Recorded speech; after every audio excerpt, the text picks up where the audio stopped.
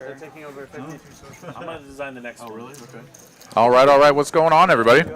Get PowerPoint. We are getting started here with hand number one, going to be a PLO flip with some 5-10-25 action going on this fine Tuesday evening. Hope you guys are all having a great time so far and enjoy the rest of the stream. We got 6 hours of free poker content coming right at you guys, so sit back, relax, and enjoy.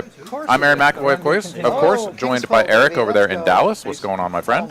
What's cracking? Looking forward to this great cast of characters we got. It's going to be a fun one. Yeah, absolutely. Very familiar faces here, as well as perhaps a fresh face, at least for me. Seinfeld looks to be a new player for me. But, yeah, looks like a good lineup and a couple of empty seats, so we'll get those filled here, I'm sure, and get the action going. And, of course, some of you people will recognize we got a brand new felt out here. At least that's the first time I'm seeing it. So pretty exciting that Poker Monkey and the others that have been asking for a new felt have been blessed with such, and I think it looks really good.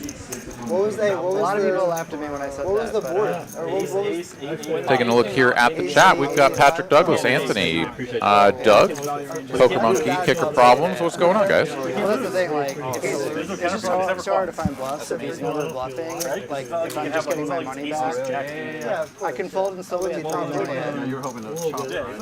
Yeah, I can fold and be at 3 million. What are we playing, by the way? 5-10 quarter? Yeah. So, yeah. How does this work? I do think it's a fold, but I need to talk to some better ICM. Scans both of them at the start of the hand. Once you scan it, at the same time. If it's a call, it's a very close call. 5-10-25. Oh, yeah, I am though. My God. Have you ever played? I think the other chip stacks matter too. 30-something? 37, yeah. I'm used to playing, 50. Or we got like 85. All right, so it looks like we are off and running here. Had perhaps a little bit of technical difficulties as we look over here. We got Harvey and Wolfgang in the 1 and 2 seats. Shout out here to both Harvey and Danny Marks, who both made super deep runs in the main event over at Choctaw.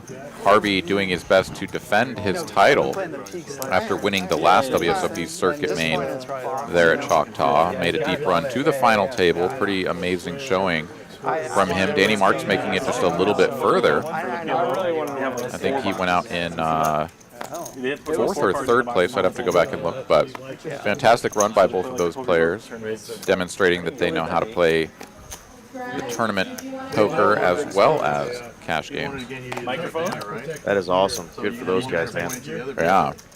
I attempted to make a deep run in that tournament, but I could not make it out of day one. They said he should wear the Did same not hoodie, get so the cards people, that I why needed don't they and print it? just generally kind of treaded water for a little ways and then sunk my boat. Couldn't win a flip in the big spots and I was out, but those guys making some deep runs, pretty exciting. Did you have the same hoodie with you?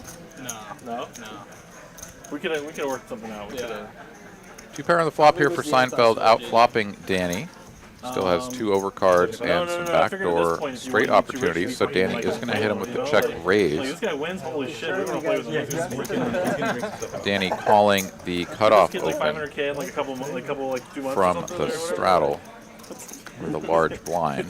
Does pick up a gut shot to go with those 2 overcards. And with that additional equity, likely to continue barreling, and sure enough, I can see that. This one, I bet he's got like all of them. 4 1/4 is the bet here. He was gonna be. A lot of sort of in a tough spot here. It does. There's a lot of sort of straighty and backdoor straight and flush kind of stuff that is going to check raise on this board.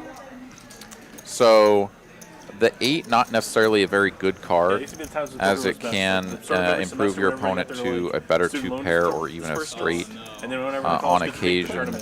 Something like 6-7 definitely could go for a check raise on this flop. The 10 here on the end, obviously improving Danny to the best hand, and now he's going to slow it down as I think he could go for a little bit of value, but he kind of puts himself in a pretty tricky spot if he gets raised. So he's just sort of going to check and let Seinfeld sort of dictate what happens. You can max that shit out. And Seinfeld, of course, just happy to check that one back and receive the bad news. Yeah, received the bad news. He's going with his gut there. The table was Was like making some good not calls. wanting to Just play hands against didn't me get the after run a out he while. wanted. But I know you mentioned he's new to you. I've played with him a few times. Seinfeld, not a native Texan. Y'all have to put us up in the chat if you know exactly where he's from, if y'all remember. But he's a lot of fun to play with. Played a lot of late nights with him on the 2-5 tables over at Las Colinas. So fun guy. Nice. I'm trying to get this VPIP up. Don't try that shit now. Back, you know? All right, well, it looks like it's round 2 already. Danny here waking up with a premium ace-queen off in the blind, facing a hijack open. Hit him with the 3-piece. And 2-5. back over to Seinfeld, fresh off of that L. He's just going to surrender now and not take it to the streets. He was gonna get there. Yeah, I just got rid of it. He told me he was trying to VPIP, so I'm like, he's weak. I'm gonna raise. Poker Monkey here played the 365, the weekend tournament there at TCH Dallas. Busted out hand number 2, jacks versus aces on an 8-high board. Yeah, that's pretty tough. That's not my idea. I mean, you're always going to lose some chips, that's for sure, on an 8-high board with jacks. But tough break there, my friend. That is tournament poker in a nutshell. L fold. I think that was the first fold. Yeah, tons of tournaments going on all around Texas. I will be throwing up some information on the Texas Card House tournaments going on around here What did he come in? just a little bit. Brian also So finished keep in your the eyes open for that as we get a king-high board here. somewhere around there. I didn't get Bottom pair for Bridge Mike. I think it was a He little outflops the field. 4 in the top 27. How many in the top 25? 4. I don't know what was there. Brian got. Yeah, Slick Rick over there also making Top 23. a Top 20. And then it goes. deep run. This guy. Let's see here. Brian. So, Sorry. yeah, what do we have? We had Slick Rick, Harvey, Danny Marks. I believe there was another Texas Card House Dallas Yeah, we should have a tournament cash regular special. cash player that made a deep run as well. I'm trying to remember who that was, but yeah, really strong showing from the high stakes cash players here. Different look for Slick Rick. If you didn't recognize him, he's normally wearing a ball cap, but he's got Yeah, the it's true. good hair going and the glasses on tonight. No, just making where you can like. Yeah, another guy who's young and definitely up and coming here in Dallas, and obviously making some nice runs in those tournaments. Jeffrey here in the chat says, just got here, says 2 players up over 3K. No, we do have a little bit of a glitch in the matrix there as we were getting the player stacks implemented. It sort of registered as a couple of players profiting the amount that they bought in for. So perhaps we can get that rectified, but perhaps we'll just have to deal with that for the remainder of the evening. But we are getting Brian Green seated here, and yeah, we're just gonna keep on keeping on here. Right, full table. I can tell. Oh, you can tell? Yeah. You hate tips, truthfully. Talk shit to everybody. Good luck. Mike, can you stand? Yeah, hopefully everybody's liking the new felt. I know you already mentioned it. It's a blue color, not the same color as any of the chips. So I think that kind of helps things out. Plus, it's got the Dallas skyline. So tell us what you guys think of that new felt we got here for TCH Dallas. Wonder why. No, I'm sure. Oh, damn. I already did 16% or something one time. No, not me. How do you like playing over there? That was stupid. No, it was you. I saw it. No, I did 29. Wow. I'm the 5'10" big shooter over here. No, I'm kidding. Oh, I don't know. I put the $160 straddle on in that 2-5 game, right? And then the straddle comes around to, it was Jack. Are you saying it went all the way to No, it came to 160? me, the 80 was on, so I put the Oh, 160 yeah. on, right? And then so I expected some like respect out of like some of the other people, not to put on that much, but to put on at least like a 40, right? Comes around, Jack the next gen puts on the 20. Actions on Snoopy. Refuses to put on the 40 straddle. And I look at him, I'm like, Come on, Snoopy, What? I get your said, shit what? together. Bro, we're playing 2-5. Like, you play the normal, the 5, 10, 25 game, and you'll put the $50 straddle on. What's the difference between playing the 40 and the 50? No response. He looks at his cards, so he can't put it on. So I refused to straddle the rest of the session, and everyone was giving it to Snoopy. They should have given it to Glad you for appreciate the refusing felt there, Jeffrey. Yeah, you're just looking for an excuse. No, I wanted to prove a You're just point, looking for an like- excuse. You knew he was going to be out, and you're like, all right, let's I let was this upset one at out. A lot of fun playable hands here. Let's see Heard it what all, seen it all. ensues post-flop here. What We don't get some the hell is that? big 3 and Do you 4 need a bets calculator? pre. I do.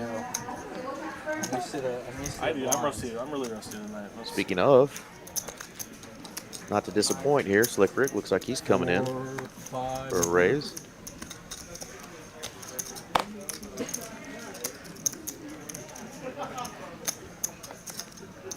You have a calculator? Got one? I'll be your calculator. Tell me what you're trying to do, and I'll help you with the My math. sister came into town, and I only see her a few times a year. What a family guy. over 13? here. Yeah. 13 was announced. I'm going to the Bahamas, though, so I should probably study some tournaments, right? Just have fun, man. That's all that matters. Is it? 13. You gonna go 13 to to go, y'all. Not the Bahamas. Not sure yet. I have a flight and a room in the Bahamas, but I'm not sure if I'm going to use it. You didn't start with 5, did you? Like 44, something like that.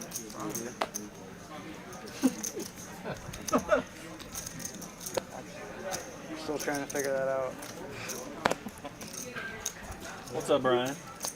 How you doing? I like the new haircut. We can chart.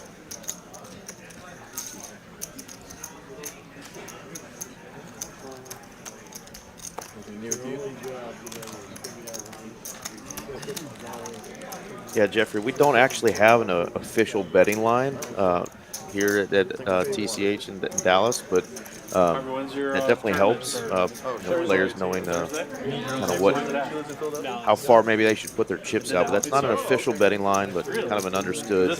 I'm sure if chips get pushed out past that point, but I do think it helps out Type of thing things. where you have to play Euro play.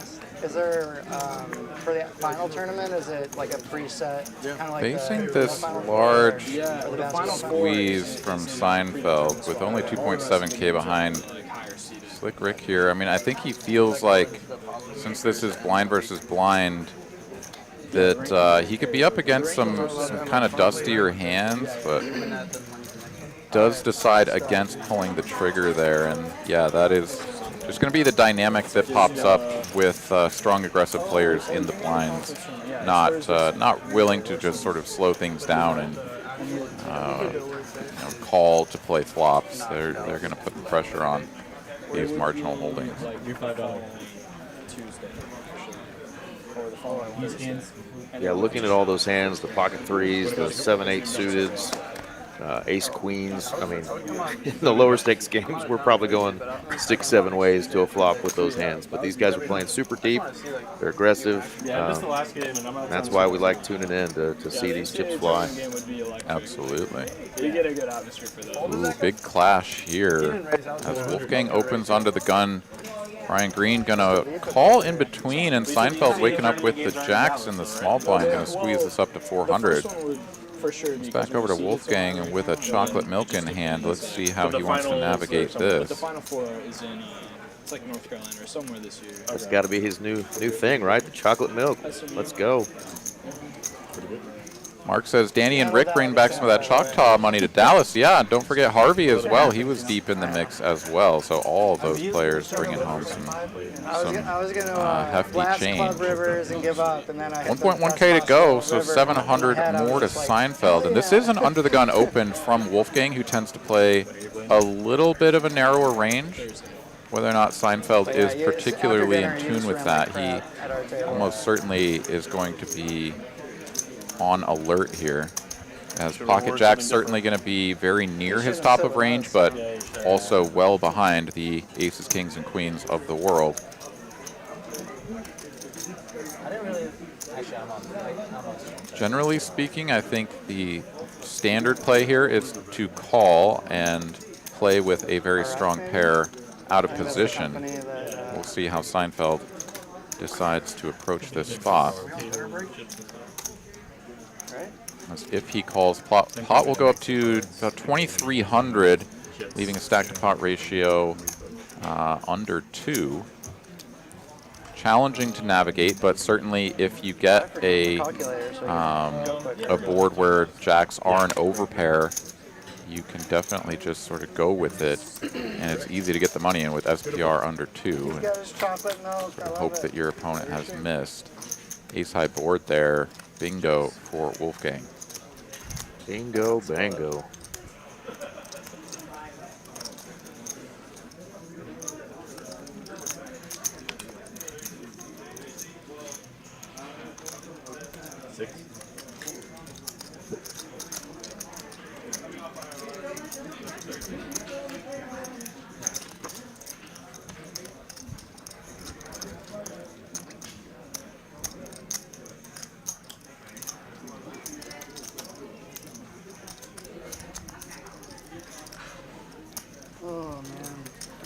All right, Seinfeld able to get away from that one without even paying off the $600 continuation bet. We should play that game where whenever you win a hand, you have to show one card, and if you forget, the Stu Gotts, love the name there in the chat. Says, "Oh baby, the dealer's got the heat." This is Jay Nick. This is one of my absolute favorite guys to sit down at a table when he's dealing. He fires the cards out there. We see lots of hands per hour. I probably just jinxed him because the card flipped over. I'll apologize to the chat world. But yeah, that was all you. It's all me, totally. And it was the king, of course. But that is Jay Nick, and he is one of our best. And even the best, like you see, cards flip over sometimes. He was dealing to me today, actually, over at Las Colinas. So he's put on the blue shirt, and he's come over to work another shift for us here. So he's a hard-working man. Excellent. 5 out of 6 hands. Yes. You win one. You're going to win one. So you do now. You win one. And then Slick Rick here going to open his button. 980. Wolfgang makes the call and heads up to a flop. And what a flop it is for 980. Slick Rick looks like I didn't know. And then, I don't know what you got, Wolfgang, but you're in trouble. You gonna put your face on your stuff? I did. Oh, They just must not been a big fan. Yeah, unscanned cards here, He but lost some fans and gained some fans. this is a board that's going to connect with a blind range quite strongly. I mean, both players, of course, are going to have wide ranges. So Wolfgang is going to go for the check raise, makes it 200 to go, and this is music to the ears of Slick Rick. Deuce of diamonds here on the turn, changes nothing. Rick still with the stone cold nizzles, and Wolfgang here seemingly weighing his options with just about 600 in the middle. He's going to go for a full pot size wager. Even an over bet, 700 here. Wow. I don't know if you can see, but I think Slick Rick might be salivating a little bit here, Aaron. Yeah, absolutely. And now the question is, when your opponent overbets, they're very polarized, right? Like they either have a very strong hand or are bluffing. Yeah. And so if you do raise, you know, there's a strong portion of your opponent's value range, almost all of their value range that's going to overbet that you can get paid by, but you also run the risk of having them dump their bluffs, and you get no additional value in that vein. Board does pair here, 5 on the end, going to bring in some full houses for Wolfgang and his perceived sort of nut range. So he's going to block the river, and this is actually going to be real good news for Slick Rick. If Wolfgang did have a full house here, he would almost certainly blast it for a large bet. Of course, you do want to mix in some of your best hands with your blocks if you're going to implement a blocking strategy like this. Be sweating it though. You're there? Sweet. Slick Rick, I think, with a pretty slam dunk raising spot. And in these spots, too, a lot of times people will focus on the size of the bet when they determine how large they're going to raise, but you really have to be thinking about the size of the pot. And indeed, Rick here is going to go all in rather than fixate on some multiple of that $300 bet. You know, unfortunately, we don't get to see what Wolfgang is holding here. So, like all of you guys in a normal situation, we're all curious what he has. What did you think about that $300 sizing there, Aaron? I know you mentioned that it was clearly a blocker, but I think the size is sort of a little bit elastic. You can go super small like Wolfgang at 300. Usually you see something maybe just a little bit larger than that, but it's really sort of up to the player. As Wolfgang is going to just let that one go, and very likely at something like 6-7. You could imagine some pocket 8s doing that as well. Sometimes when you have the overpair that's directly above the board, so that you hard block your opponent's flop straights and things, you will bet large like that. But What about Nick game? No 7 deuce. That's true. You can't block from those. yeah, it does just let it go. And I don't think there's ever a size that he can go there that doesn't get jammed on, right? Slick Rick, he has to go for the value. He's squarely at the top of his range, and he's up against the boat. He's up against the boat. No, next hand. Too late, Danny. Are you in? He's in. Get him in there. Just put the 7 Anthony Dubek, it was an open from Slick Rick on his button. Yeah. Wolfgang defending from the blind. Or perhaps Slick Rick in the cutoff, I think it was. We just don't have to pay him then. The 7 deuce game's maybe on, you know, I don't know. It's not on. What's the negativity with the 7 deuce? Yeah, 7 deuce is on this hand. Okay. Are you gonna players are discussing whether they're going to do the knit game, We can talk about after this hand. knit button game, and the 7 deuce game, or just knit game. You can see the buttons are out. So. JD has it right now. So. It wouldn't be fair if you started it now. Nice river, Slick Rick. I'm a little hopeful, Aaron, that we can get both going. The last time you and I did a stream together, we had more than 2 handfuls of 7 deuces that got through. So yeah, absolutely. That was a spicy night for sure. A real rush of 7 deuces there in the middle of the show. Harvey is going to get his squeeze through with the 9s, shows him down, gets rid of his button, and inherits the button as well as the pot. What'd you say? I had 3-4. It was 5-6-7, and he had 8-9. That's nice. Wow. Nice river. You had 8-9 suited? No, he's not suited. Okay. Yeah, Wolfgang there saying he had 6-7. So flopping top 2 on that board makes a lot of sense.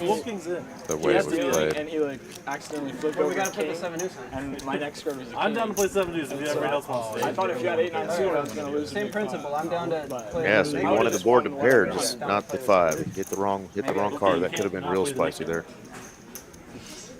I thought it was optional. No, it's not optional. Either we all play or nobody plays. Okay, so I guess you're not playing it.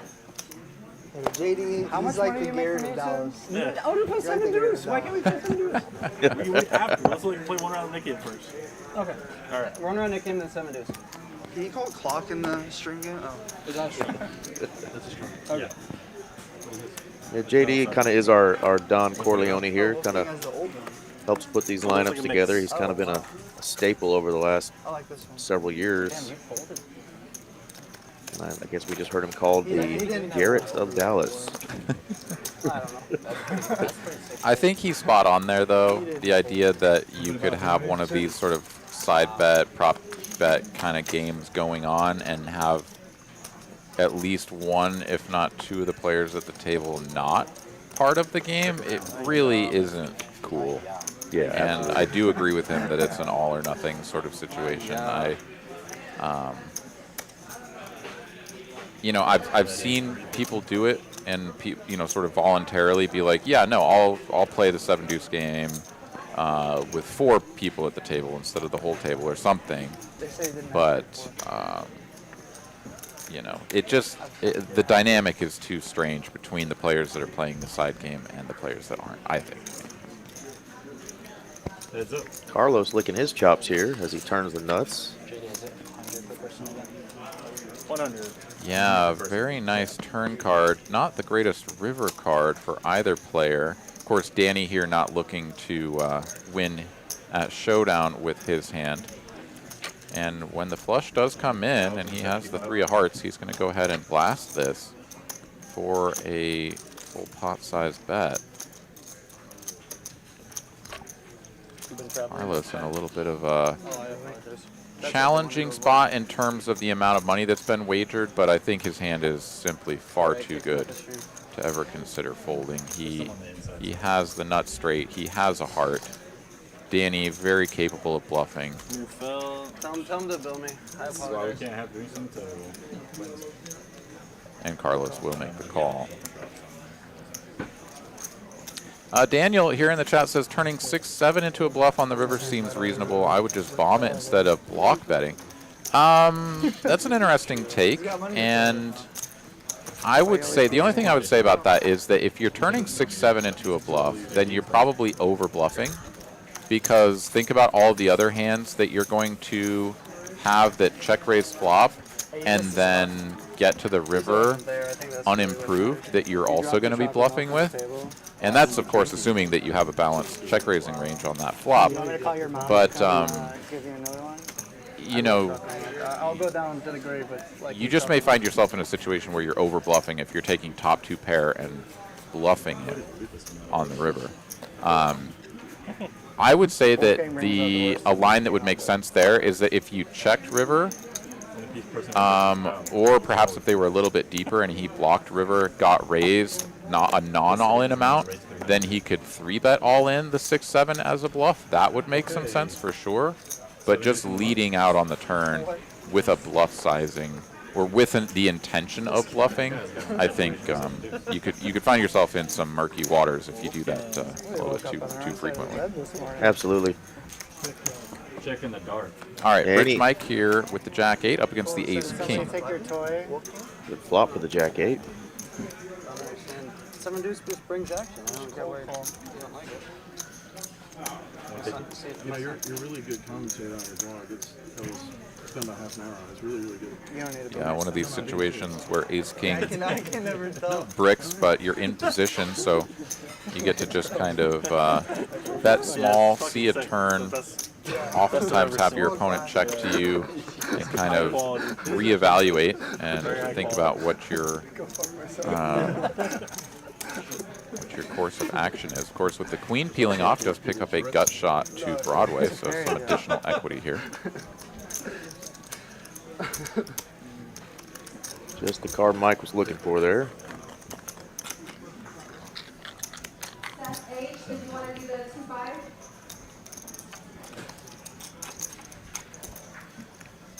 Rich Mike, and he is just going to rip it here. Makes a lot of sense. If his opponent had any sort of value, he might be able to get paid, and he can't really risk checking the river out of position and having Rick check it back. So I like the play there, but Rich Mike not going to get paid. Daniel here says, what are you bluffing instead? Well, pretty much all of your other hands that have bricked out. So 7-6-5. Let's say that you check raise a hand like 9-6 suited, right? We've got to remember this is Wolfgang in the blind, right? The large blind. So maybe he's got 10-9. And he's gonna have a bunch of offsuit stuff too, right? Like, let's remember, because he's defending his blind, he's gonna have all of the offsuit combinations of like 10-9. I mean, you could even have Jack-9 that might think about check raising that board. There's just so much connectivity on 7-6-5 like that you can do a lot of check raising, and in fact, even you can over bluff in that situation on that street as well if you put too many combos in. So there's going to be a lot of stuff that has whiffed by the end if you mix all of those in. So hopefully that answers your question a little bit. Here we go. 8 of diamonds on the turn. Harvey here sitting on top pair, no kicker. Both players with a flush draw. It fluctuates as it's sold, so it has to settle down. We'll know. JD's going to get a free one here. Does not improve. I kind of suspected that before. Yeah, and the fact that no chips have gone in here on flop and turn is pretty great for JD, given the fact that there are 2 overcards here. Harvey going to bet half pot, and he will finally get paid because it looks like he's got ace jack, not ace deuce. Yeah, it looked like we had a little bit of a cross read from mucked hand or something like that.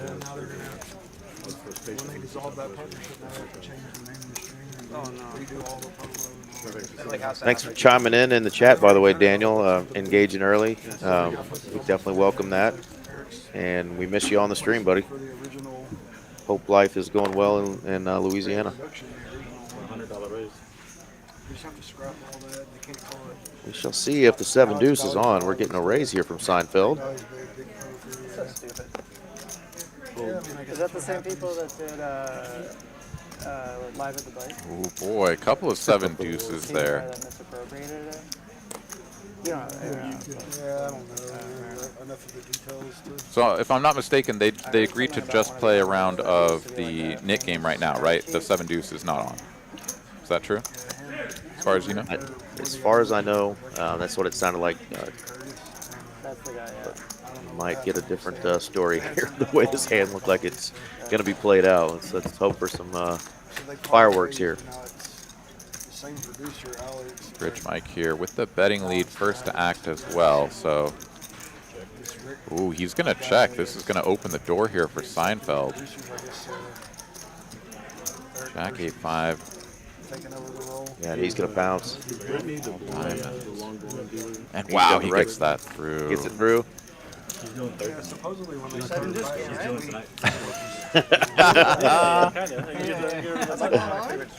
Not your favorite. All right, he's just styling. He was styling, yeah. I told you he's fun, but for Mike, that's the right color, wrong suit. Had to give up his ace king there. So you got a few hours before that. I know this week we're working on That stream? getting all the tables in for the fucker and all that. That's pretty sick. It's all Wolfgang's fault. Harvey folding the 6s there. Still get street cred though.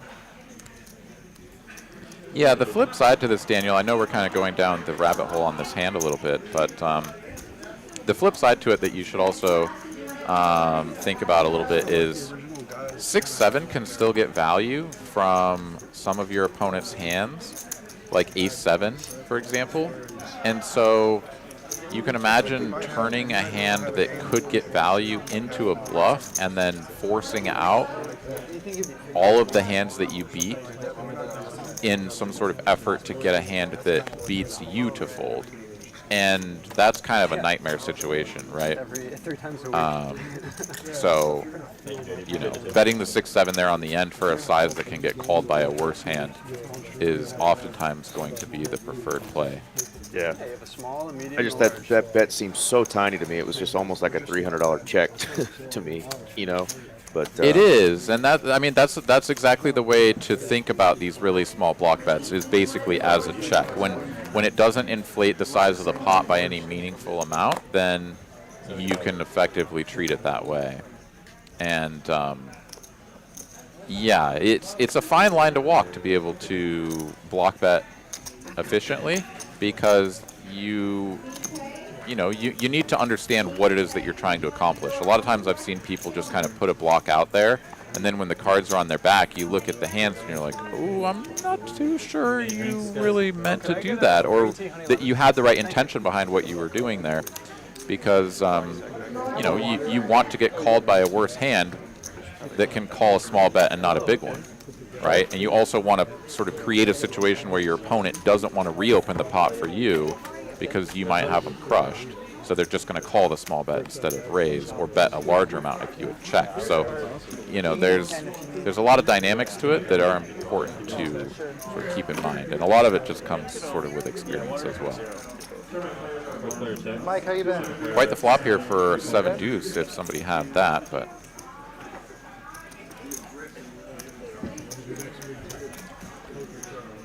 I'm not Wolfgang really here sure. playing a mystery card along with perhaps the King of Hearts. It's going to put a bet of 225 out there, and Harvey will make the debating call. whether or not to go to Vegas for December's tournament. Trying to get the rest of my life in order, so I'm only going to play this. Yeah, I'm not too sure I agree with that, Daniel. I think the bigger issue is when the board texture changes as significantly as it did with the board pairing there on the end. That's sort of the quintessential situation where you will sort of change your betting pattern from maximizing value to shifting gears into a block. Not even close, is it? Friends are like family you choose for yourself. All right. Check call, a bet of 800 here on the ace of spades turn. Harvey seemingly holding on with queen high, but we have already had some card misreads over on this end of the table, so I'm not really putting a lot of stock in the queen 5-0 here.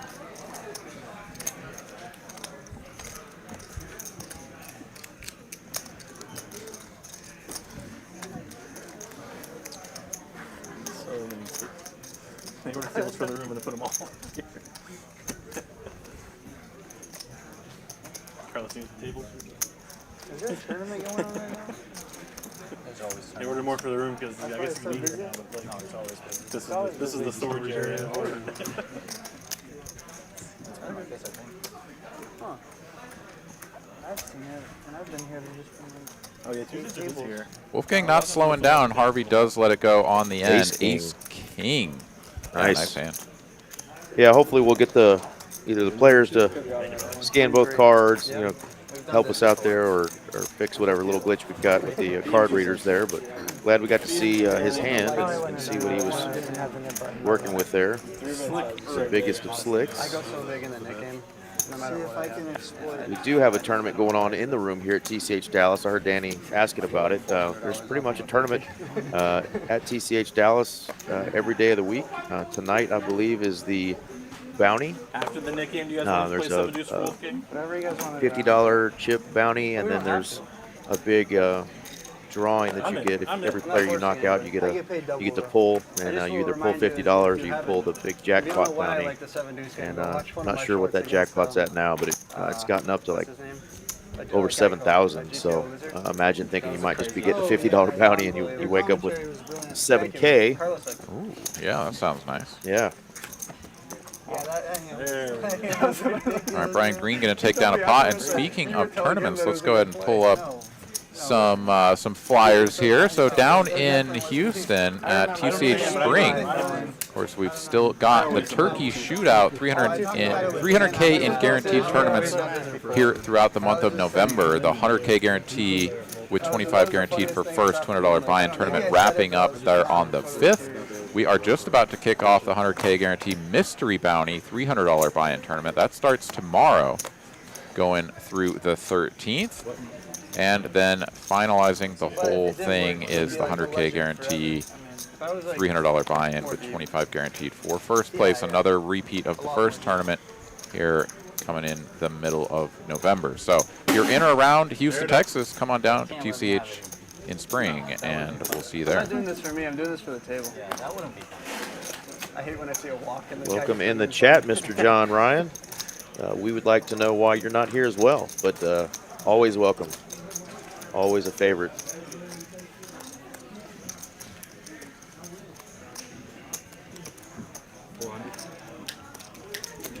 Top pair, no kicker for Wolfgang defending out of the blind. Slick Rick opening the cutoff with Jack 10 has made middle pair and is going to bet very large. Oh, he's betting on the turn. We didn't have the turn registered yet. Making middle 2 pair is Slick Rick.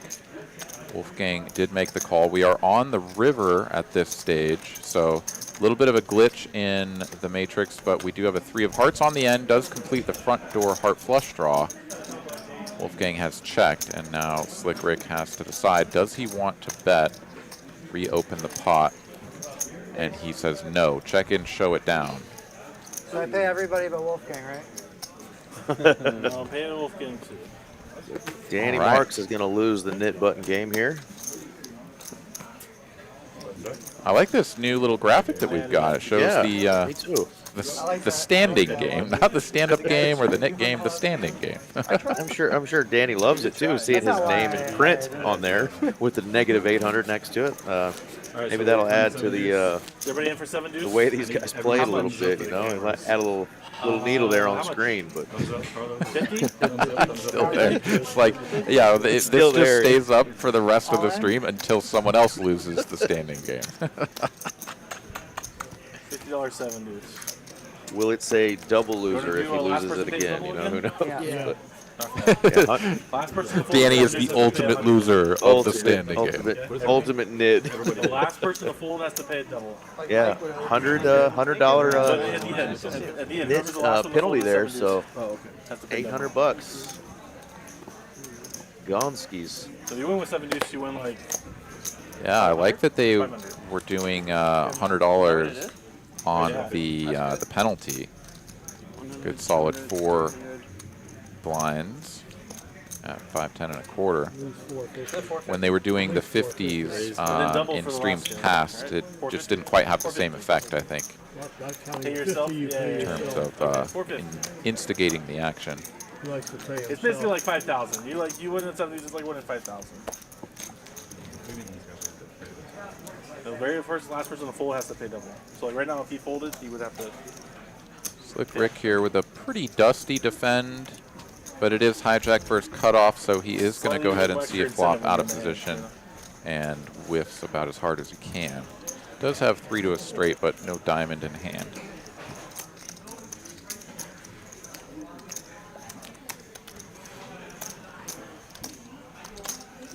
Like 10s or something? Queen. Oh, wow. Did you check over? I thought you might raise me on the flop too, but Yeah, it makes raising call. I forget if I had a club or not.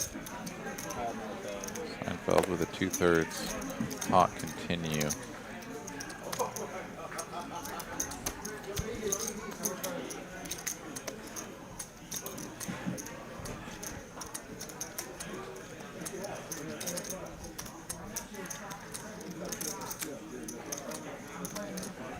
Both players going to have some pocket 10s. Slick Rick certainly going to have more of the pocket 5s, pocket 4s of the world. I think he's just got plenty of other hands that he can get frisky with. Doesn't need to take such a 0 equity bluff as this with no backdoor flush opportunities. But Slick Rick disagrees, perhaps has a read of weakness on Seinfeld or something, and he is going to get after it here. Perhaps just also feeling frisky regardless of other extenuating circumstances. Makes it 1,500 to go.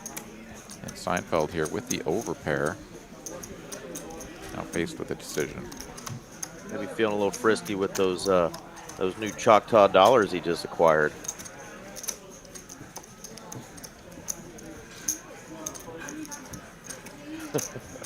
Yeah, I agree, Daniel. That graphic was pretty funny. 74 of you watching this cash game live stream. Help us out. Give us a subscribe. That way you can get all the latest of all of TCH location streams that go on during the week. Seinfeld here with a couple of options. If he makes the call, pot will go up to 4,000, leaving about 3/4 pot size bet there for Slick Rick. And he could just sort of call, play in position, hope that Slick Rick blasts it all in on the turn. Making the call with pretty much any reasonable turn card, but he's just going to ship it all in, which is the other option. And back over to Slick Rick here. He's going to posture a little bit before he invariably lets the queen high go. A little bit of a grin from him there. There it is again. Little whoopsie. Sorry. I just have queen high. He said, I have queen high. Just give me 30 more seconds. Yeah, so I mean, he does beat some bluffs, right? I mean, 6, 7, 7, 8, you know, things like this. He doesn't interact with those, so Seinfeld can have all of those still. But this is taking your cape out, ironing it, just getting it all straightened out, strapping that bad boy on, and just jumping out the window.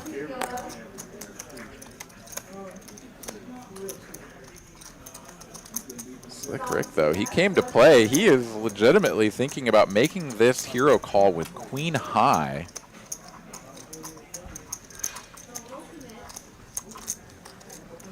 If he does make some sick, silly call here, we've got to get a sweat. You know, the poker gods, can you give us a 9 on the turn? Something. Good fold. Good fold. Seinfeld's telling him good fold. Love it. Good dynamic going here. Let's hope this continues.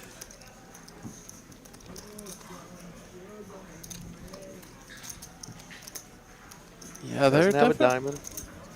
there are definitely some times where you can get away with some pretty loose calls, but I just don't feel like this dynamic really lends itself to it. And it's on the flop, remember, right? Like, let's say you're up against 6, 7 suited. Maybe let's call it 6, 7 of spades even. There's no diamonds, no heart, whatever. Like, you are not really that big of a favorite because your opponent can hit a pair, right? They got 8 clean outs to make their straight. They got another 6 outs for the pair. My God, he's going to make the call. You would have had to pay an extra. And he is way, way, way behind, 9% Both y'all are good with trying 50, right? Yeah. to win this hand. They're going to run it twice. Oh, hell. Dead already on the first run out is Slick Ric, and he is going to need a miracle here on the second board, and he's And done dead. again. He's gonna do Yeah.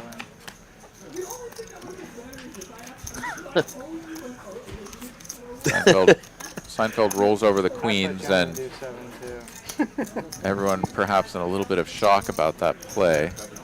Yeah, maybe it was a good idea. But yeah, one thing that you can say about Slick Ric for sure is that he Whereas I'll never do that. he came to play, and he is not afraid to put the chips across the I've line. broken a cooler, but I'll never like. And the chat is lighting up exactly as you would imagine it. I'm an indiscriminate punter. I'll punt anywhere. Yeah, Jeffrey's like, what does he think he's beating? Well, he obviously thinks he's up against straight draw, No games are on, you know? right? If his opponent is on a straight draw, then he is ahead and just needs to hold. It's not a private game in Dallas. But like I said, It's like I can't go through it now. you know, 14 outs twice is actually a slight favorite against the queen high. So it's a pretty rough spot to go for, even given the pot odds that he had. Yeah, I mean, so Seinfeld, just like Danny Chin, welcome Danny to the chat, says Seinfeld is a maniac, so he can get some calls sometimes like that. He's a guy that will play pretty wild like that, and I mean, don't think anybody else on the table is getting called there, but Slick Ric thought he was going to catch him. Whoops. There's the EV of those The seat open. Too funny. Yeah, Slick Ric not giving up that easy, JT, but Calls either way. Calls are wrong, calls are right. When it makes an extra $1,000 on the side, but by the views.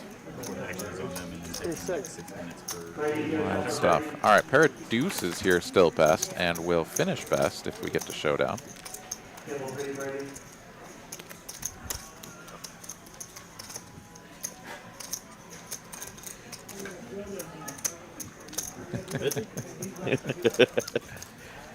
Oh, yeah, man, I you mean, guys- we do have to remember that we can see the cards, so our decisions and things that seem easy to us are always going to be tainted by that.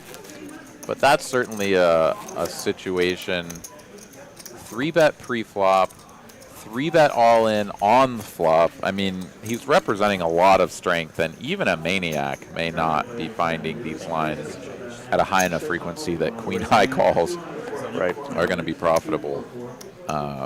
So, yeah, I think that was just a YOLO spot there for Slick Ric. He thought he had maybe a read and was just like, yeah, I'm going to go with my gut on this one and try to pick this off, and just didn't quite work out.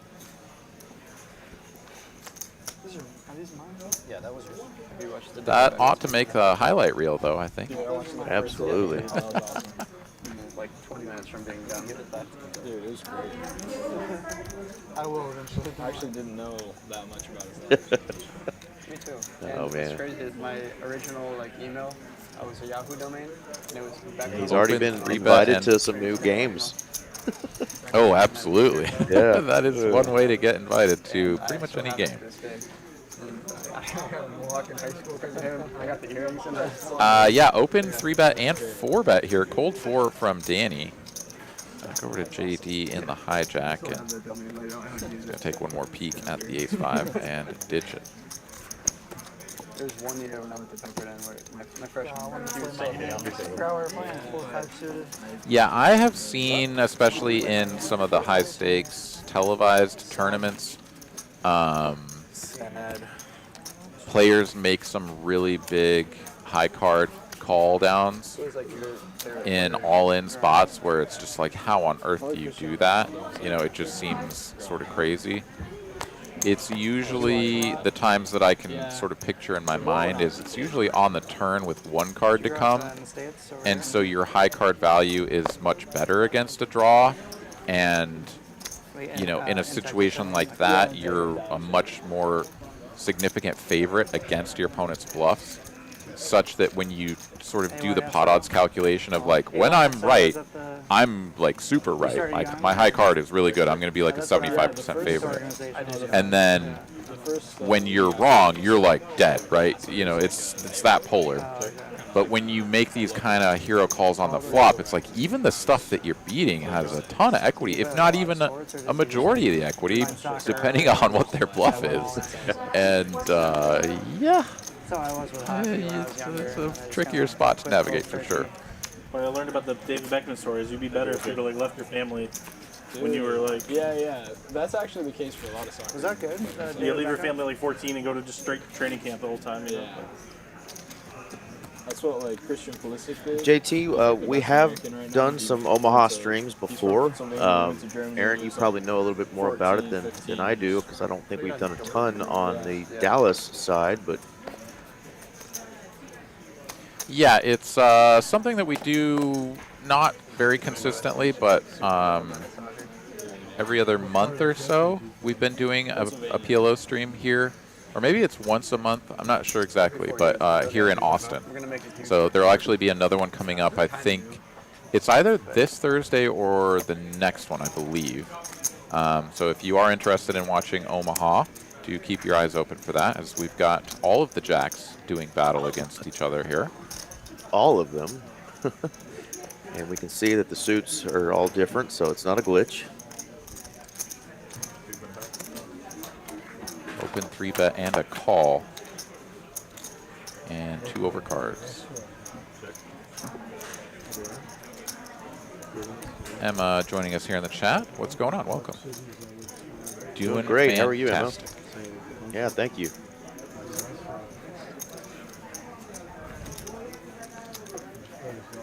Wolfgang here going to bet this flop, and Harvey lets go of the jacks immediately. Seeing the ace and the queen out there, he's like, not gonna win with jacks very often. As we look here at profit and loss, Slick Rick taking a beating here off the bat, down 1 buy-in. Seinfeld up that same buy-in, and everybody else sort of in between, about 1.5K up or down around there. What's the other sports documentary series that's been The guy that used to went to Germany was good. On the ESPN No, 30 he for was 30? on AC Milan right now. He was Yeah. on Chelsea a couple years ago when they won the Champions League. It's like very I assume different. money's still bigger in like Europe, like breaking compared to MLS? point or something. Oh yeah. There was a Europe tennis is one that I everything. saw. Pocket jacks going around here. Danny's got him.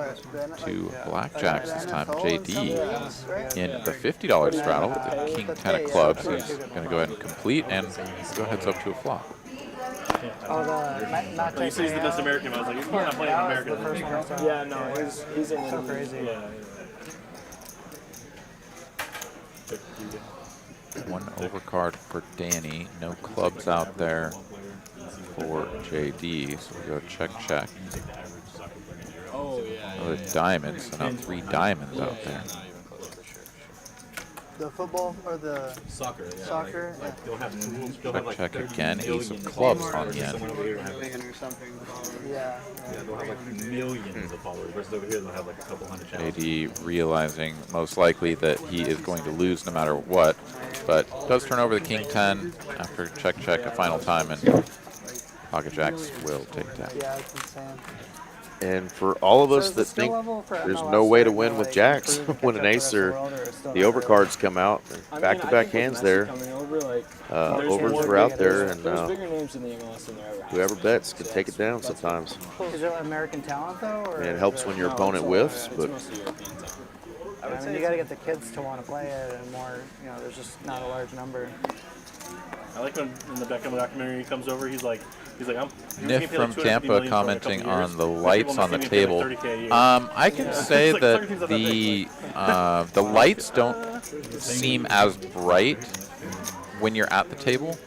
I think the contrast or whatever it is on the camera tends to accentuate the brightness of those lights a little bit, if my memory serves me. But you know, Yeah, some I people second are that. bothered by lights, I suppose. I second that. Aaron, Niff, I played in a little Halloween employee stream last week, and you really don't even notice them when you're playing. the Rihanna. Most of what I know from soccer is from playing FIFA. I like that. The Rihanna's on. Everything's kind of bright when you're up there on the stream, but those table lights don't really do too much. You don't really pay much attention to them. Yeah, the ones up above that you can't really see, those are pretty bright. So Those are, definitely, yeah. if you look up straight into one of those, you will. Right. You'll feel that one on your retinas. Where did you make it? All right, a button open here for Slick Rick. JD squeezing from the big blind. That next morning I played at like 11 a.m. But I embraced my And Rick once again is going to take his relatively middling hand into the streets. 10-7 of spades.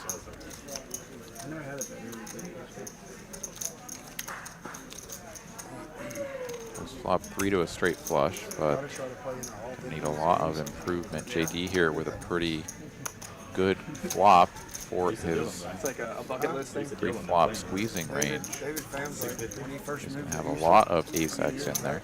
he's like, bro, there's a really good Wednesday game here. Like, it's 25. Goes C-bet to 650, and that is enough to get the job done. Last election. Oh, bro, you gotta come. No thanks. I drive out there, it's like a monsoon on the way there. But I just told this guy call you down queen high. Like, I'm trying to level with 7. Get the fuck out of here. Bluff, you had a pair. Get the fuck out of Get there here. and like right away. True. He's like me. I'm bluffing more, right? Like, fucking bluffing.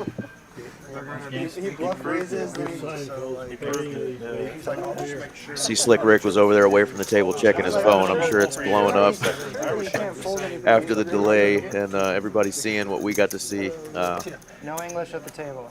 You know, seriously. Exactly, so I get faulted like right away. Surely he's got a monster draw. He's got his phone on vibrate on that table. He's probably heard it just going off. Right away, I just fold almost right away. I get it. Push the button forward too. Big hand with the dragon lady who owns. Oh, I thought it folded. Folds all the way to Harvey. King 5 suited. Good enough for an open. Wolfgang defends. Check right here all in. That's big Yeah, game. yeah. When I check, she breaks like Yeah, that's the worst. I put her in. Wolfgang here, unscanned hand.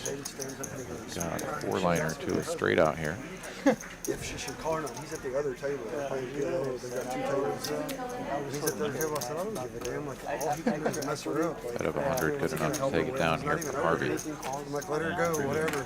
And she like tells him, I guess basically the whole history of it. And she calls him, and when she calls him, she's like, fucking stone nuts. I think I've definitely. Like, you know, basically saying, and he said in English, she's saying that you tricked her, like you. Yeah, you can take it too far. That's so funny. Not a baby. But you can make it a little Funny lighter though, than the you whole might night. like.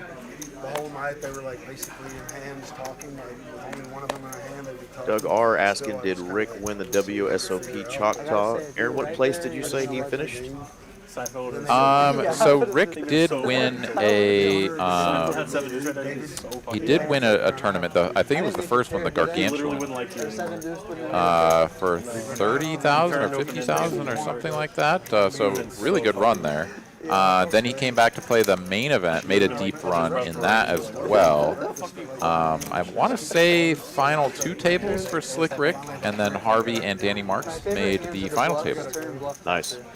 Yeah, Brian Green was in the field as well. I think he may have min cashed. You go down to juice in a bunch. So. Yeah, I know there was another player from the high stakes live streams here that did make a decent run at it as well. But I can't remember who it was. Maybe he has this, maybe he has this. Or at least a well-known player from the Dallas area, I think. Yeah, Brian's going to take a nice one down there with Pocket Kings. The ace magnets did not have to see an ace on that flop, so he got to like that. Yeah, in the past, I've run into Brian at a couple other spots in the state of Texas playing cards, and I know he travels and plays a lot of tournaments. And has a good, really good Hendon mob, well over $1 million in cashes in tournaments. He plays a lot of the cash games as well, but didn't know he was a native Texan. He's from Fort Worth, I think, originally, and you can hear it in his voice for sure that he's a Texan. So, like seeing that. Oh, there's Wolfgang. Oh, no, I'll be a 5-10 one. Oh, it's actually a 5-10 one. I don't think it's ever run. No, I haven't even seen a 5-10 one. Maybe Bluefin started it. There's 6 on it. Huh? Wolfgang? Oh, Johnny's hot. Yeah. A lot of tables running. I remember when I was a kid, there was some like movie where they were like, "Johnny, would you like some sausage?" He was like playing the piano or something. You remember that? Daddy, would you like some sausage? Yeah, he's Freddie Got Fingered is the movie he's talking about. With like strings tied to his fingers. And that is an absolutely horrible movie, but that scene that he's talking about, if you've seen it, is worth watching. Tom Green. Yeah, that was an odd time in really human was. existence. Oh, he had a role in that movie Road Trip though that I loved. Tom Green was a funny guy there. Unleash the fury, Mitch. Mitch, unleash the fury. Yeah, I still use that line to this day quite regularly. All right, JD opening the hijack Wolfgang, 3-betting the button. He's a good player too. What I was gonna say is just like who to root for, because the game I was just talking about Houston, my boy's game, Brad is his root. For sure. And JD is done with it. Yeah, so Slick Rick here, he won the Gargantuan $250 buy-in tournament, $37,687 for first, and he beat his roommate heads up for the ring. That's awesome. Pretty freaking amazing.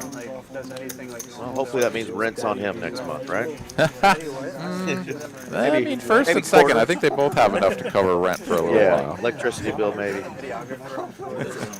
right, and then the main event here. Let's see. I had it backwards. I thought that Danny Marks made a deeper run than Harvey, but Harvey got 4th. Danny Marks got 7th in the main event. Brian Green actually got 14th. I thought he made he made a deep run. And then we've got Slick Rick came in 24th.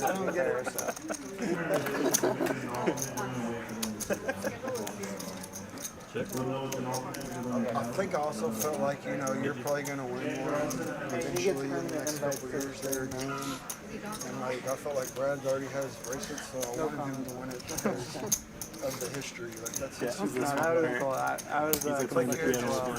Yeah, that's great to hear, though. That's a full table full of tournament crushers. I'll win that after. The Rick took down one of our nightly tournaments a couple weeks ago here as well. That was a pretty decent score. Smaller buy-in, but a few thousand dollars. He took that down. Building that Hendon mob. But he wasn't a very good Yeah, always nice to think something. He's like, what's this movie? I was Make just a like 20 deep years run ago. I for don't know. sure. And tons of tournaments going on here in Texas, especially at Texas Card House locations. Going to pull up some more flyers to point those out here in a little bit as Seinfeld opening under the gun with the ace-4 suited. Mallory taking some pictures of this group of gentlemen. Just call, huh, Danny? I'm trying to just play a lot of hands tonight, have fun, flash draw. I don't play much anymore, so I gotta see some flops. No, I thought you were gonna 3-bet. Oh, well, that was the other option. I thought it was 3-bet or fold. Danny and Bridge Mike make the call, and we're going to go 3 players to a flop. And then he just led turn for like 475. I wanted to just rip it off. It seemed like such a thin spot. Oh, it wasn't that big of a pot though, right?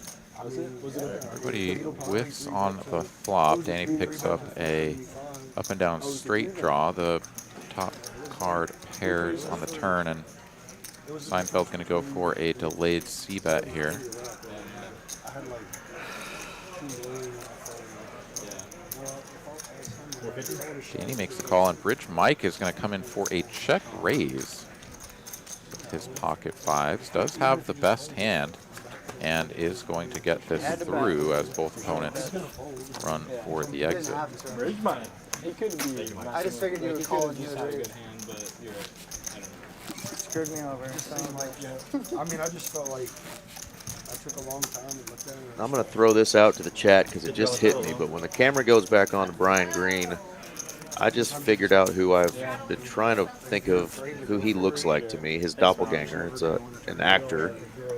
If you guys in the chat can figure that out, who the handsome Mr. Brian Green looks like, or at least who I'm thinking he looks like.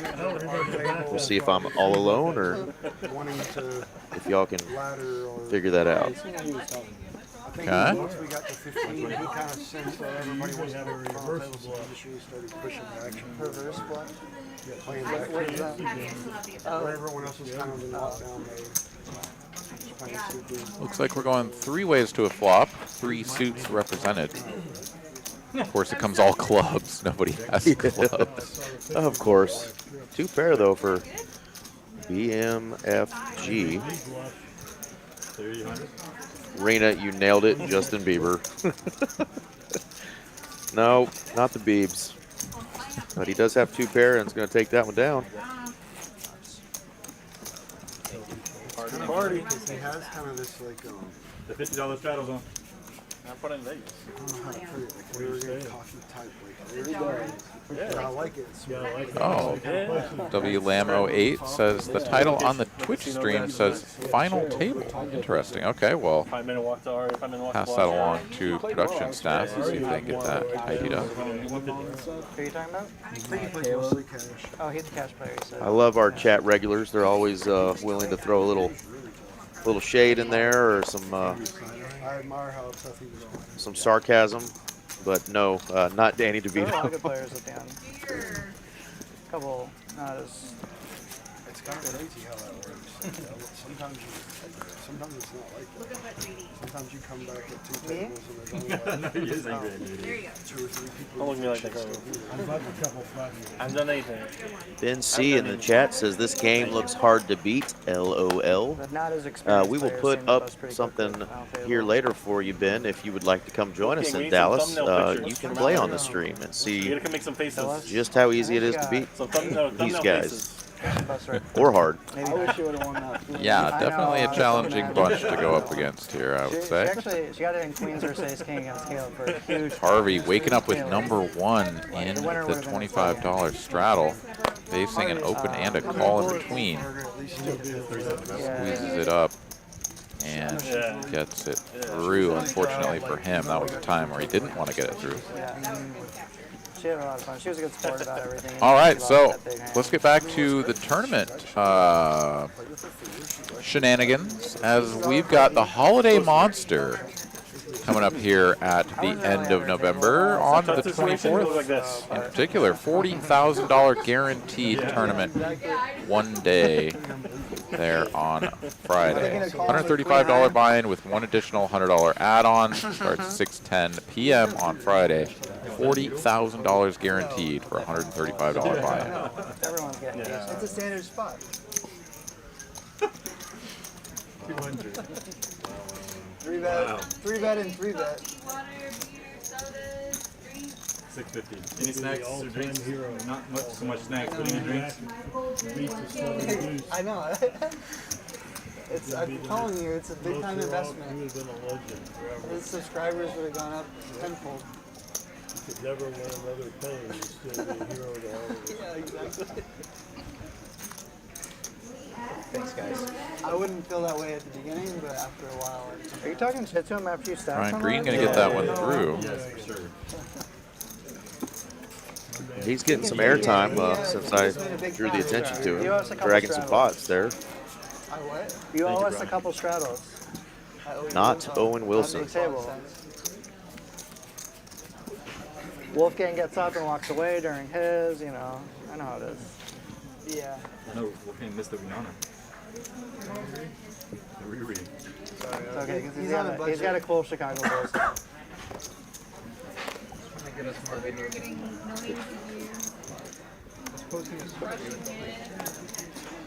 Well, I've got a guess there, Eric.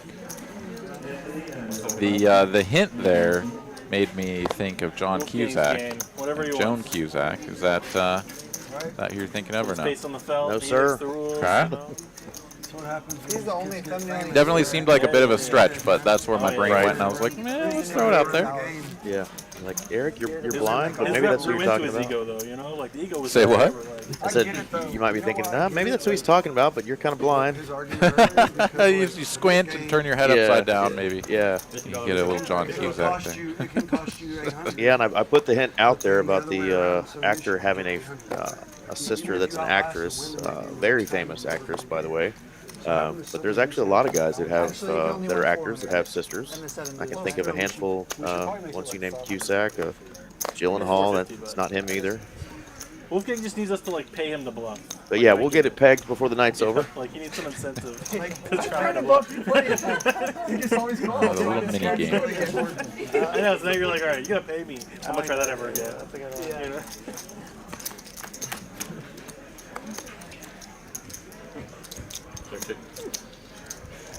Royal family on the flop here. Good flop there for Slick Rick. It did work though. It did work. First hand, some juice was on. Boom. Big pot. I'm never bluffing Rick again. Brian Green here with the butt flush draw. He's already, Yeah, he's of already course on it did. Yeah, first hand, earn the some equity juice. in the long run. Picks up a pair of twos. The aspect of thinking maybe somebody could have 7 deuces. Yeah, It didn't even cross my mind in that hand whatsoever. Well, you gotta ask him if it crossed. Definitely crossed his mind. Yeah, I don't think he's calling some of these games off. I don't think. We'll ask him after this hand. Could have 7 deuces of diamonds. Yeah, that's why it's called.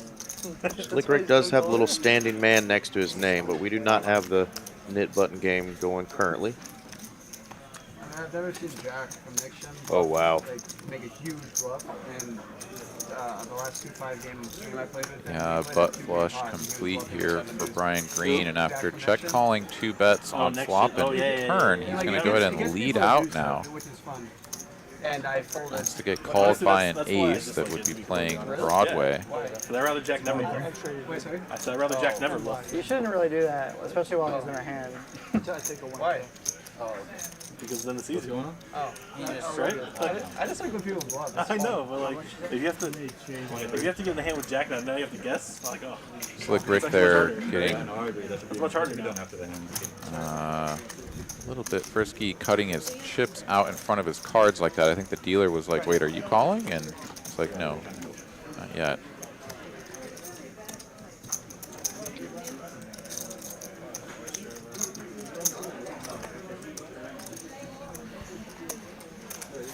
He's trying to put the pieces together here. Top 2 pair, pretty dusty on this run out, and he does let it go correctly. So Brian Green, a.k.a. Eric Roberts, brother of Julia Roberts, takes down another pot. So another Eric. Oh, okay, okay. From one Eric to the next, Eric Gilpin. Thanks for joining us. You nailed it. Eric Roberts is who I've thought all along that Mr. Brian M.F. Green reminds me of. You win that pot like 100% of the time, though. Yeah, I could see that a little bit. It's not always about winning, JD. Eric Roberts, man, big actor back in the You only put the winning hand 80s in and your box, so you 90s. gotta win Yeah. your hand. That's some cool roles. You know, not nearly obviously as well known as his sister, but Girls with pocket jacks.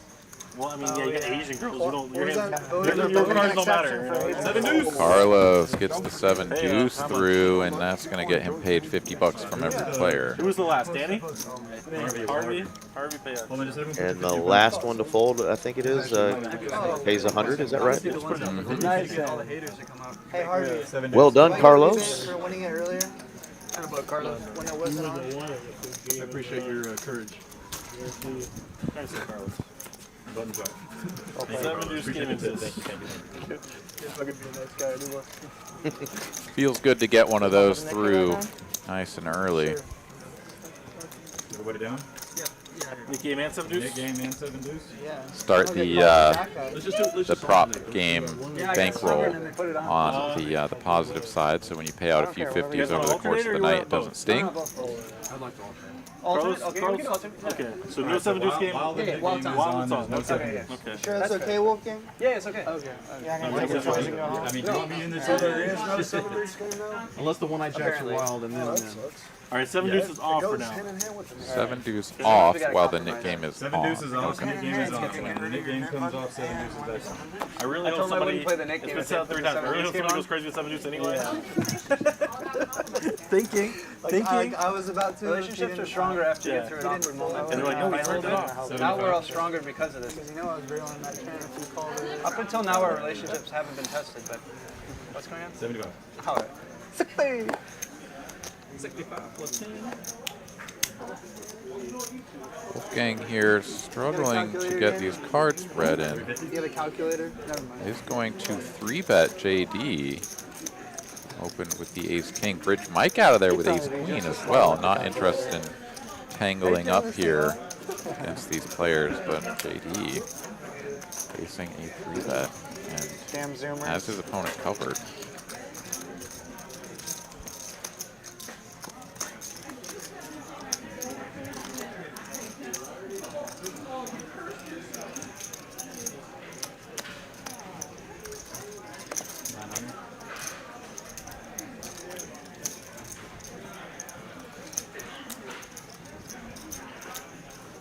Bet to 900.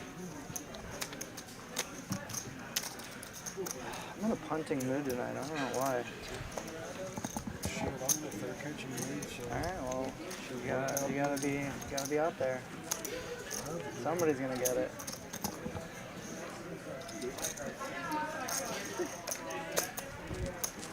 That's somehow a call. That's the coolest call I've ever seen. Wolfgang makes That's not the the word I call. was thinking of, but all right. Queen high flop. Very disconnected board. I'm using Carlos's, passive aggressive. Passive aggressive? How you love his commentary. 450. I think that comment was passive aggressive. No. Call. Quarter pot continuation bet from JD. Out of position.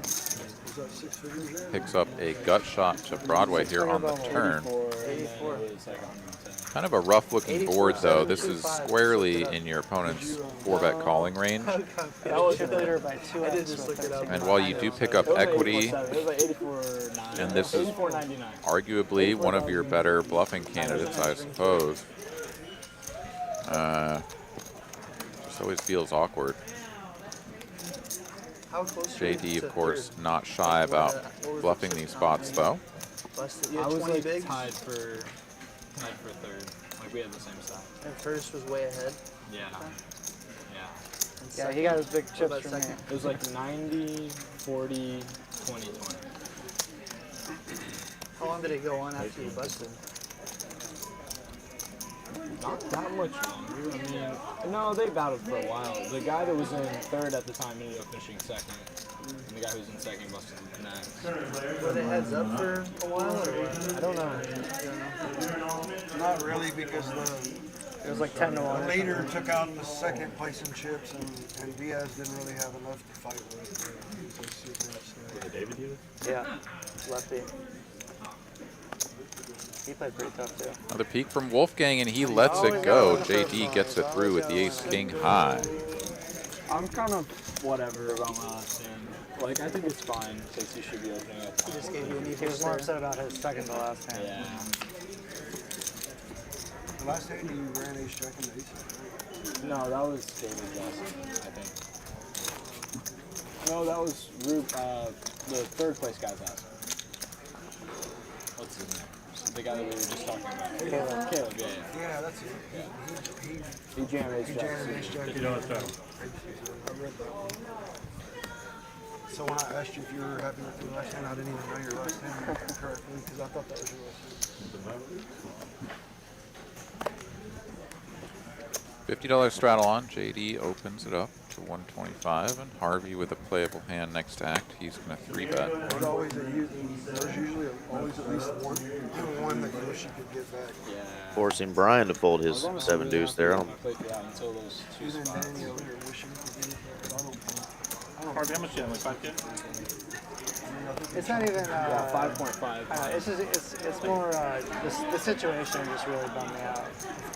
And it's like also being a little bit results where he has to have that specifically. Well, it's an ICM spot, you know. It's nowhere else in the tournament would I fold.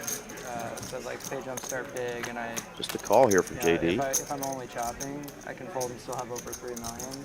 If I call, I have 4 million, so it's not like that big of a gain. Yeah, you're actually. And then there's like really big pay jumps, so that's the reason. So let's say I lose 5% of the time But it's and just chop crazy how 95. results can make you go back and Well, I'm not. recreate Yeah, this on. I'm not trying to be results oriented. I'm actually like trying to No, think I'm about not saying like. you are. I'm saying Yeah. those sometimes. Yeah. I'm not even saying you're bringing results oriented. I'm Yeah. saying sometimes. Ace queen high here, pretty strong for JD Correct line just on this board. Yeah. I just wish I thought about it a little bit more. I pretty much snap called. I just like should have tapped through the spot a little bit because there was a big jam. It was like pot and a half, 2 x 5. Lucky 7 here on the turn for Harvey. Back and forth between, if I take too long, maybe I talk myself out of what my instinct told me. So. I was just very tunnel vision that he had like an ace 7 suited type of hand and that we were just chopping every time. I was upset because Harvey like I thought I picking had up some had showdown to value. win He's going to with check a this big back. pot. Like, because I just check called every time after opening. He turned, no, he rivered it. So I turned trips. And I just assumed he was value betting like ace X with a worse kicker. Because he wouldn't have 3-bet with ace queen Don't or have ace the queen. river scanned in here just So I yet, thought I had but nuts, essentially. presumably JD has checked the river and Harvey determining how much to bet here on the end, if at all.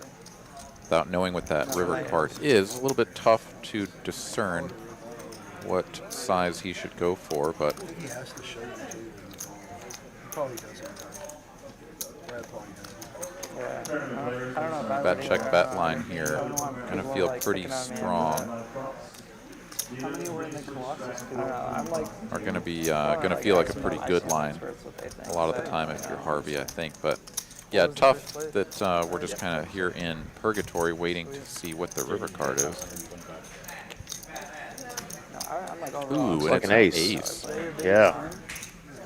I was just like, it was bittersweet because like with 13 left, I had chip lead by 2. I was like, oh crap. I just like, you know, you start getting in head with seeing the. JD takes the lead here on the river, betting 5 1/4 after making top pair. Go with the 6s on board, playing the queen kicker. The closer you get, the more it hurts. Harvey here, deliberating. But I'm actually very happy with that. I thought I played really well. This is a spot where all 3 options are on the table. So nothing I can really do. And he is going to turn his 7 into a bluff. Or just deal me out of that spot and I'll still have a huge stack, you know? Or just deal me out of that spot. Even better. Yeah. God, I would have 12 million with 13 left or 12 left. Yeah, JD here trying to get one through with the block bet and is facing now the all-in jam. 4,600 to call into a pot that's 7,200 in there, so I would have just opened every hand almost. yeah, pretty chunky bet here. Yeah. There's another reason why JD always likes to have his opponents covered. Don't see him letting this go, but we'll see what he decides to do here. Yeah, he's never going to have ace-king, or he's rarely going to have ace-king because he did not 4-bet pre-flop. So ace-queen is one of his best holdings. It's certainly his best ace-high holding, unless he does mix in some 3-bet calls with ace-king off on occasion.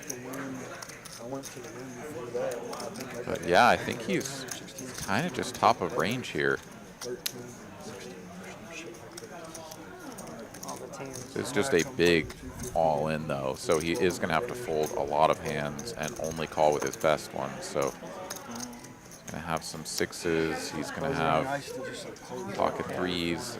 Maybe not all of them going to play as a check call on the flop.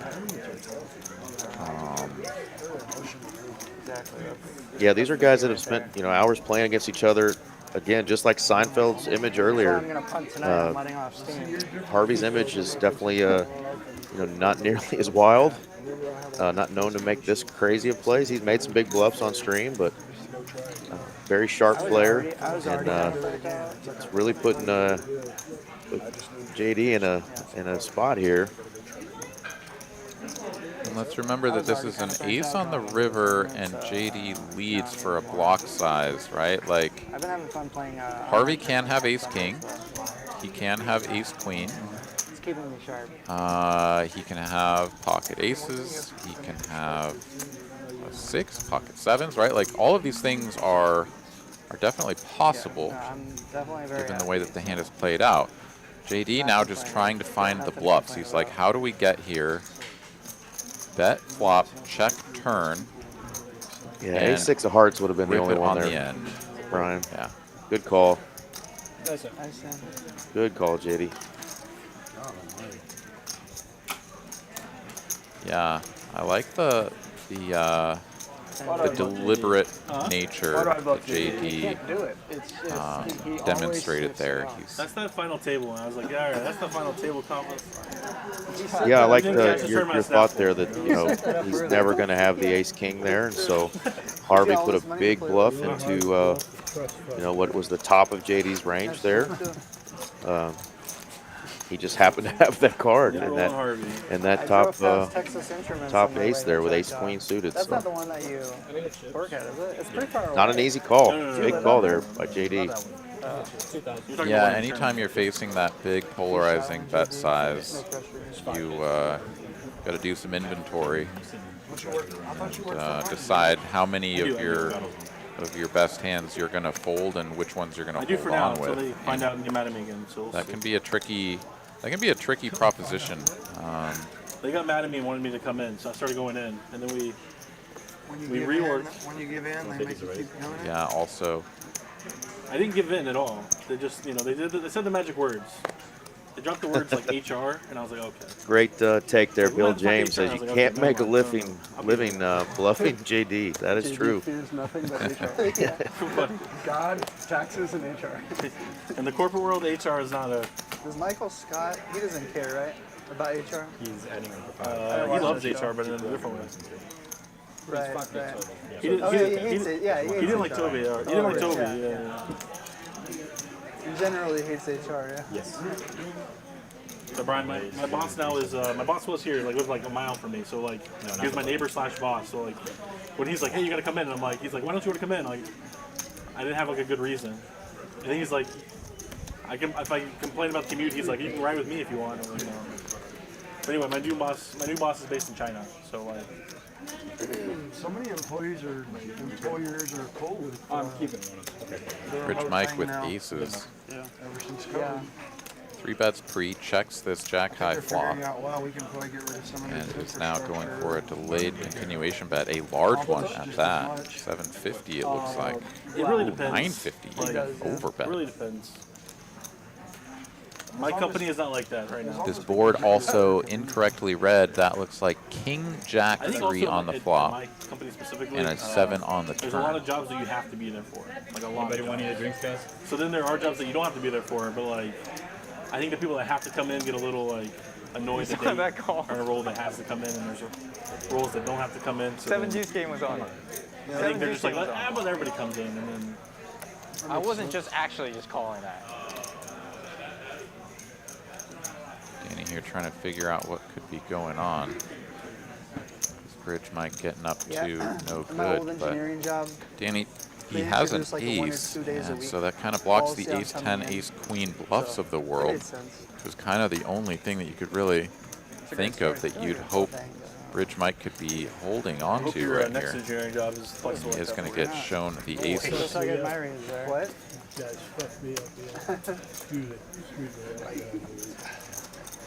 All right, if anybody wants to play this game, hop into the mix with these guys and show them how it's done. Go ahead and reach out to Mallory. You can You bluff me if there's contact her with that phone number there, no net game email, or scan the QR code.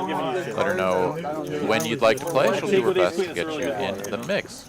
And if you'd like to play on any of our live streams down out of Austin or Houston, you can find information about how to do so in the video description on YouTube, as well as find the link scrolling posted in the chat by Streamlabs. It's a big bet.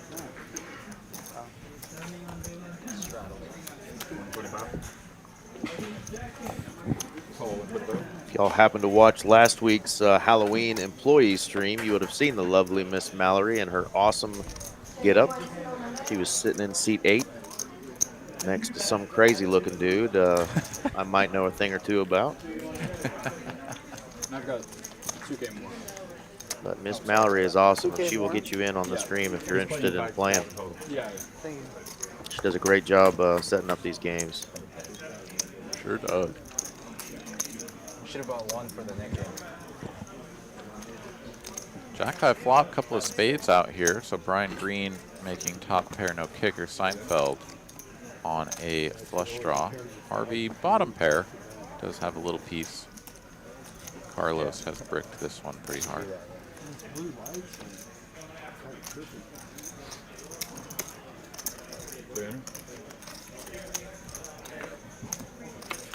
Checking a call here from Seinfeld. King of clubs. Return checky, and pair of sevens is all. Oh, sorry. Has no pair. Does Seinfeld. You win.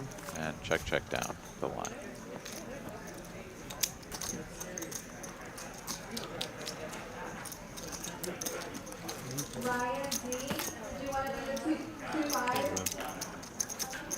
So another reminder that at the end of the month for the Thanksgiving times, we've got the $40,000 guaranteed tournament, the Holiday Monster $135 buy-in tournament on Friday, November 24th, starting at 6:10 p.m. And then later in the month, we've got another even bigger one.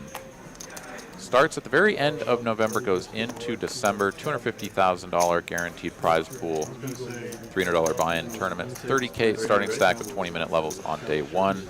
All the information there on your screen, also at texascardhouse.com/Dallas.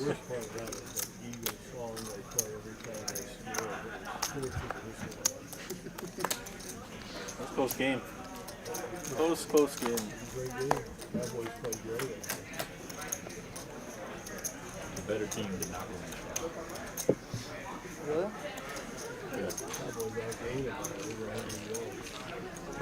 Really? By how much? Wolfgang maintains the lead here on this ace-king-king flop. That's 200 with his top pair, and Harvey will take off a turn with his gut shot and binks it immediately. Just a bink. Two receivers will break the all-time record if you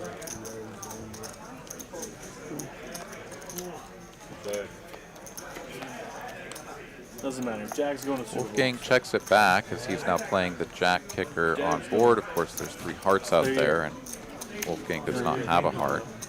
Harvey here should feel pretty good about his situation. What's up, Carlos? Can go for value. If he wants to get called by just an ace, he'll want to choose a small to medium size. If he wants to attack a king, he'll go for the larger size, one would presume. But yeah, given the connectivity of the board here, the 3 hearts out there, he goes for the small size. I like this a lot. Puts a lot of pressure on Wolfgang's top pair holdings. Yeah, looking good. both sides of the ball. Wolfgang doesn't like it, but he is going to pay it off. It's hard to count out DC too because he's good as so good. Yeah, Mahomes is always. Nice hand there for Mahomes is Harvey. Let's get rid of that knit button. Hey, give it to Christopher my- Aaron Harrell is in the chat, says hi all. How you doing? Yeah, thanks. And Ryan says might have to drive to Texas for the even bigger The one. guy with ace. Yeah, definitely come on down, Ryan, or come on up wherever you're coming from.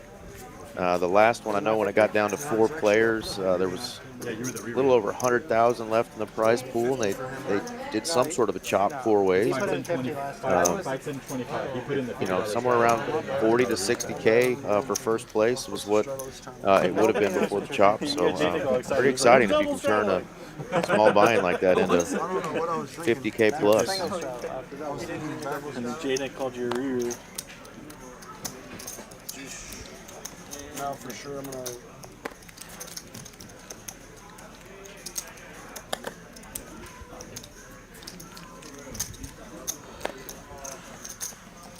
Were you trying to say you called it 10 high? No, I just. Ryan, it's a 2-day tournament. There's just several flights, so there's I think about 8 flights. So there's a day 1, and then there's a day 2. But there's if you bust out on flight A, you can try again either that day, or you can try again on one of the other flights. There's 2 flights a day, so that's how the prize pool gets so big. A lot of people come in and fire multiple bullets at this thing and Queen's a hiker? Oh. keep grinding and try to get that big prize. That's the last comment. Nice, coming from Oregon.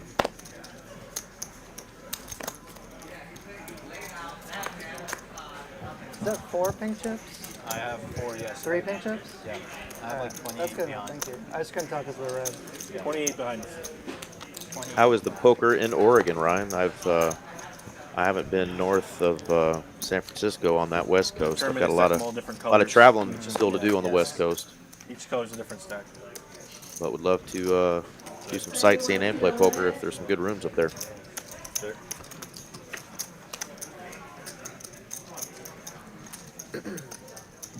And that's the old. They don't have like ridiculous stacks anymore in like the WSOP. Check, check, flop, check, check, turn. Remember like Not back at in the the end. day, No. it used to be ridiculous. Danny here with You- just you 7 usually high. Stacks like the middle of the tournament, but at the end, That was one of the worst hands he's ever going to have here, but Yeah. Also, It was just for show, right? well, That's it's not all. really for show. He's and just also, gonna like, people just got better tournaments. relinquish, and Slick Rick will Typically, make trip kings on the end, show his hand, get rid of the button, to the end of most drag tournaments, the like pot. Appreciate it, man. the big lines like much higher, so there's just like less chips. If that makes sense. Like people like bust slower in tournaments these days. Like they'll milk their small stacks and stuff a lot longer than yours. I don't know if they changed the color schedule, but I think they just make it like further level. I'll stack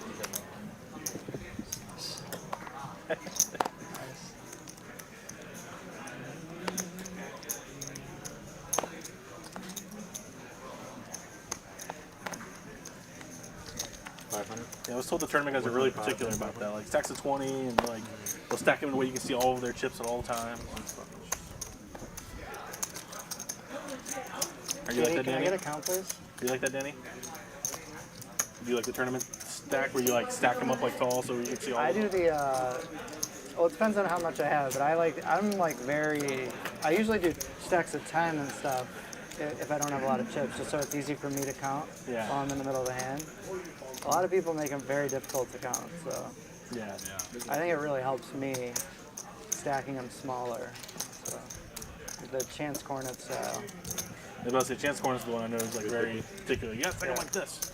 So Carlos Well, cold it calls slows the down the 3-bet game, honestly. Like, people- out of It the takes me a while to count some people's stacks. $25 blind.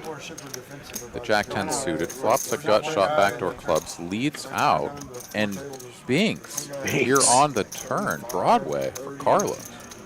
We have seen a lot of straights either flopped or just banked on the turn today. We're, what, 48 hands in, so juicy start to the night. Why does it matter? People are Non-tournament people here. Well, I mean, okay, so like, Carlos here if you're, going to go ahead and still keep a risker things than Danny Marks, affordable what they would do, for like, Seinfeld over there. like, how are they 625 playing? is the bet. 40 big stack, 30. Seinfeld says, well, Like if you're, for that price, I guess I'll see later a on, if 3 you're of diamonds on the trying to river, and number range them, he's going to be playing pair of you need to know, aces, like, how they play. king, queen, Do they have 5 kicker. And if you ask, they have to tell you?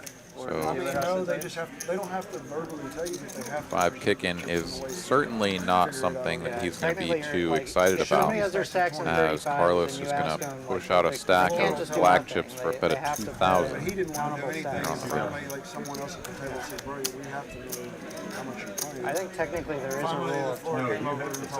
Seinfeld basically beats a complete air ball, some sort of pocket sixes or pocket deuces that just started blasting away.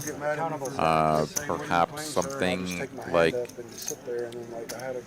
Queen 10, Queen Jack, King 10. I'm not exactly sure if these hands are ever being played this way, but those are pretty much the only things that Seinfeld can There's a beat. rule of, I don't know what the exact rule Technically, is, yes. but I think it's 20. You have to be able Good to juicy sizing here on the river. Carlos does not have his knit button. I don't know if that's going through Seinfeld's mind at all or not, but make a play in a tournament against the guy who's got And the fact that Carlos cold called a 3-bet as well, right? It's just like, that sounds pretty strong just on its face. Carlos hasn't played a lot of hands. Yeah. Honestly, if the price had been a little bit higher on the turn, you know, I think you could get away from it. But yeah, 6 1/4.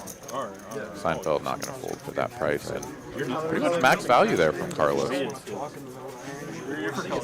see the player stacks and the play so far tonight. The 2 guys that are down there at the bottom, as so far our biggest losers of the night, are the couple of the young players that have just put on some really big bluffs that just didn't go through. But chips are definitely not staying in stacks tonight. They're getting in the pot, Too much, I guess, where you're like constantly and that's changing. why we tune in and watch these like, turn the streams, to color watch is- thousands of dollars get piled I in think here, and it's just gotten a these little guys are too not aggressive, disappointing but tonight. I think it's better than it used to be. Mallory said it best. These guys are here to battle. And they just slide to the appropriate player. Like you let go of every card right in front of Yeah, in front like I this. thought the one that they did chalked out was actually pretty good. Rich Mike going to make the call. It's a battle of 2 frag aces. It also just like depends on Either per player table. connecting on the Sometimes tables have flop. plenty of chips. Yeah. You know. Sometimes tables Yeah, have I like saw that, yeah. not enough chips. Seinfeld here, a The pretty actual strong World believer in the Series ace-5 player offsuit. was This good. is at least the second time, if not the third time, that we've seen So him you'll have like 5 3-bet chips. with this hand. Every hand you have to like change. Every In the hand, meantime, you're gonna change every hand. I've been at tables like that, where it's like all late reggers and like they give everybody the big chips. That's what I'm saying. Though some tables are bad. Some tables will have any good chips. You know. It's just, if you guys can mix this up just a bit, like you know. Looking at the VPIPs, 35% for Wolfgang is leading the way. I've been Not sure anyone would have guessed played in Zurich. that that's the way things would shake out. JD at the bottom end, Some moneymaker's been 21%. playing tournaments down there. in Europe. Yeah. Called him attorney pro. My brother Chris Cashman just tuning in, says, hey, I just saw the Queen Jack call. What am I missing? Well, I know you've played numerous hands and hours with Is there Seinfeld. about to be like a World Series Europe? It is right His now. image got him paid there. I guess. It was a wild one. That's one we'll be talking about for a while here. Slick Rick's going to be trying to climb out of that hole. I think it's always at the Leon's King's Casino. I think. I don't know. Kings? I think it's always in the King's. Scary place to play poker. Yeah, I've heard some stories, I had a good time there, but I'm not sure I trust it. You and Leon are boys? Yeah, we are. Okay. I heard if you're boys of Leon, it's fine. Checking down the line. Is ace high. Should be best to get to showdown. You know, if your boy's a cheat, it doesn't matter if your boys or not, he'll still cheat you.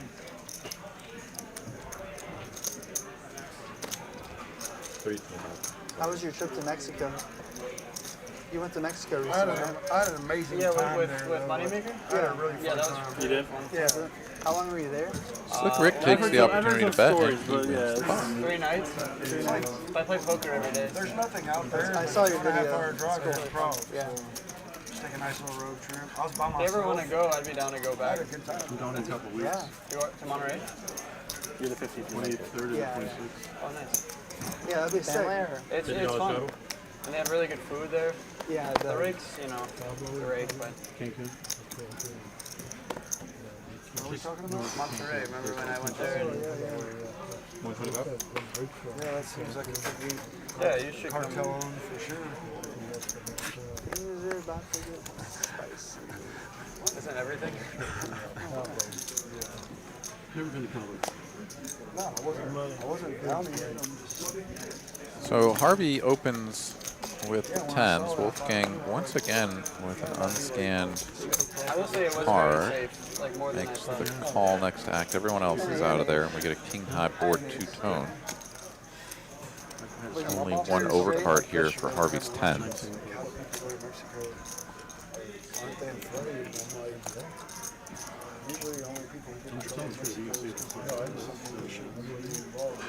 Flop was ace. Checks it to Wolfgang, who bets 150. The Terms of King, which made Turn was a king, yeah.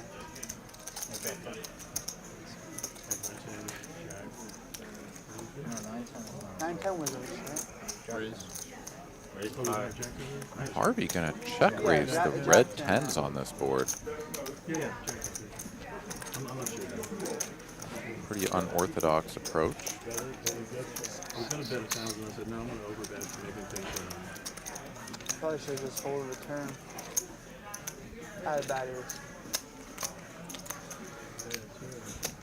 The odd thing about this play is that better hands are very unlikely to fold, and hands that he beats that he could get value from or that would continue bluffing are very likely to fold. But whether Harvey was ahead or not, he wins the pot and doesn't have to play 2 red tens out of position for the rest of the hand, so there's certainly that to be said for it, and he is the winner. I'm just glad the river wasn't a high card. That could be chopping with another ace, you know? Scared him also. Yeah, it wouldn't be great, but... Wolfgang here, yeah, he's looking at his cards and not scanning them. He's been on this show so many times, I don't understand exactly what is sort of going through his mind that he's not scanning them, but... Right. I mean, the felt is different than it has been, you know, in for basically the last like 6 months or so. We've had that Poker Atlas felt on, so I guess there could be something psychological about being on the new felt, but yeah, so a little bit unfortunate as we are consistently missing his hands. Are there 3 dealers, or is it everything on the net? I'm not sure. Sometimes there's like a couple. Carlos has flopped a gut shot. Is there a tournament running The tonight? call of 75, and now he picks up second pair. Oh, okay. Wolfgang, first act, still has the betting lead. Oh, 70? Yeah, that makes sense. I'm not sure if we ever got this. You on Instagram? I don't have Snapchat. And it's a small bet here, 150 now. I have Instagram. Double the flop sizing. Carlos happily calls. That's Instagram. King of clubs on the river. Backdoor clubs Too old for a Snapchat. come in. Carlos on effective third pair here, playing the 8s and then the King 9-7 on board. So 5 not kicking, but he is going to be faced with another bet here, 475 this time. The big game's over there, right? The big game's over there. And Yeah, I heard freaking king, I think was the nice way to say that, but he gets rid of his knit button there, hitting a pair on the river. Hey, you know you can reload, right? and he lost the standing game again. This game's done, I was gonna jam, but I kept getting like jack. If you guys Yeah, believe so it, go ahead, Aaron. I was just going to say that was the aspect of that hand that that I certainly missed. I hadn't been paying attention to how many of the knit buttons had been depleted, and yeah, that was Wolfgang really just trying to get rid of his knit button because there was only 2 left. So Right. And if you guys believe in magic, we have J-Nick, our dealer, in the chat saying hello. As you see him walking off the stage, again, we are on a little bit of a delay, but you know we're all watching this together live. But J-Nick, great job, buddy. We definitely gave you some shout-outs while you were dealing in there. Way to deal some juicy hands. 200?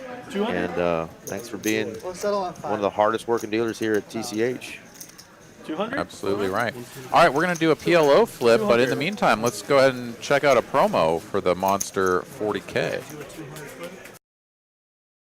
Texas Card House Spring presents the Holiday Monster Tournament with $40,000 guaranteed, coming on Black Friday, November 24. Get into this no-limit hold'em tournament with just $135 instead of fighting the crowds on Black Friday. Battle on the felt to take down this holiday monster at Texas Card House Spring. Get warmed up for the Holiday Monster Tournament on Wednesday, November 22nd. Yeah, some great tournaments 5 and pink. coming into Houston there for the holiday time. Pink. Pretty cool little promo video there. Yeah, that was really cool. The spring location is the one that's north of Houston there. I know they've got a larger room than they had before, if you've ever been there, but really cool promo there. It looks like it's makes it seem like a Halloween part 2 in late November with the spooky monster vibes there, but 40K guarantee on a 150 buy-in. That's good stuff right there. Absolutely right. So it looks like we had a little bit of a miscue on our first pitch out for the flip, so we're going to get a new set of cards and a new board here. As right off the bat, we've got Carlos flopping the joint. Right? Just dead center. So what do these guys have to? Let's see if we can get something on the turn here. All right. Where's our 8-9 club draw? Ooh, Board pairs there on the end. Can the 5-4 hold up? No, Slick Rick. He's got a full house. 6 is full of 10s. 6-10, that's right. Well, that'll help him get off the schneid a little bit. Absolutely. We got 6 Dude, you started with those cards? Yeah, I know. I started with 8 deuce. He started with 8 deuce and he turns over the 6-10. That's funny. All right, he has to sit on the next one. Is that cool? But then we'll If you're watching from home and you're not playing a lot of PLO, there you have it. Flopping a straight rarely holds in that crazy game. Yeah, certainly against that many hands. You're going to be very fortunate to hold on. Right? Yeah. What a tease for Carlos. Just stares right at the straight right off the bat just to get runner. Same thing, $50 per person. Full house. For last. 100 for the last fold. Oh, we should have done 1,000. Yeah. We got him right where we want the Travis. I called that too. I was like, this guy. We will next time, then you'll lose that Full one. fold. Make it 200. Well, I'm hoping that's a compliment, Ryan from Oregon, that you'd like to come play in Texas just to hear the people talk.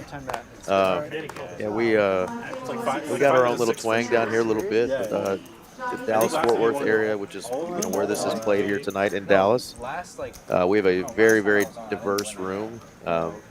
People from all over the place. We have a lot of people that come here for months at a time from overseas to play. And our city in general is very diverse. But yeah, I can't really hide my my Texas lingo or draw very well. It's good trade. All right, 350 here from Secret. Patton, Arizona, or Patine, Arizona says, "What are the big red chips?" Those are knit buttons, so they are actually playing the knit button game, not currently in this hand, but it's a variety of the stand-up game to where everybody gets one of those buttons. If you are the last one to win a hand while the knit button game is going on, you have to pay a penalty.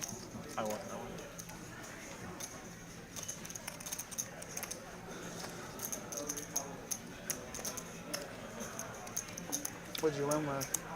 10. Wow.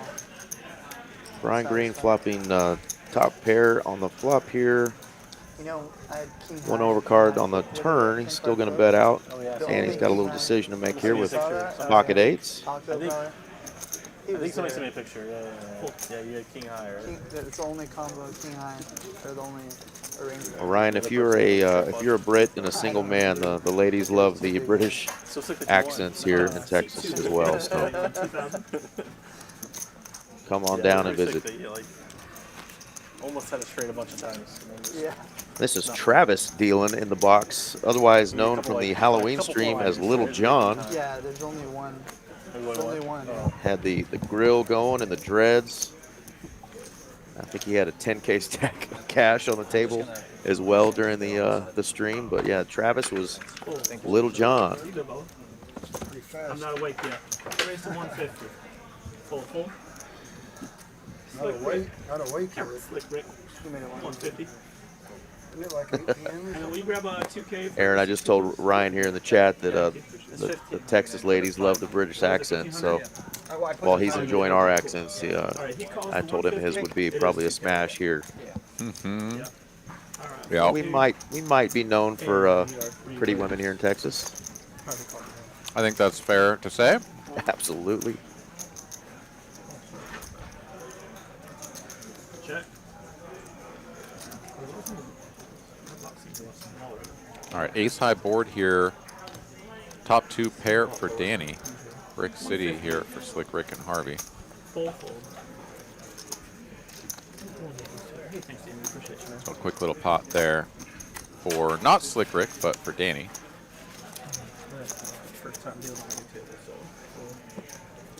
Looks like that one is going to get credited to Slick Rick, though, for whatever reason. But a few $100 here and there. If these players get all in, we'll do a recount and get it sorted out anyways.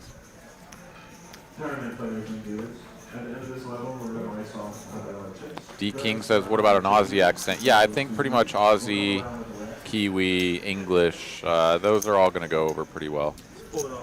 I mean, at least in general, right? Yeah, will you rescan your cards there? Thank you. Raise to 150. Full. Thank you. All right, some more issues with the Travis. cards, this time on the other end of the table. But just getting in, so too really tell yet.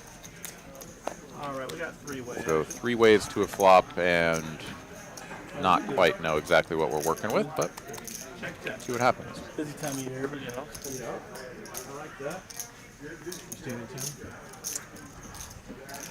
Don't know. Yeah, Thanksgiving, yes.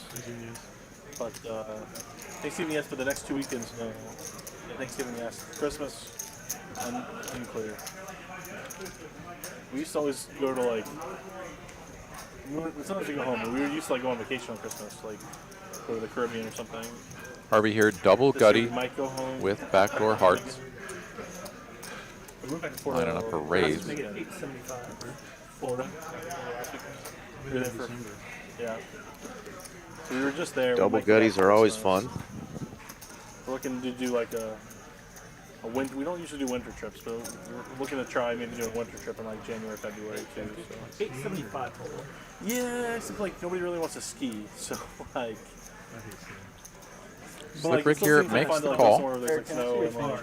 And a deuce of hearts on the turn. Additional equity here for the 10-jack of hearts. We're on the sort of omega combo draw here. You're paying a lot of money to be close to the ski resort. It's like 36 beyond. But still just jack high. Kind of feels like a waste. So. I don't know.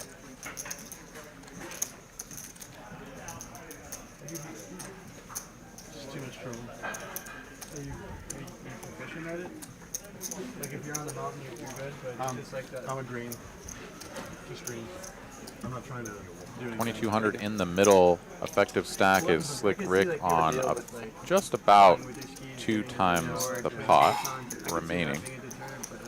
Harvey goes for a half pot size bet, setting up a 3/4 pot size jam on the river if he's called. I haven't now in probably 15 years, 20, 18 years, something like that. And Rick will make the like call. until like they're really, really old, like 8 of diamonds there on the end, and it is an improved hand for Harvey. Right, Makes the jack high straight. I understand that, but I'm just like also Front door diamonds do come in. It sucks that you can't like. These are two players that are desperately trying to get unstuck. Not sure what Slick Rick's other holding is there with his 8, but I feel like if it's even an 8, like, yeah. If they're like really good, they can ski and just be like on their feet like. Harvey rips it all in. Never on their butt once. One of those situations where, yes, he loses to all of his opponent's flushes and is going to get snap called, and just sort of that's the way it is. But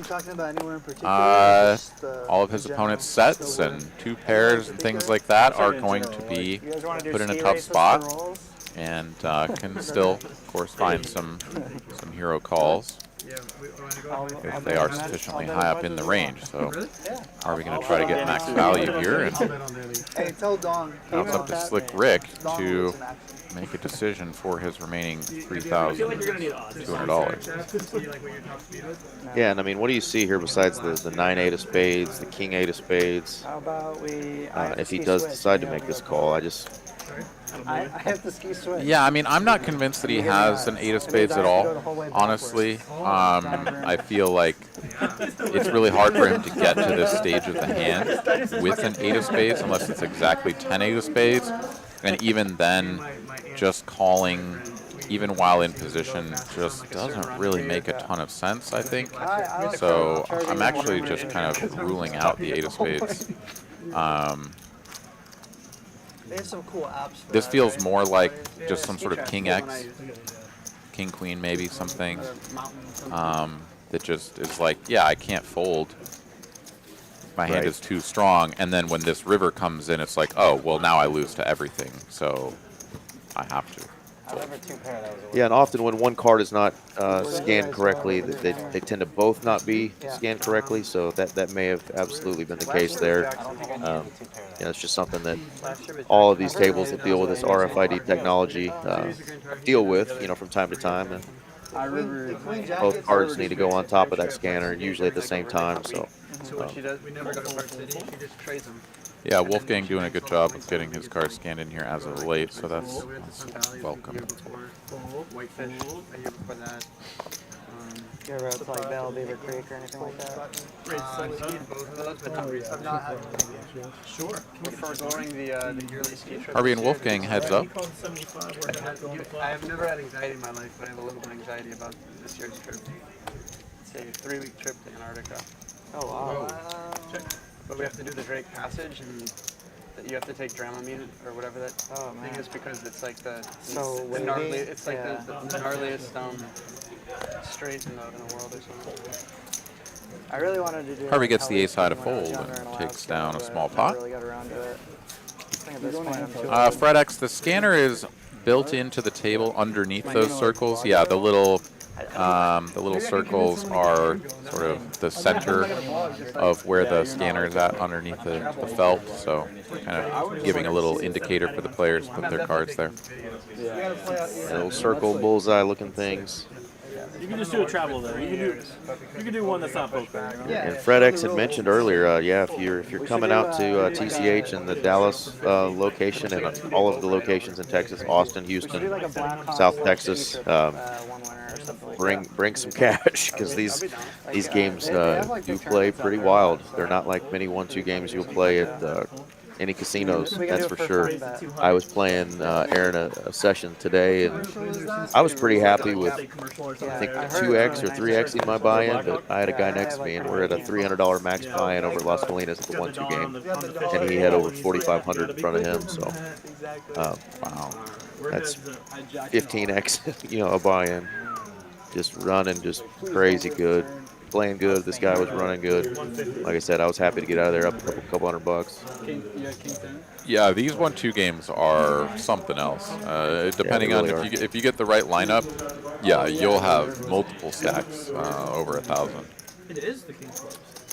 There we go. That was a king, not a queen. So we've got 9-8, queen on the flop, 2 spades, king of clubs on the turn here. I was like, please don't.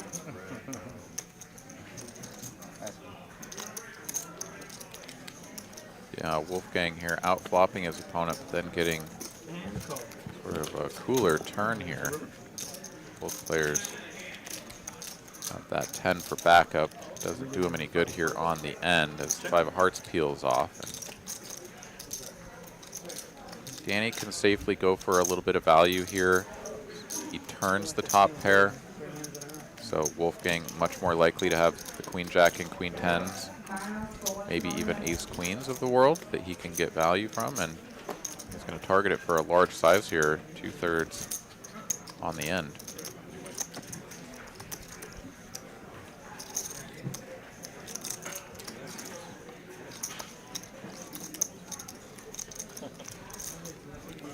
Wolfgang unblocks the clubs and the spades. Also does have a 10 blocker to the flopped straight. It's just a sort of bluff catching hero call sort of situation to be in with the queen 10 here. It's the Rangers parade. Worst parade ever? Huh? Worst parade ever? Are you an Astros guy? Does make the call, and Danny will get paid in a nice little spot there. Well executed. Really poorly planned. What ski town do you like the best? Was this today? No, that I mean, was, Breckenridge is a nice town. That's There's an like a lot of interesting fun. take from Carlos. Our Texas Rangers just won the World Series. He said it was the worst parade ever, but the World Series parade took place around the stadium where they play, which was pretty cool, which is in Arlington.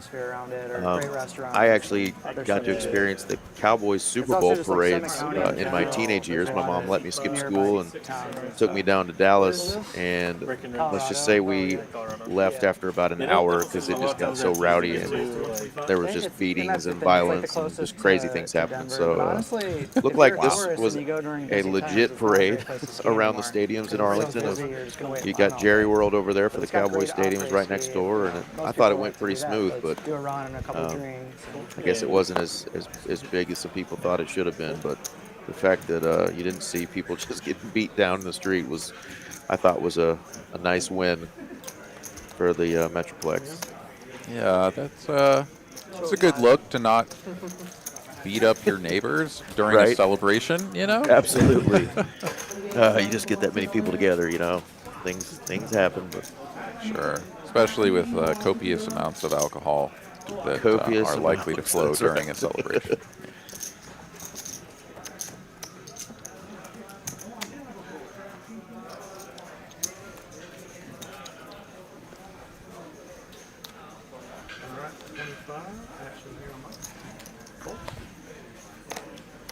Yeah, Ryan, that is a nice session to cash out $3 grand on a $160-something buy-in. I do know at this TCH Dallas location we have a guy that I know is kind of the 1-2 no limit record holder with over 10K in profit over a 30-something hour session. He stayed here when we had a freeze. He just never left, and he was in for about 900 and left with just under 12,000 in a 1-2 no limit game. So crazy things happen at this place. That is epic. Oh yeah. Like younger guys or? His name happens to be Eric as well. So somebody asked if it was me, and I was like, guys, have you seen me play? You've never gone on such a superheater to No, to run not that like up? that. I'm too much of a nit to go on that kind of a run, you know. Maybe the 30% VPIP's a high one for me, you know, 40%, but Good luck, everybody. Thank you. yeah, I mean, I think I've probably cashed out a couple grand sure before a couple times, but I mean, that's pretty regular. You'll see that here on a daily, especially here at the TCH Dallas location. The buy-in's $500 max. The Las Colinas one is a $300 max. They play a little different, but Yeah, I'd be worried about the traffic, honestly. yeah, anytime you're 5xing or 6xing your buy-in, you've had a really good day. But we're talking 10, 15xing your max buy-in. That's just absolutely murdering it. Yeah, feels good. Danny here going to raise it up from the small blind with King 9 suited. And Slick Rick looks like the only defender here. Jack 7 suited. That's this week? I think it's like the audition or whatever to win a seed is like part of it or whatever. I don't really know how it works, but I saw a lot of big players there. Hey, what do you do with this? On the bottom. Ace-high flop 2 spades, and Danny checks it over. Definitely a board that you expect him to continue with most of his strong value hands, given the texture. So Slick Rick here going to go ahead and probe for 150.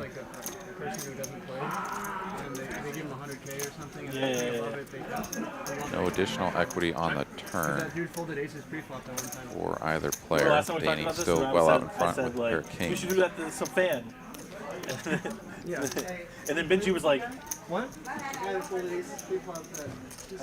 no, nothing. No, we're talking about the big game. Talking about back in the day. Yeah, he was like a teacher or something. What a great name for a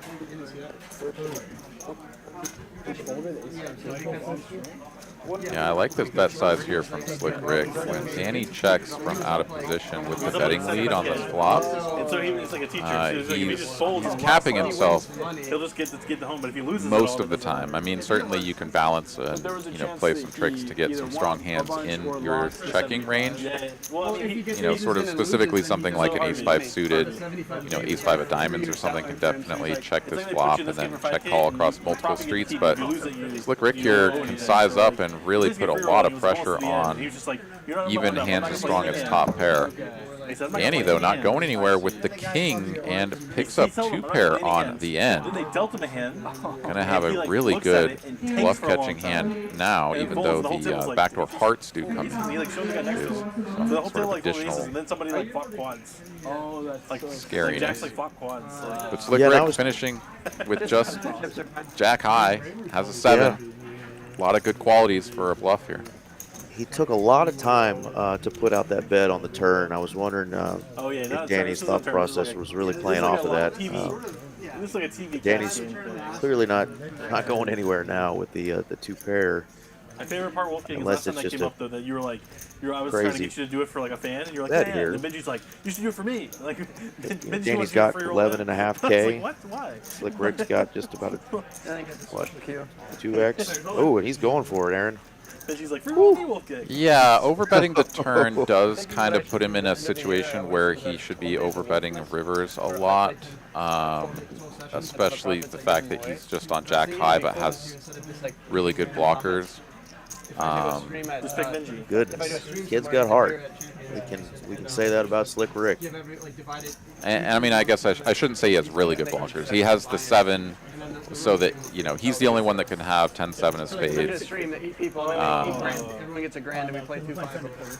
So not your profits, but you would just he has some favorable qualities to his hand. Of course, he would love it if Danny somehow had queen jack of spades and is just going to let this go, and that can't be. But he gets to apply max pressure here with the overbet all in, but Danny not having it. Kings and 9s, 2 pair with me. Makes the call. relatively quickly as well. Danny there, he's like, nah, you can just have some dust, and I improve. So I call. Yeah, huge hand for Danny there. Like you said, did not think too long on it. I think Slick Rick's decided that maybe tonight's just not his night.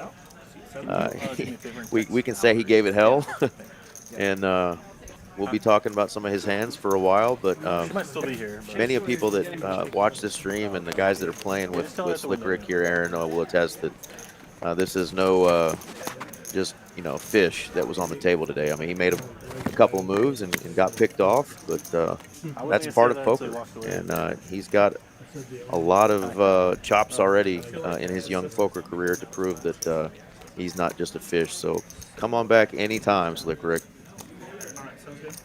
Yeah, absolutely, and especially coming off of a high. He won the Gargantuan there just I guess probably 2 weeks ago now, and had a deep run in the main as well. I mean, you're kind of in this place where you almost get the sense of I assume you would have, but it's not invincibility, but it gives you that encouragement, that confidence to go for these big bluffs and the big hero calls with queen high, right? Like, they didn't work out for him, but I think it's a pretty cool thing to witness where, he was willing to go for these really big spots, not shy away from it, just sort of, here on the table, under the cameras and the lights, let's just really turn it up and try to get these through. So pretty cool stuff to watch, certainly as a viewer.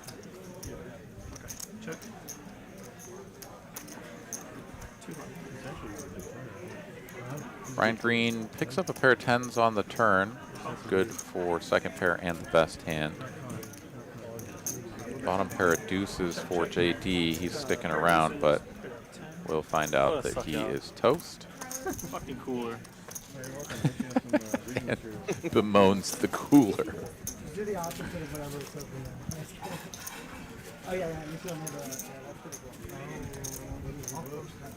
That's pretty cool. Now some fresh wind in the sails of Danny Marks over there, picking off that bluff and picking up a real nice chunky pot.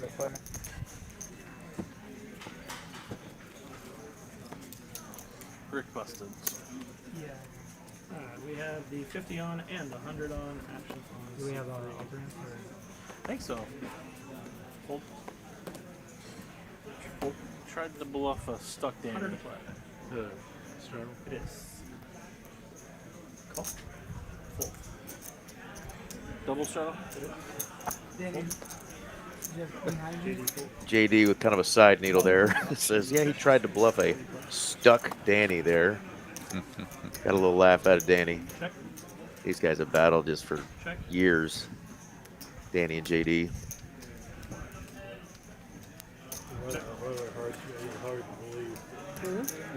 Oh yeah. Top pair for Harvey, he's still checking. Wolfgang in there with a mystery hand once again. Carlos picking up a straight draw and has just 9 high, so definitely a spot where he would love to be able to just bet and take this down if possible. No, they don't have anything. That's like, yeah, talking about peaks, right? Yeah. Yeah, Tuesday, actually right now they have a 5-10. It's the game now. But other than that, it's all 1-2, 1-2 or small. 50-cent dollar? I think they ransom. Are you serious? I think so. Like 50-cent chips? Or Not anymore. Harvey check raising with the top pair 10 kicker. Yeah, there's like 50 cent a point in Romy too. Another one of these How often is interesting that? scenarios where a lot of worse hands fold and better are not going away. So gets the better result once again and wins the pot. The 50-cent thing. Per point of Jim Rummy. Oh. So Jim Rummy, there's like points and you like every round you like net. Have you ever played Rummy? No. Okay, it's like a. I have. Two Hunger's games. I won't play for more than 25 then. 25? I won't play for one. Yeah, I'll play before. Yeah. Alright, We never played before. Yeah, we'll start you like 25 a point. I'll fold. 100. You ever played phase 10? Yeah. It's kind of like phase 10, kind of. Oh, phase 10. There's 7 deuce on that? Yeah. 7 deuces on. Yeah. That's a great question.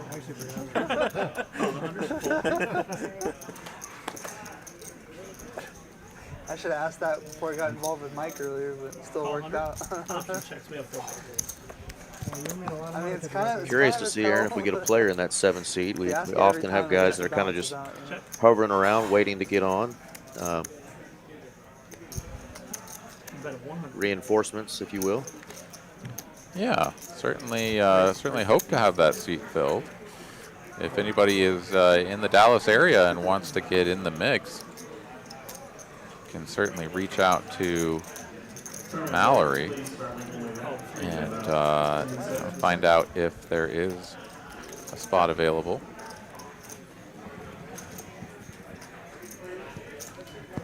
Brian bets flop, gets raised by Bridge Mike, makes the call, then we go check on the turn. Interesting hand here as Brian Green finishes with 6 high, and pretty much the worst hand he's ever going to have, but he does not bluff it.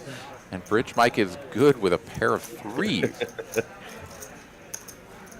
All right, so anybody who wants to play in this game, reach out to Mallory. Contact information there on your screen right now. And maybe we can get you in the mix. Brian looks like he's enjoying a nice massage there from one of our massage therapists here. You don't really need a Got massage therapist. We've got complimentary beer. I think they're doing Dos Equis and Michelob Ultra draft beer here still, and it's complimentary. Nice little perk of being part of the club. Absolutely. Drink some complimentary beer and just throw your waitresses a nice tip and have a good time playing cards. Heck yeah.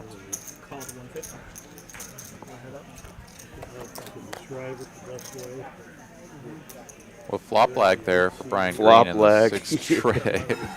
Guess we couldn't have had that flop, huh? But was it what, pocket 3s? Yeah. $1,000 chips. There's a science to that flop lag thing, though, isn't there? Absolutely. At least in terms of confirmation bias in our 100%. Brian Crow joining us here in the chat. What's up, Brian? Every seat will have the exact same hand, starting hands. 4 people for all day. So you're just competing against people holding it. All right, $50 straddle is on. Carlos first act with the ace jack. Oh. Every table gets the exact same cards. So what is he limps this from time to time. He's going to come in for a raise. 150 to go. Yeah. You don't have to take long to look at it. You like it if 10 tables here, you're only competing against the guy in your seat. You just had to out. Yeah, that'd be so fun. Yeah. That's what bridge is. Kevin in the chat saying he wished he lived in Texas. He's here on the East Coast. Where on the East Coast are you, Kevin? And where's your poker home? Where do you normally play? Bridge, because it's like a bridge to the other table or something. Ooh, spicy spot here for Danny. A lot of dead money in here. Carlos raising under the gun, and then a bunch of, well, just 2 flat calls, I should say. So pretty juicy spot to squeeze, and he gets it through the first player. 17 years, I never thought of that. That's good. I feel like JD's spidey senses are already going off. He already had a grin on his face. Danny put that bet out. Let's see if they were what? Oh yeah, undefeated. Get to see a flop here. Yeah, JD certainly knows that Danny is capable of squeezing light here. And with the 7 deuce game on, that's 16 combos of bluffs that you got to add in there as well. So that's really crazy. Certainly a good spot here to make the call in position with a hand like ace-10 suited. Brian Green's in there as well, and he flops the club flush draw, 2 overcards as well. Danny with just a gut shot. He's like, this doesn't feel good. Right. Let me check and see if I can get a little more equity here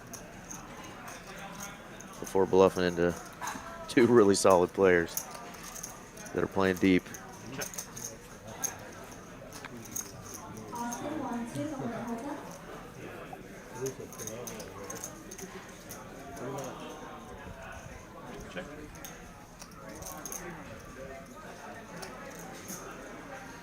I don't think Danny is ever checking pocket jacks, pocket queens.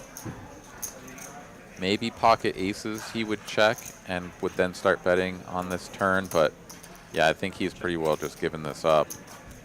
Unless he gets a free card that happens to be a 6 or a 7, but that is not to be. It is the 4 of diamonds, not the ace of clubs, here on the end. So everyone bricks out. JD will win with ace high if we get to showdown. Yeah, that's an incorrect board up there that you see. Ace of clubs is not what hit on the river. It was a 4 of diamonds, I believe. We'll get that fixed. But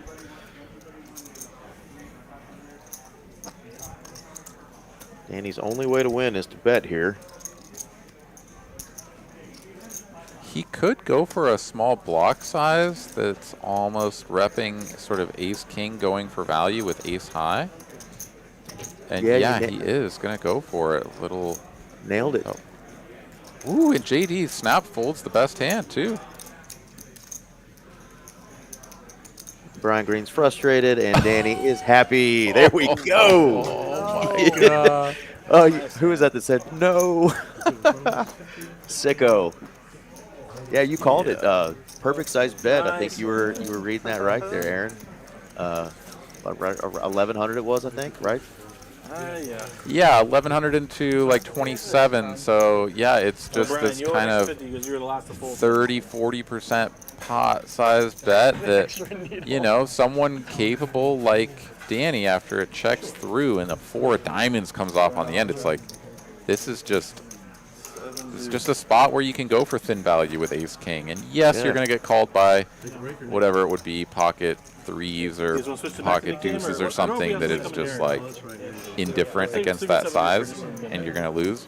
But it's brilliant to bet when you have 7 high and are trying to get everybody to fold in that spot. Yeah, just meaty enough to get both guys to not want to call him down with a king or ace high. Yeah, that was capable of. Rich Mike folding the 7 deuce there. Yeah, he's not going to torch a stack trying to get the bounties, I guess. Yeah. I mean, he's got a good image, right, to win with the 7 deuce. So I really would have liked to see him open that.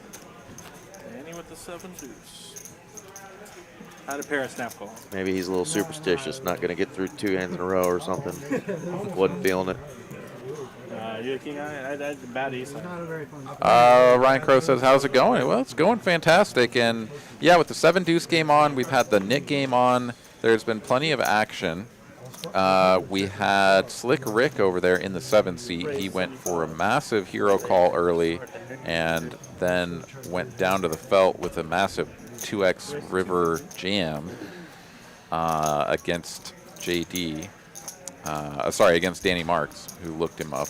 So a couple of really big plays that didn't go as planned. So yeah, it's been a very exciting stream.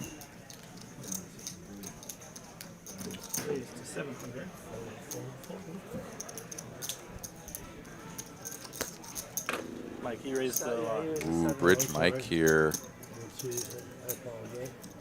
Makes a bit of a misstep, thinking that he's calling 250. Yes. And I guess they're going to let him take his call back. Generally speaking, those chips are going to stay in the middle, but friendly crowd here. JD with a 2-5, no one holds up. Who wants it?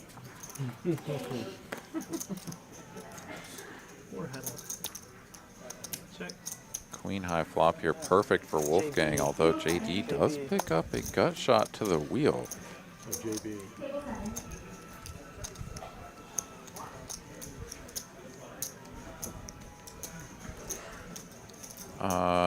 Not sure what you're seeing there, Ratsami.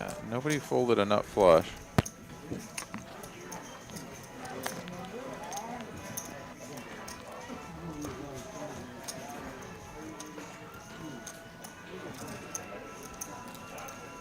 Bet a 500 here from Wolfgang, so 1/3 pot continuation, and JD will peel one off even without backdoor spades working.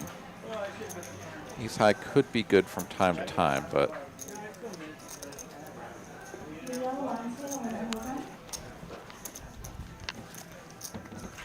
ten of spades, no improvement. Wolfgang here still in the driver's seat.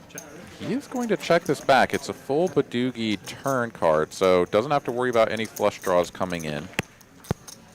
And now with the jack coming off, this board has gotten a little bit goofy for ace queen. I mean, it's still a very strong hand, but a lot of two pairs exist now.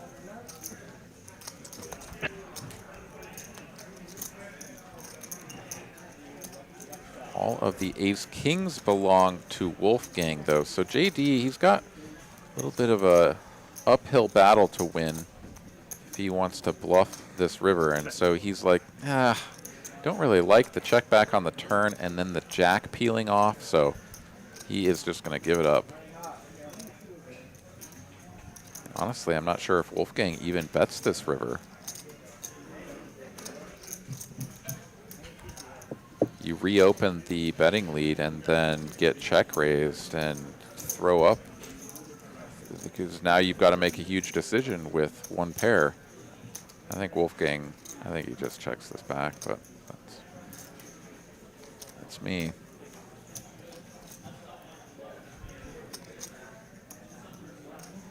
Yeah, 2,500 already out there. Sometimes it's just okay to take down a decent sized pot with one pair and move on. It's going to go for some thin value, it looks like.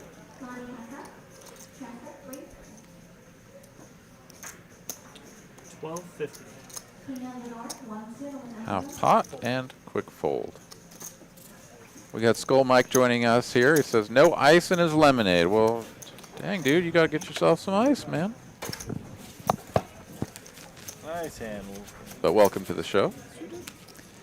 Yeah, there's a couple hundred of you fine folks hanging out with us this evening. Hope you guys are enjoying yourselves, and would always encourage you to hit the like button and make sure you are subscribed to the channel. Don't tell them anything. We are streaming live free poker content all throughout the week and even on the weekends for final tables here out of TCH Dallas. So all sorts of good stuff for you fine folks to enjoy.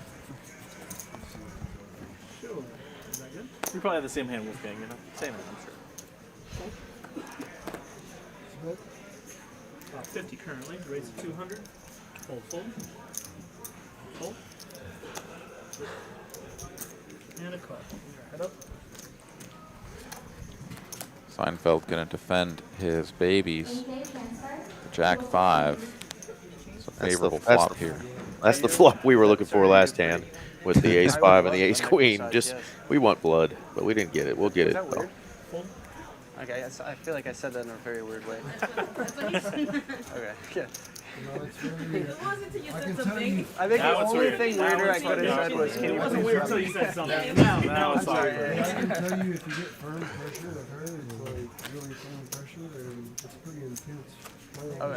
Is that what you want or you want to Yeah, well, no, I like it really good massage. on the more firm side, but not like, yeah. I'll let you know. You can go pretty firm. It looked like an intense massage. Brian's talking about how intense it was, but he was getting in there on those traps. You could tell in his facial expressions that she was getting in there. Let me take my sweater off so you can go down under my shoulder. Well, I hope she pulverizes Wolfgang and we hear him be like, yeah, a little lighter, please. Yeah, that's funny. That's funny. I don't know. He's been drinking that chocolate milk, though, man. He's got that. Oh, yeah. Hulking out. We'll have to give him a little hell. I think he squirted a little bit of it on the table at the start of the show. But oh, no. Our brand new felt. Brand new felt. Chocolate milk. Seinfeld here getting frisky with the 8 deuce. JD has the real deuce, the 7 variety, and he is going to 3-bet only to get 4-bet by Seinfeld. This is sick. With 8 deuce suited. What are we witnessing?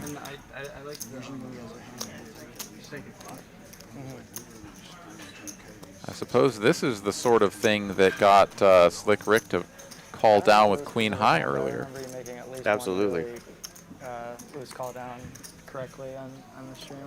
It was like way back in the day.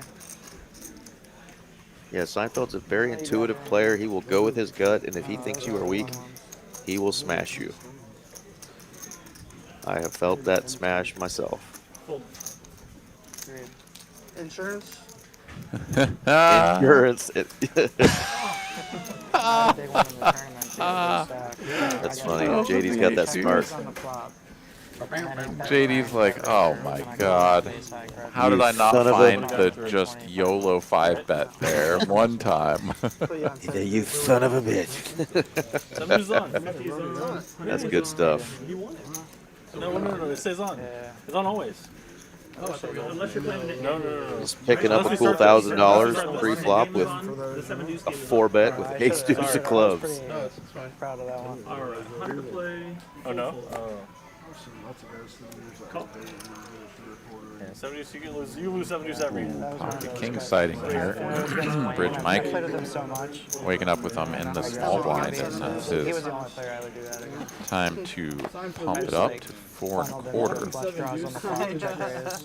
Yeah, Bridge Mike's been a little card dead for a bit here. I know his wife likes to watch, so hopefully she's chiming in and see her man here with the Pocket Cowboys. Ooh. Always an ace and a couple of clubs out there as well. About 350.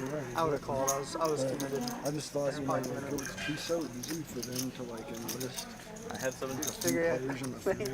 No, you didn't. Did you really? That's the way to do it. That is Like so have the great. players upload them themselves. Quick call from Wolfgang of the 350 down bet.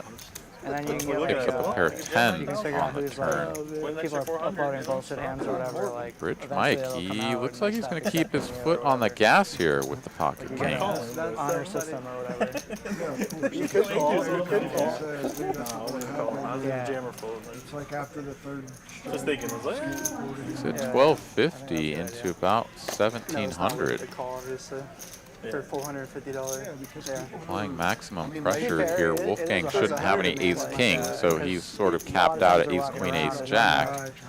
Certainly ace-10 suited.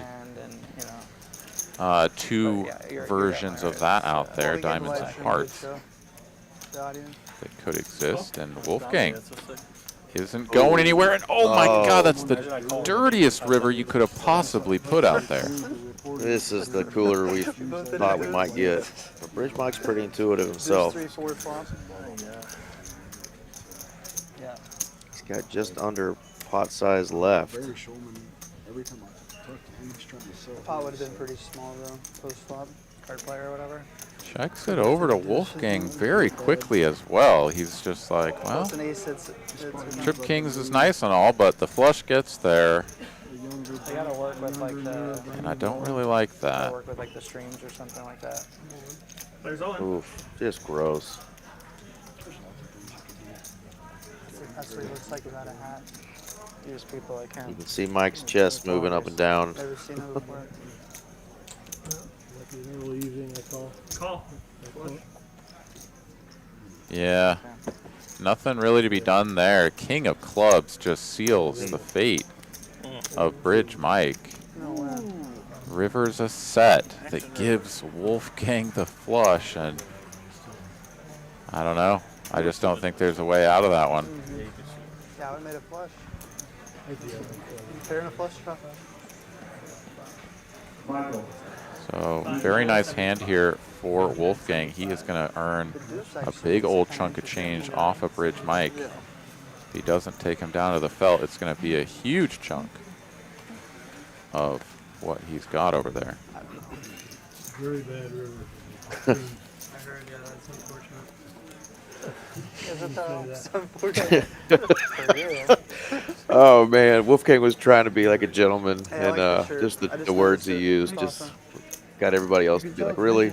He said it was very unfortunate. I feel like Bridge I Mike got said that that was a at bad the river. beginning of the game. Oh man, he wasn't trying to needle him, but that just came out wrong. Yeah. Nine What's on the back? Is it like Interesting. What is on the back? Not too Oh, bad. yeah. 59.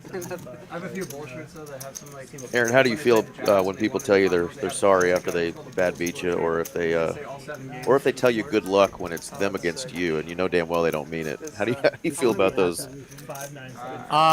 Most of the time, I kind of gauge my reaction based on who they sort of seem to be as a person.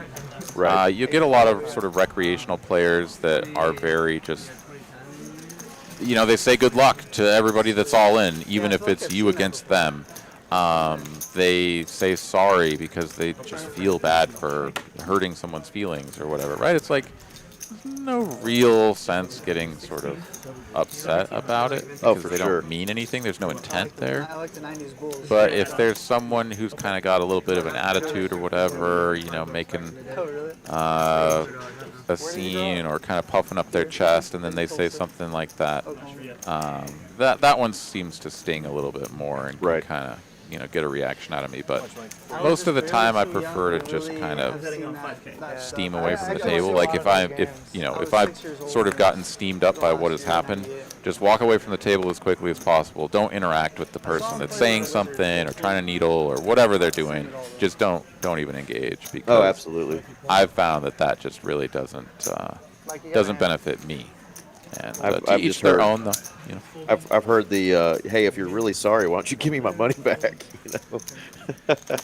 Yeah, But, I have dropped that on someone before when I was pretty chapped because I got like 2-outed on the river, and they looked at me and they're like, "Oh, sorry," and I was like, "Oh, does that mean, you know, I get my chips back?" Right. And I didn't feel good about myself afterwards though because I directed my ire at that person as opposed to just the universe. Like, why did I just get 2-outed here? Like, I'd be in a fantastic spot in this tournament. Right. And yeah, it can be tough to sort of subtract our emotions from the moment and always be consistent about saying our good games or our good lucks and walk away with a smile on our face after you just took a dirty beat. But yeah. Yeah, some of the guys in the chat are a little bit behind, so they're just seeing the big 4-bet from Mr. Seinfeld, the Maniac, with 8 deuce clubs. And Punter, ex-Punter, is saying what happened to Slick Rick. I'm wondering if that's one of the gentlemen who plays here as well, who is a college football punter. I think he's a Division II punter. But yeah, he lived up to your name and did a little bit of punting tonight, but we applauded him because he created some great action and gave it hell. And it's like a huge Bulls like with all the rings on it. But yeah, he's and you can zip it up and down, so sometimes had a couple buy-ins and decided that tonight wasn't his night. And we all know Slick Rick is going to be back on the felt and here on the screen again. oh, absolutely. Mallory says, is there really only one like? My guess is that you need to refresh your browser / YouTube app because I've seen that happen plenty of times before where it looks like there's only like a couple of likes or whatever, but there's usually more than that. I'm going to take a fresh peek and see that it looks like we've got 51 on there, so I'm going to add to it. And of course, we always appreciate you guys helping us out by hitting the like button, as it does enable us to get this program out to more viewers by bumping us up in the algorithm. So thank you guys all so much for hanging out with us and for hitting the like button. Yeah, I'm seeing 54 now, so that's working. So with 203 of you watching right now, like I said, can't appreciate you guys enough for helping us out. I've only been doing this stream here with Aaron for a few months now, I guess, helping out, and really enjoyed being on here. But I was a viewer and somebody who liked to chat it up here with all the folks, but love seeing this stream grow, and maybe hoping we can get a 30 or 40K pot before the night's over. We got a couple stacks in the 17, 18K range. Got some players that are very capable of doing it, so thank y'all for tuning in, and maybe we'll get to see some blood later.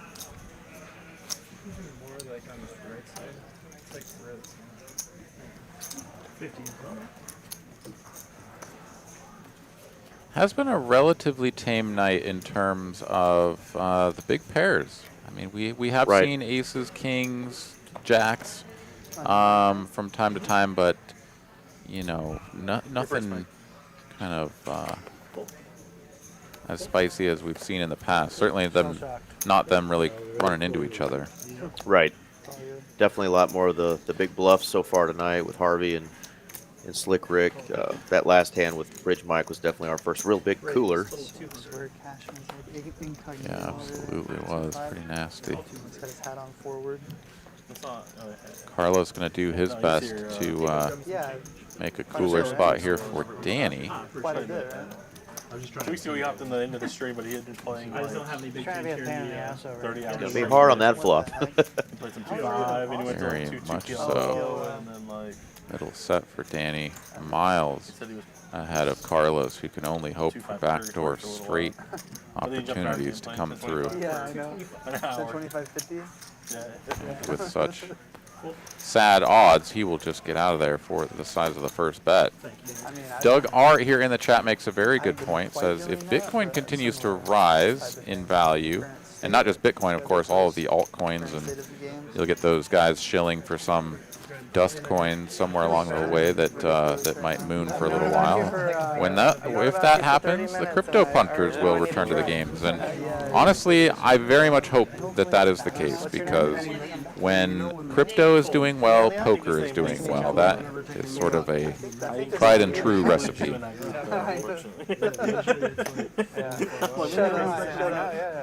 I didn't say what's her face. I know, that's still I'm like 5 hours away. That's sorry. Come on, this is just a little bit of a little trip. Wolfgang is getting pulverized over there, but doing his best to enjoy it, it looks like. That's the set of queens that hand, so they're called. To me, Tulsa's a cross country too. Yeah, right. Playing perfect against Oh yeah, get him, get him. Oh, there's the pain. Bring the pain. Oh, I love it. I'm a little bit of a sadist, though. I want to see some pain on the felt, but she's chopping him up over there. That's awesome. Everyone else leaves. Honestly, like nothing personal. Yeah, everyone else leaves. I hope he uses that in some of his videos. Yeah. The best part is that he's in the hand too, so he's got to go. He's got to power through the pain, and still play this hand. What did I get into? It's a check call here from Brian. Pocket 5. 9 of clubs, not a great card for him in terms of holding on across multiple streets, but let's see if Wolfgang has another shell in the chamber.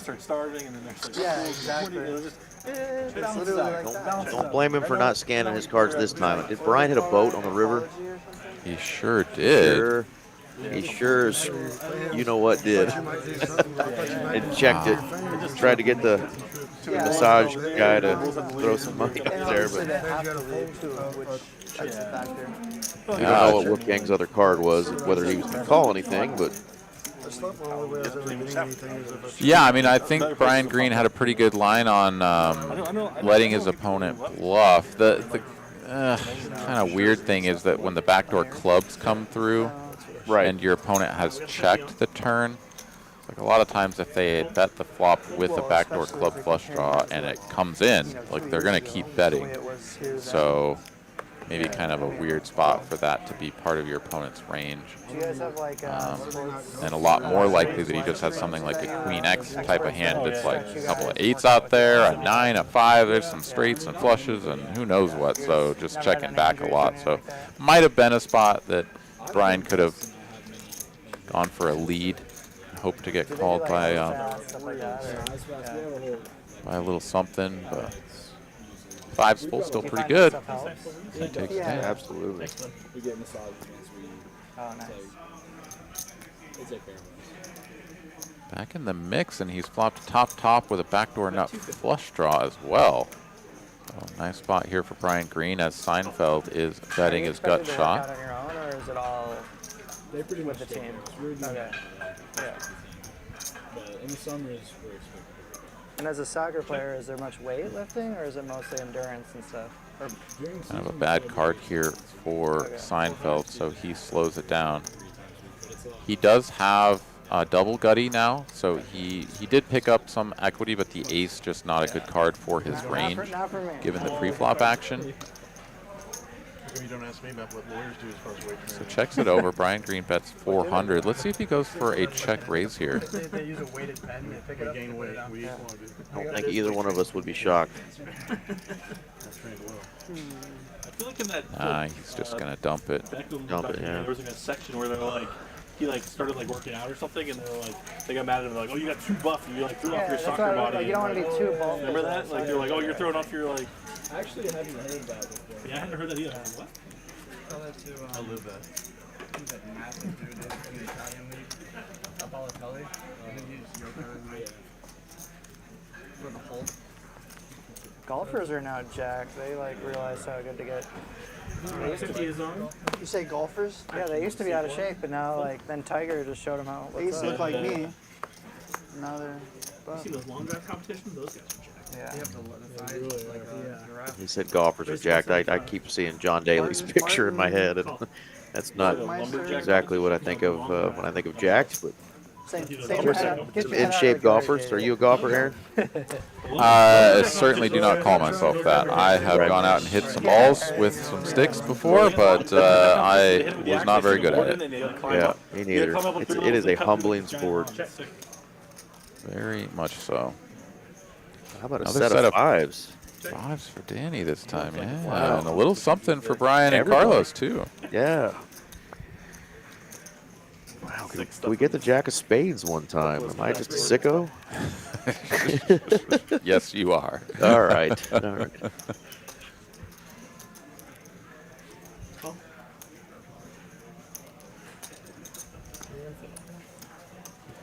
Wow, 6-9 of spades hits the muck. Just hits the muck, wow. He was closing the action, too. I'm very surprised by that.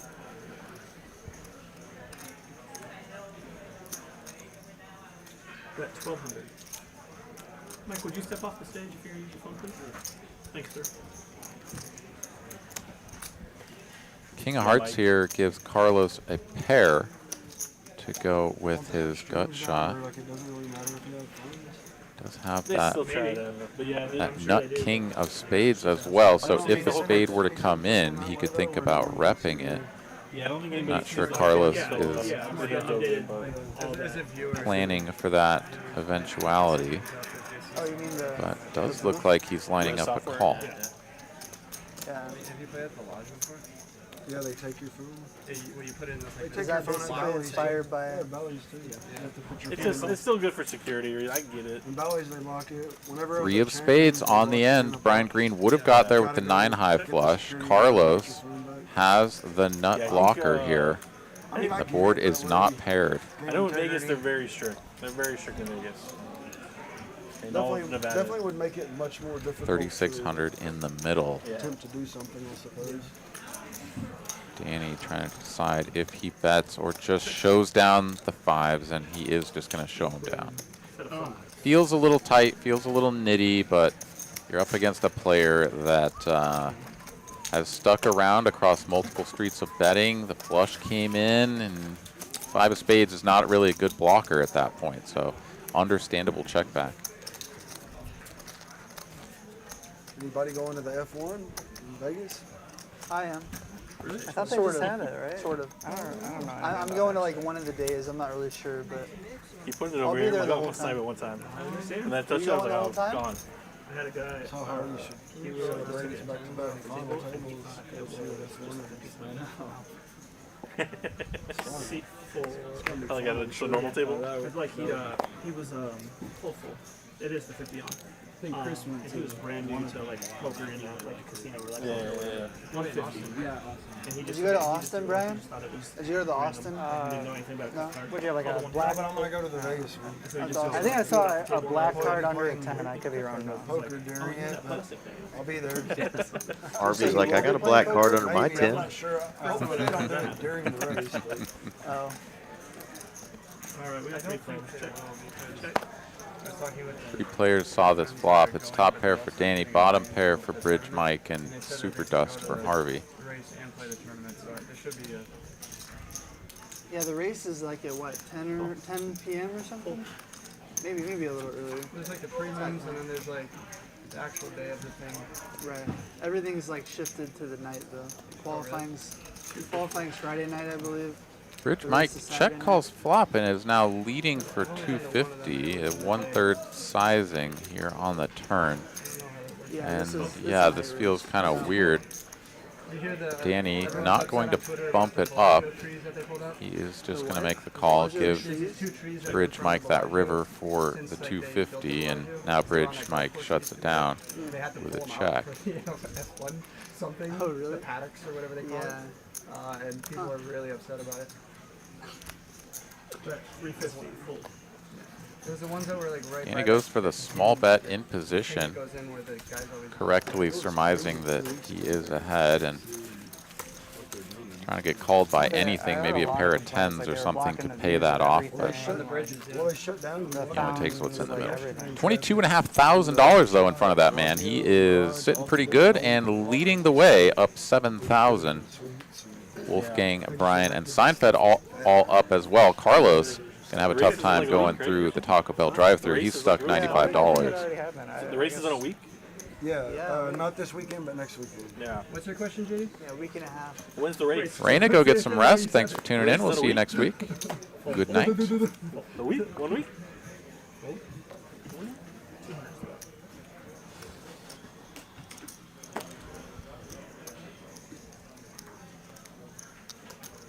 Race to 800.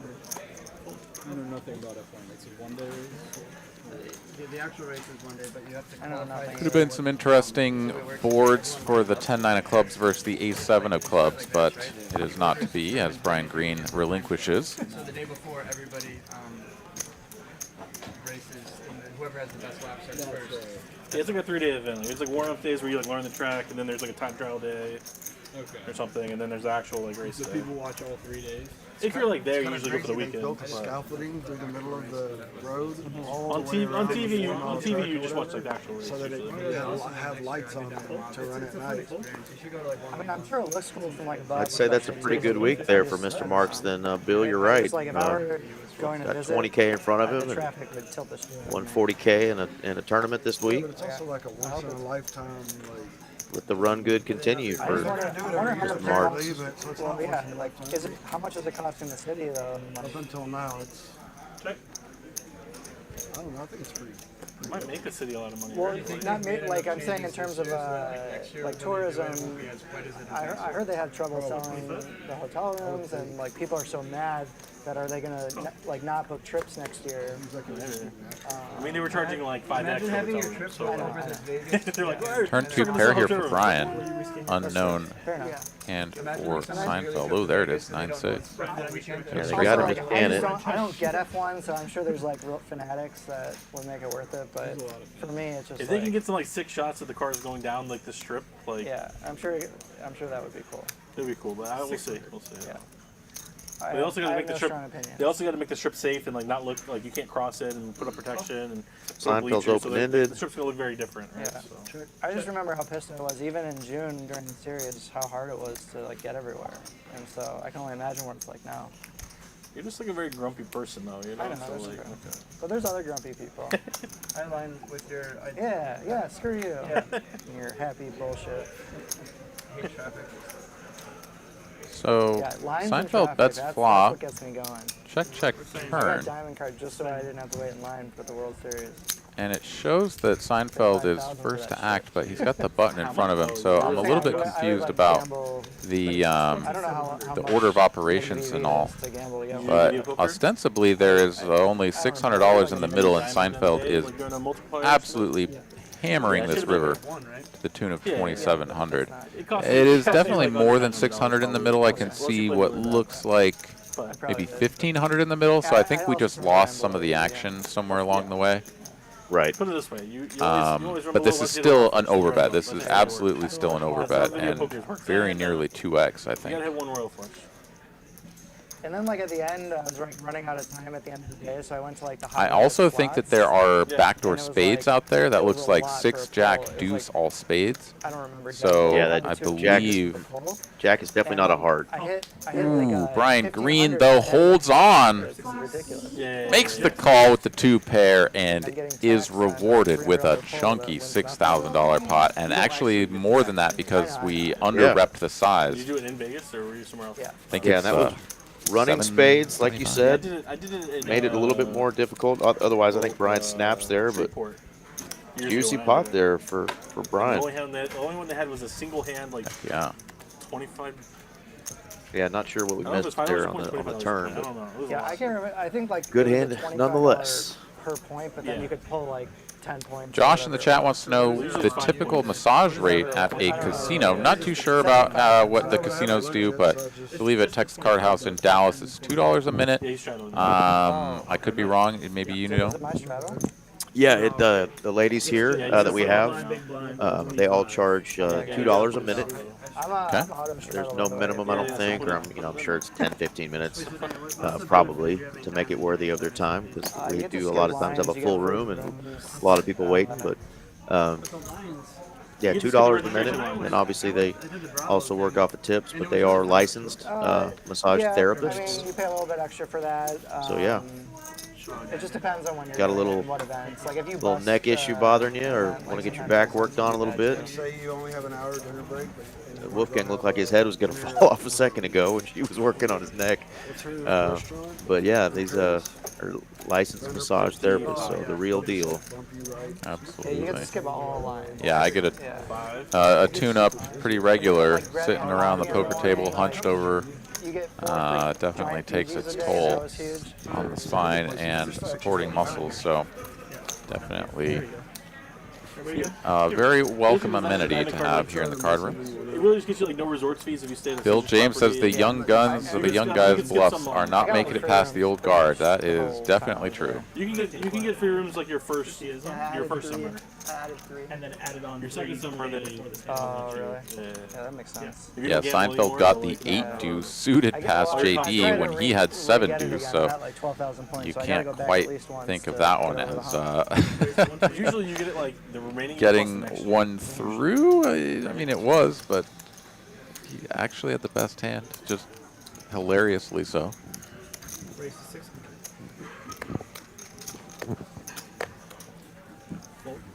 And, oh my goodness, we've definitely got a misread there. Brian Green did not just fold aces, everybody. I've heard about that. For anybody that saw that and just, you know, may have ruined their trousers, not to fear. That did not actually happen. Yeah, it's definitely been this side of the table more than the others that's had a little issue with the scanning of cards, but it's just the lines are crazy. we can assure you we're not folding aces here in Texas. even with the preferred line, yeah, sometimes that's ridiculous too.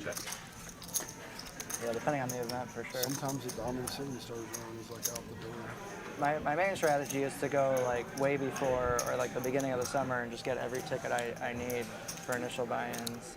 Like I bought my main event seat literally the first day I was there. And then with the plan that if you're involved in another one, you just get a refund or what? I don't play like a ton where I'm like stacking on like that, but yeah. The way it runs during the summer, Half pot on the turn from Wolfgang, good enough to take down the pot. If you're not, there's already a lot of the events that I do play, though, like it's one of those ones where like I could play it 4 to 6 times. So like if I do bust the one, I still have to go buy a ticket anyway. But like I'll, you know, like the Millionaire Maker, the Monster Stack, those ones. The play is to get there, like when you get there, wait in the line once, the Bravo line, and put money on deposit. I did do that. Account, and then you can just swipe your card at the kiosk and just print out your return ticket. I did end up putting money in the account, but I just never ended up using it. With your phone, all that. Yeah, the method that Brian just mentioned there of loading up your tournament account is absolutely the best way to go when playing the World Series out in Vegas. I do that every year now since I first discovered how to set that up, and it makes it so you only have to sit in that line one time and never again. So very much I would worth it. imagine the bank would charge a big fee. It's almost like a cash advance type of deal. But Well, it depends how they charge it, but yeah. I mean, the bank definitely hits them with a fee, so they would like roll the fee onto you. Yeah. I may have to rewind that and watch later because I didn't hear exactly what you guys were talking about on the tournament. Oh, it's yeah. So like the main cage line where you go to register for your tournaments. Right. You can just bring a load of cash with you and give it to them all in one fell swoop. Sort of load up an online tournament account with Bravo Poker.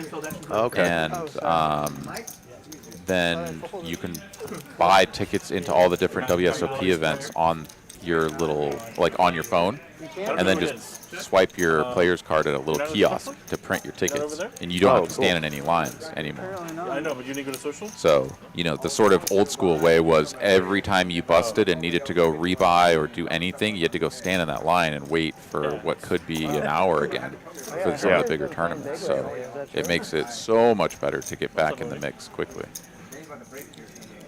Here? Wow. Pair of fives, ace kicker is going to be the best hand here as Wolfgang cannot pull the trigger with 7 high. We've been playing like I think when he gets checked to in that spot, he's got a pretty good place to go for a bluff and try to get it through, but just feels like he's going to get called by somebody with a better hand or a hand good enough to look him up so he doesn't pull the trigger. Stuck here. Looking there at the earnings, it's got JD at the bottom, stuck 7.7 thousand, but I'm trying to think of a hand where he got wrecked for that amount. I feel like maybe that is I can't either. correct. Yeah, he texted me this afternoon, so I think they started like 2. But I noticed that earlier as well. It seemed that that it had him as stuck a bunch.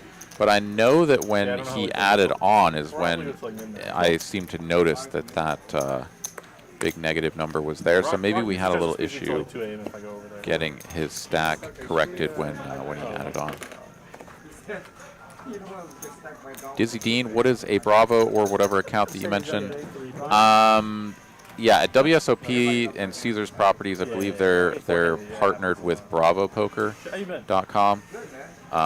So you created an account, you link it to your Caesars rewards card, and then that's how you sort of interact between those two systems in order to register for your WSOP buy-ins and then print them off the kiosks. I already had to get rid of something. There's actually some tutorials or whatever out there if you search like how to, you know, load a tournament account at WSOP or some variation on that. If you Google that, there should be a couple of pages where I think Poker News put together a pretty good outline, or one of those poker reporting sites put something together, and it's definitely highly recommended. I've got some injuries, but thank you. Top 2 pair here for Harvey. I shouldn't even do the Wolfgang milk. with another mystery hand. Whatever. It's all good. It's going to be okay. Wolfgang is the one betting after Harvey bets flop and checks turn, and now here we are with a check raise to 800.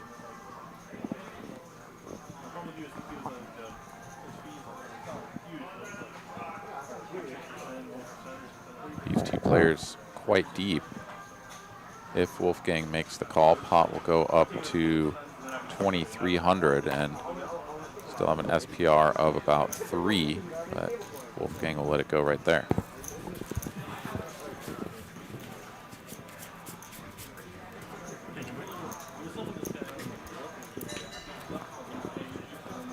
Yeah, I remember back in the days at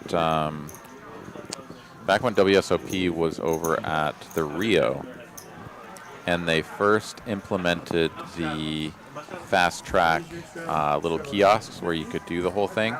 And I remember the first year that they had it, I kind of looked at them and was like, I don't really know what's going on there. That was the first year they'd rolled them out, so they had some glitches. Some of the machines weren't working.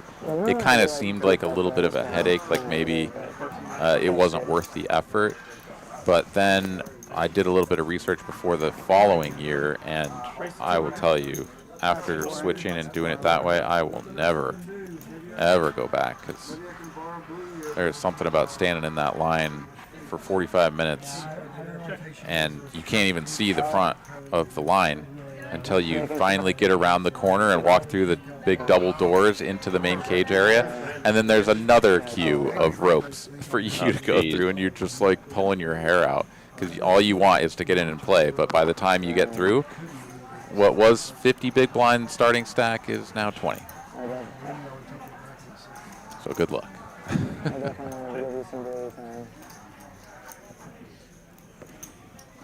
Yeah, we're still doing our tournament buy-ins here at the cage, and you know, we're a pretty courteous bunch here in Dallas. And getting guys will, somebody's trying to late reg, and it's a bunch of people trying to cash out from the cash games. You know, politely guys will ask, "Hey, do you mind?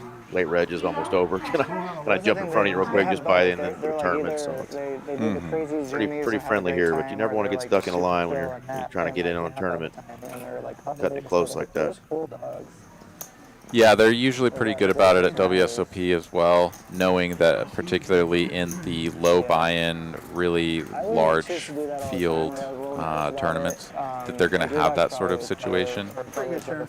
So they do kind of have, you know, like an end of the queue where it's like, yeah, you're technically registering after the end of registration, but you were in this line trying to register before then, so we'll let you through. But I mean, at that stage of the tournament, a starting stack will be 15 or maybe 12 big blinds, so right, you get in and you better double up pretty quick. Maybe I'm never winning. You bet after way better. I believe that might have separation. You live in the river? Yeah. Keep checking. I'm like, what? That's good. Okay, the 50 is on, and Brian Green is first to act. He'll make it 150 to go.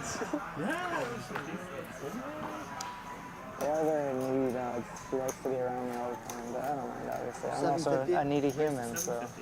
Something seriously out of whack with the scanning. We are not even getting a fraction of the cards scanned in at this point. Yeah, we're not getting any of them right now, guys. Sorry about that. Bear with us.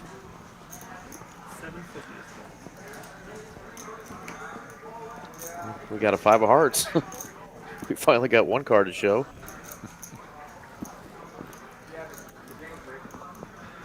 Seinfeld squeezing from the big blind after Brian opens and Danny calls in between, and that squeeze is going to get the job done.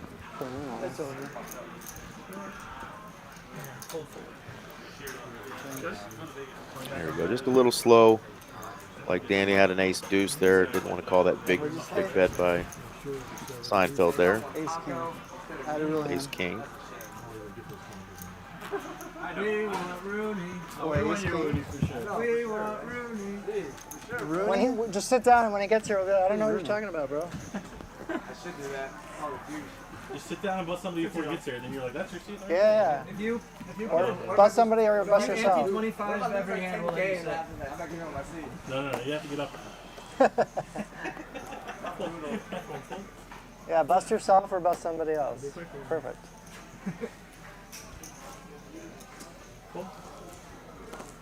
Yeah, something really strange going on here. Seinfeld never going to fold 7s in that spot.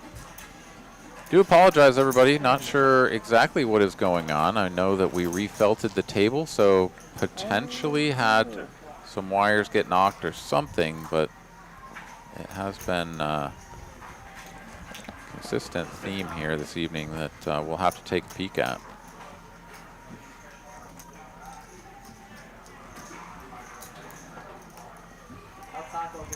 Looks like middle pair here for Wolfgang. Harvey on bottom pair and some back doors. Do you have his number? Wait, who is that? Taco. Goes for the check raise, makes it 225. And Wolfgang will let it go. I'm good. I'm good. Who? That guy?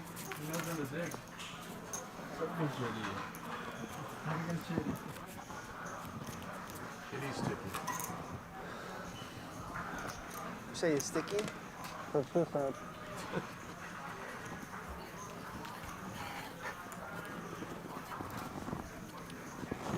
So still no player in seat 7.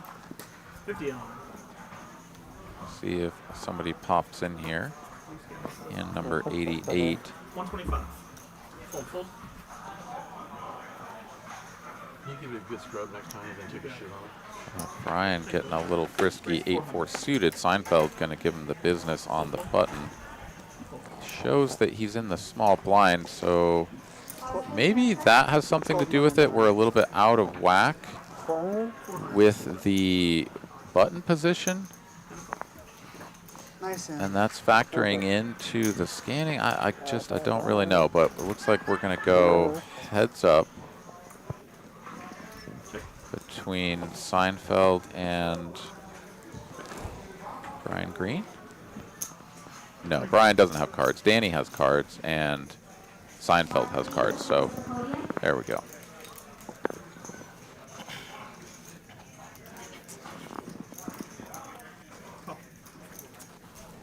I believe that is a Jack 7 flop, not one you see there. Is a 4 on the turn, however.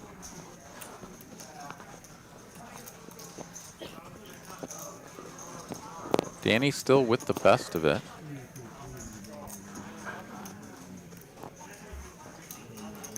Seinfeld looks like he's going to go for a delayed C-bet here in position. 600 now.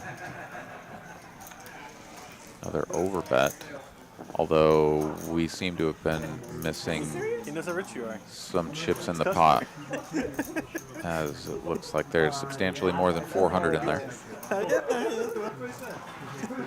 But it matters not, because Danny's out of there, Seinfeld wins. He's expecting to come back something like 250, I think. What'd you have? I know there's some of those things, but I don't have this, the title kind of weird. I got this thing. I don't know, like 4.5x, it's like Crazy Richard. That's your name. Haven't had a 7 deuce pop up here as of late, so maybe I can channel that into existence. Let's do it. No, get a 7 Dewey in there. Danny now in the massage seat there, getting worked on. Raise 250.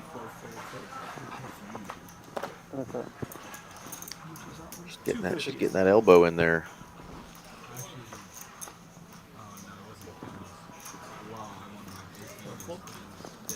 You get distracted at the table, Aaron, when you're playing and you're getting a massage? Not usually. Yeah, I mean, I get enough of them that it, doesn't really affect my game that much, I don't think. Of course, it can alter your sort of body language because, maybe they'll be working on your arm or sort of have you at a little bit of a different angle than you would normally be seated. So it can influence the way that you feel about your own presentation, like your body language presentation, because of the way that the massage is interacting. But outside of that, it doesn't really seem to bother me that much or affect my play, I don't think. I will say, though, that if you're getting, maybe you've got, a really sore muscle or something that's been bothering you, and you do have a really strong massage therapist that's really digging into it, kind of like what we saw with Wolfgang earlier, that can be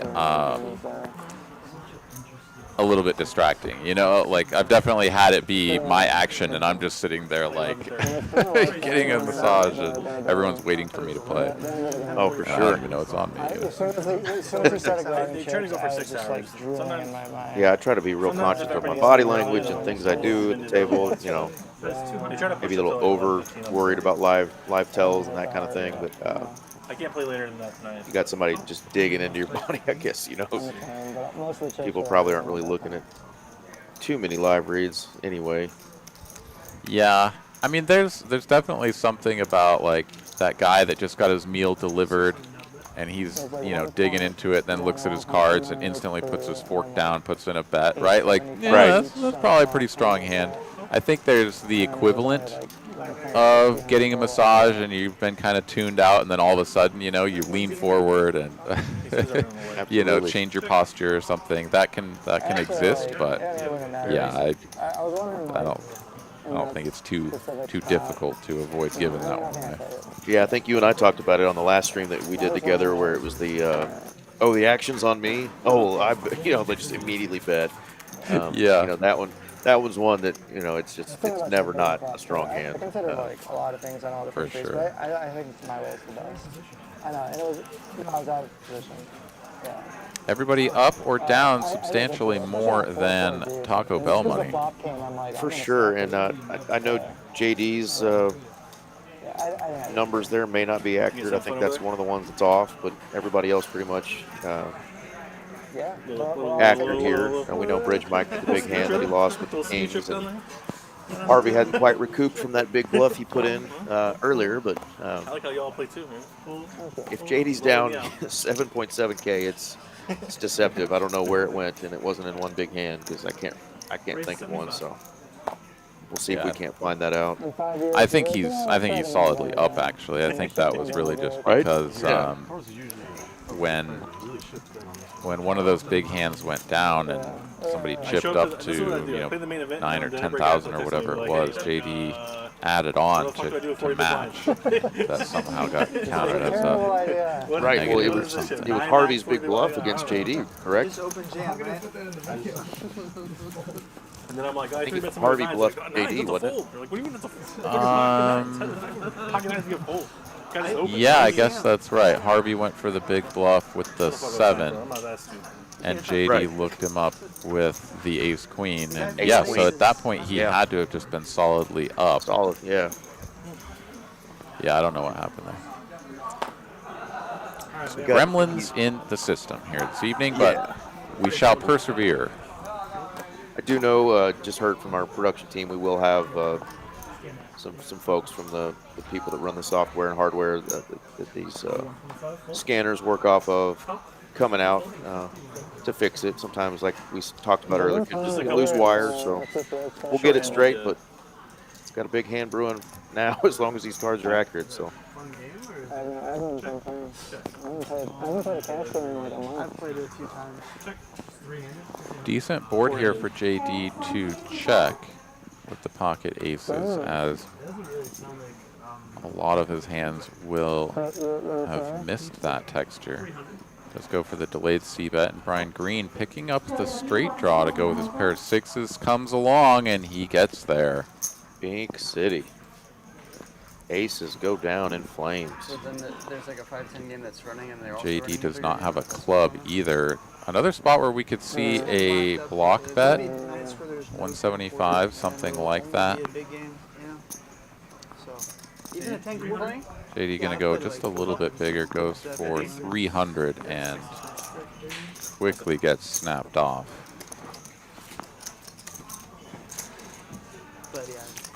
Surprised to see maybe Brian didn't put in a raise there, but clubs were out there. Front door.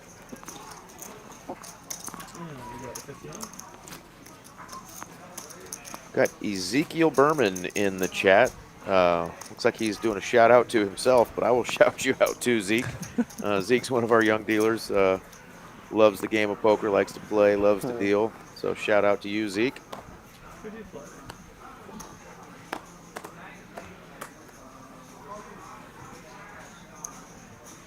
Raise to 150. Full. Change good.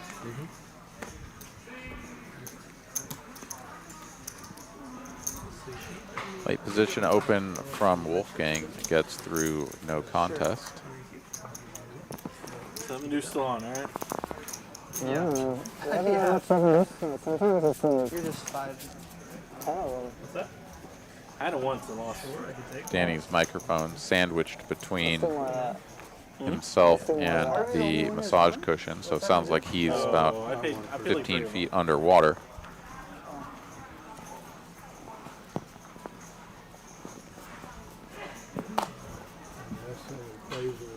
A bunch, yeah. There's like 20 of them, yeah. Raise 75. Oh, 4. 75.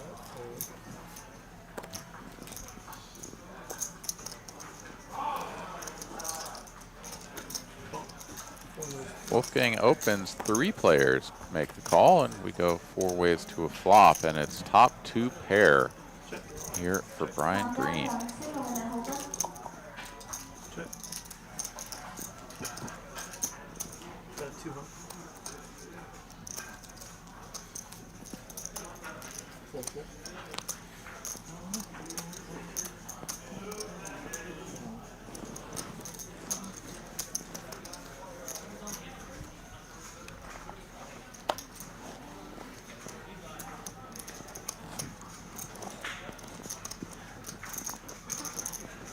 At a 200 here, Wolfgang thinks it over and seemingly wanted to make the call, but does let it go and doesn't suffer any additional damage. And we have like no red on the table? Maybe a little bit. You can get some more. Brian's got a stack over there. Yeah, Brian's got a stack. What do y'all need? He was just asking if we have any red on the table. Yeah. Running low on tippers and small blinds, it looks like. Where's all the red going? Travis is slick. Travis is slick. I was just doing that so Yeah, the announcers Travis, could empty plug. out the tip jar. Come on, Here we go. it's $10 an hour. All right, we have 100 guys. 25. They can use that as a layup right there for them. That's nice. Call. So rake-free environment. Yeah, how much is the rate fee? Well, thank you for asking. What a great Call.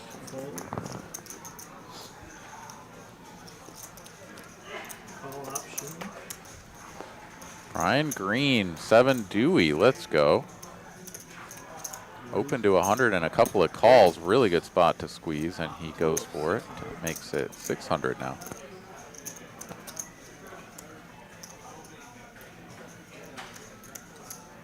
Call. Full.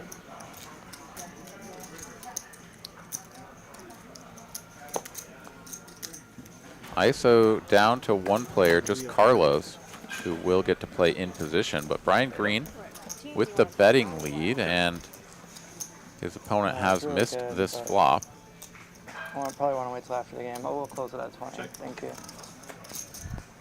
Ooh, checks it over They though. weren't lying though. You are Quick great. check back, and now he's got an up and down straight draw. It's about 1500. Still just 7 high, but he bombs it. Do you only work here? Or? Full pot, gets it through, and gets the bounties.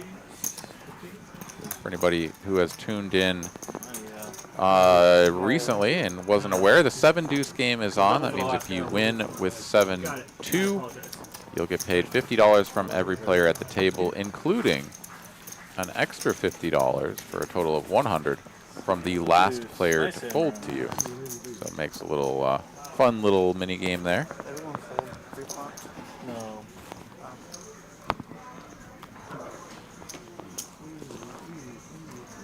Wolfgang's next on 7 deuce. We got the shred along. It is 50 to play. Next up on the stack, I'll play it. I get it, man. I'll fight. Double challenge wake up with it. Sick. Yeah, I'll take it. That's awesome. Can you hear the chopping sound on Danny's back? Oh, absolutely. Yeah, she's chopping broccoli there. Wake up with hit. Are you going to be here most Tuesdays? Or? I'm here Tuesdays and Fridays. Okay, cool. Do you only take cash? Yes. Check. I figured change it. I think I'm good, but let me see. 15. That's a pot here between Wolfgang and his neighbor Brian Green. Looks to me like King High doing pretty good here. We go check check on the turn. Thank you. Appreciate you. 200. Oh, I'm okay. And it is, Thank you, ma'am. yeah, full dust here for Wolfgang. Bets the 5 high, hoping that Brian will fold queen or a jack, something like that, but it is not to be. Yeah, I think what he get him with the king high there. Yeah, king high looks pretty nutty on that board given the action. Absolutely. Check, check, turn, right? Like aces and 4s with a king is gonna win a lot of the time. Sometimes, of course, chop, but 50 to play. Full fold. Fold. yeah, I see it a lot in some of the smaller stakes games where players really undervalue their high card on boards like that. At the same time, people aren't doing nearly enough bluffing in those games, so it does make some sense to overfold when your opponent does bet on a double paired board. But yeah, I definitely see lots of opportunities to steal away pots when you know, you've got 7 high on a double paired board, and you can get someone to fold an ace or a king quite easily. Right, like the shock and awe of the $50 call with ace high on a 1-2 game, you know, versus $400 or $500 in this game, you know, like no big deal. Call you down. It's standard, right? Like, yeah. Yeah, you go to 1-2, and yeah, people kind of gasp and ooh and ah, like you said. A couple of straight draws here. It is the 10 for Danny that brings it home. JD is left with just queen high here on the end. Was it? Especially the playoffs, that's fun. Yeah. It's like fun. We're like fighting for something. Like a rec league. For sure. Bet of 225. Yeah. I don't know many people there. It's only really There's Danny like mixing people I've met through the Wednesday and the straights Sundays now. into his blocking size. I really like the Wednesdays because I like small-sided, more touches. Your brother did good the 2 games he played for us. That's the most valuable thing you're supposed to accumulate for all the Was it? JD seeing this, it's a little over quarter pot bet, and he is going to pounce. He's got that queen, and he says, well, I got a queen. It's hard for you to have queen 10, and well, okay, yeah, well, you only need a 10, so. Okay, got snap called. Yeah, for sure. Yeah. It is a spot where sometimes Danny's going to be block betting with 2 pair. Good, genuine people. And hoping to get called by, you know, top pair, top kicker, something like that.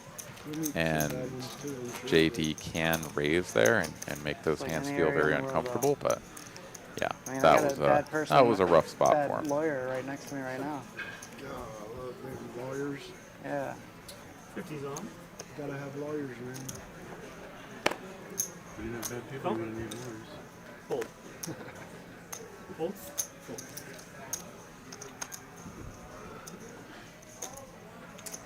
Call.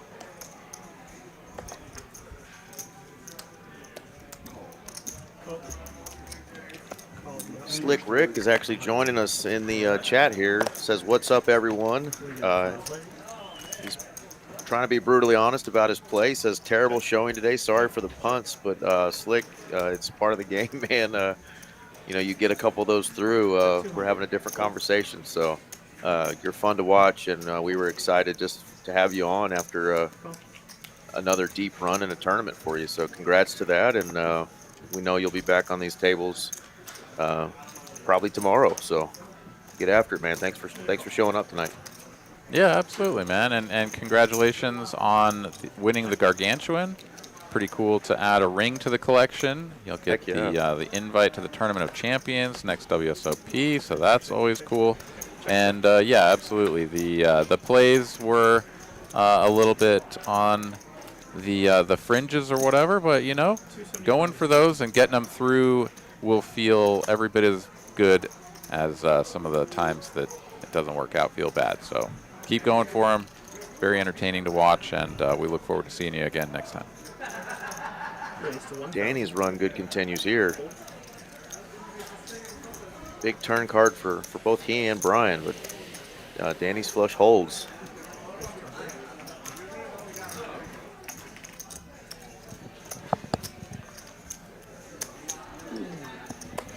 It's very, very cold now. Tough. What's up, Zach?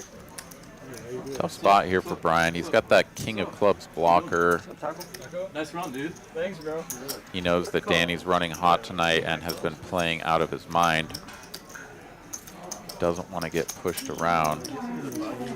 And yeah, feels obligated to pay that off. And I think that's just kind of the way it goes on that one. I can't if you need to. Not much to be done. What's up, Dan?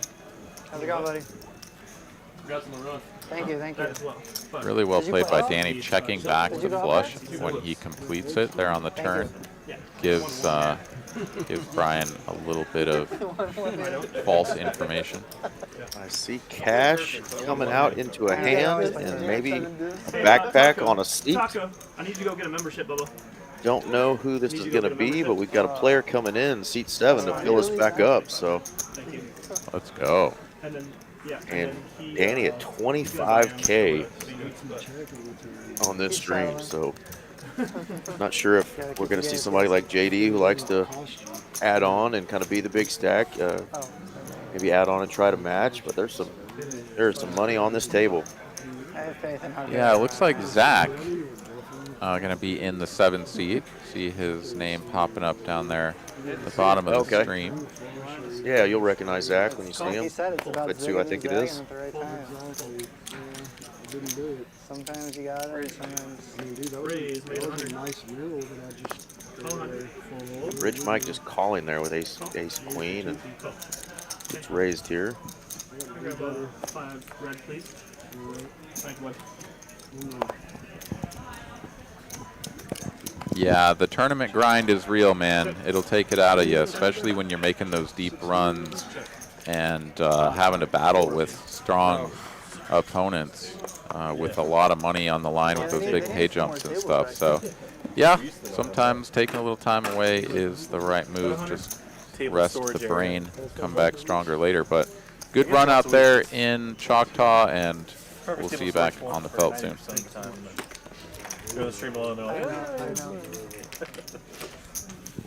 That's definitely something that I notice when I go out and play the WSOP in Vegas during the summer is the fatigue, because those tournaments, they have to basically go, especially in things like the Millionaire Maker and some of these, you know,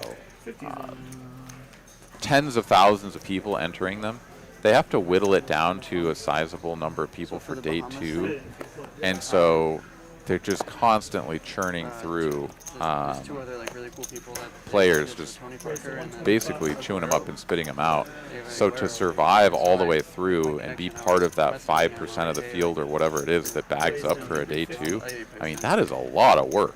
It is. And you're constantly getting all your chips in with flips and this and that and the other thing, and I mean, it is serious grind. You do that day after day after day, man, it takes it out of you. Really cool to well, at least meet him, if not like do some sort of content with him, you know, because he's a paid ambassador, so he kind of feels like he has to. Yeah, when you're playing those long sessions too, whether it's tournaments or several days in a row of cash games, I mean, your body can get a second wind, that second energy, but if your mental clarity isn't there, it just doesn't matter how awake or alert you think you are. It's just the brain just isn't going to function the same. You're not going to be as sharp. So, big component to the game is being sharp, making the right decisions. And if your brain's tired, it's just bad news. Yeah, it makes it like all the more challenging when you go on a trip for one of these big poker series. You're not sleeping in your own bed, because I'll tell you, man, sometimes it's the mattress, other times it's the pillow, right? Like you just get sort of a random roll of the die on whether or not those are going to be high quality depending on where you're staying. And yeah, dude, I'll tell you, sometimes I've woken up, just slept terribly because the pillow was crap or something, and then my whole next day at the poker table, I'm just in a funk. Already on tilt. Yeah, well, I mean, sometimes it's like you just can't lift the fog. It's like you're trying to think about what your opponent could be bluffing with. You're trying to think about how often you should be bluffing a spot, and you just like blank. Like, I literally don't know what to do here. My brain will not process this information. It was behind the, it was the high roller one, and it was like one of the first days, and it was right after. Yeah, thanks. The felt does look pretty stick. spotted Loved playing on it. poker. Obviously, this overhead view just is awesome. But you are correct. You donated to some good people. I say that often when I'm not running good, you know. And the good Lord says to be charitable, and I'm here to donate. So. You just hope it goes to some good folks. Like such a curse, dude. He also has For your, also like, a pretty privacy. big drive. 50 to play. Well, Just kind of let people know Yeah. that he's not. I was freaking out. So I was there when he was playing the high roller one. No, that's not. And I he was heard, behind that I like heard Neymar had like a bunch of security with him at the WSRC behind like that they weren't letting people get gray close. fence or whatever. Yeah, he definitely has. Raised from Wolfgang with ostensibly an ace of spades plus Yeah, another I mean, card. I don't blame him, dude. That's gotta be hard. Oh, full. Like you want to be nice to the people that love you and all that. So it's a give and take. I don't know. He just acts like one of the guys anyway. Right. Seinfeld's going to squeeze this up from the big blind. 650 to go, it looks like. I just like I can't imagine being in like the even, and Daniel Negreanu shoes with the Harvey, WSOP where everybody's he trying probably to didn't talk have to him. tens to have folded it that quickly. And he's trying to focus. So once again, the I don't think he scan does. monster strikes, I don't and think he I does. think he I don't does. know exactly what's going on there, I but think it- Wolfgang's you can, out of the like, way, and you it's can down to see just his Brian anger Green in on those the vlogs. King 8 of Hearts. You can see him get angry. I Obviously, really- he's great. He's the best ambassador in all of poker history. What he gets really frustrated by, he's like, talk to me while I'm playing. Yeah. He's like, when it breaks, like I gotta go. I'll Like, take we that gotta card run. too, but- Like, that's not the time to talk to me. He's like, I gotta go to the bathroom. I gotta go to my trailer. Exactly, He's like, exactly. when it's a break time, I gotta go. Yeah, So it's one like, of the funniest cuts like- of him. He says, I don't mind talking to fans, but like, don't talk to me while you're in the fucking girl room next to me. What are you in for? Yeah. 6K. All right. He's in for No, 6,000. he handles it great. I'm just saying, like, if I were him, I'd get so tilted. Yeah, knowing him years, I think he needs it. I mean, that's why he is. I mean, he's got that personality. That's, like you said, that's why he's. Maybe when he's so. out of, like, just got beat or something, or it's not shitting going his way, he's over duty. All right, so Zach buying in for what looks like $6,000. it's like me in the main I event. agree with that part. I'm just saying it's got to be Yeah, one. Wait a and hand. out of all the The guys button that to played, pass. him and Helmut were two of the guys that saw, hey, I can probably make money right And we'll see if he can make some things happen. I mean, they're the two most Against successful. the 7 I seed. realized, like, hey, I can probably JD's stack did not get corrected. He is definitely not down 9.7K. He's probably up somewhere close to 7 or 8,000. So JD's having another JD session.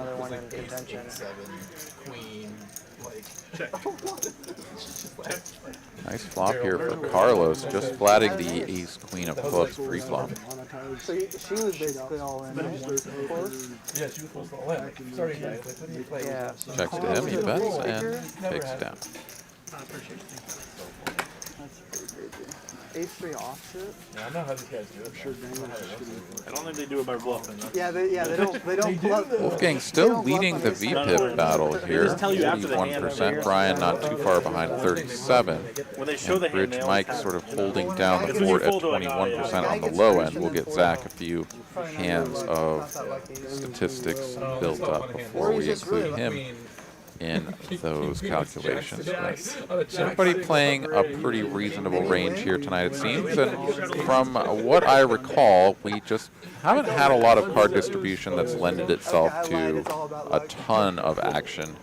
A lot of this kind of stuff, King 3, Queen 3, 7, 4, and then the occasional big hand mixed in. So if I lose on this hand, All right. I was like, oh yeah, this and is if it. the if the Nick game is on, It was a then standard somebody's hand. getting- Man. Got it. We'd alternate it. Nick game is on. Yeah. 550. We can switch to Nick game if you'd like. We got time. Whatever you guys want. Spicy one here. Yeah, With Brian King. and Yeah. Seinfeld. Thank you, Let's guys. go. Um, Wow, what a flop. Yeah, I made a stink in the beginning. I got a little PMS. Top and bottom for Brian Green. It's okay, Top everything pair, got no the way I kicker wanted, for no Seinfeld. Yeah. Both players Got the Nick game It was all worth it. hitting this board pretty I wanted to play hard. 7 deuce, but some people were saying no. Oh. So I said no Nick game until we put the 7 deuce on. I like it. Yeah. He was holding us hostage. I was. When we started the Nick game, he almost gave his nip button away. He said, "I'm not playing." Yeah, he kept trying to not play it. I had to like strong arm He Wolfgang. threatened to go home. I didn't take it that far. Like, I'm just like tanking in this hand, just arguing with Wolfgang. It's like, no. Then he did some racial epithets. Yeah. You've been trying to do some accents and stuff, like, you know. Sorry, how much? All right, 1,700. This pot inflating quickly. 725 called on the flop, now I just facing wanna play the game's Budweiser. 1700 on the And dealer's turn. ticket. And I was like, no, he has to play. He goes, no, And he then says he there was won't like play. 5 I'm like, no, minutes that's of not. taking shots at me with that something, and then that was good. Yeah, This that's is a not- board he can't that go, lends oh, no, itself everyone to else some will play. bluffing.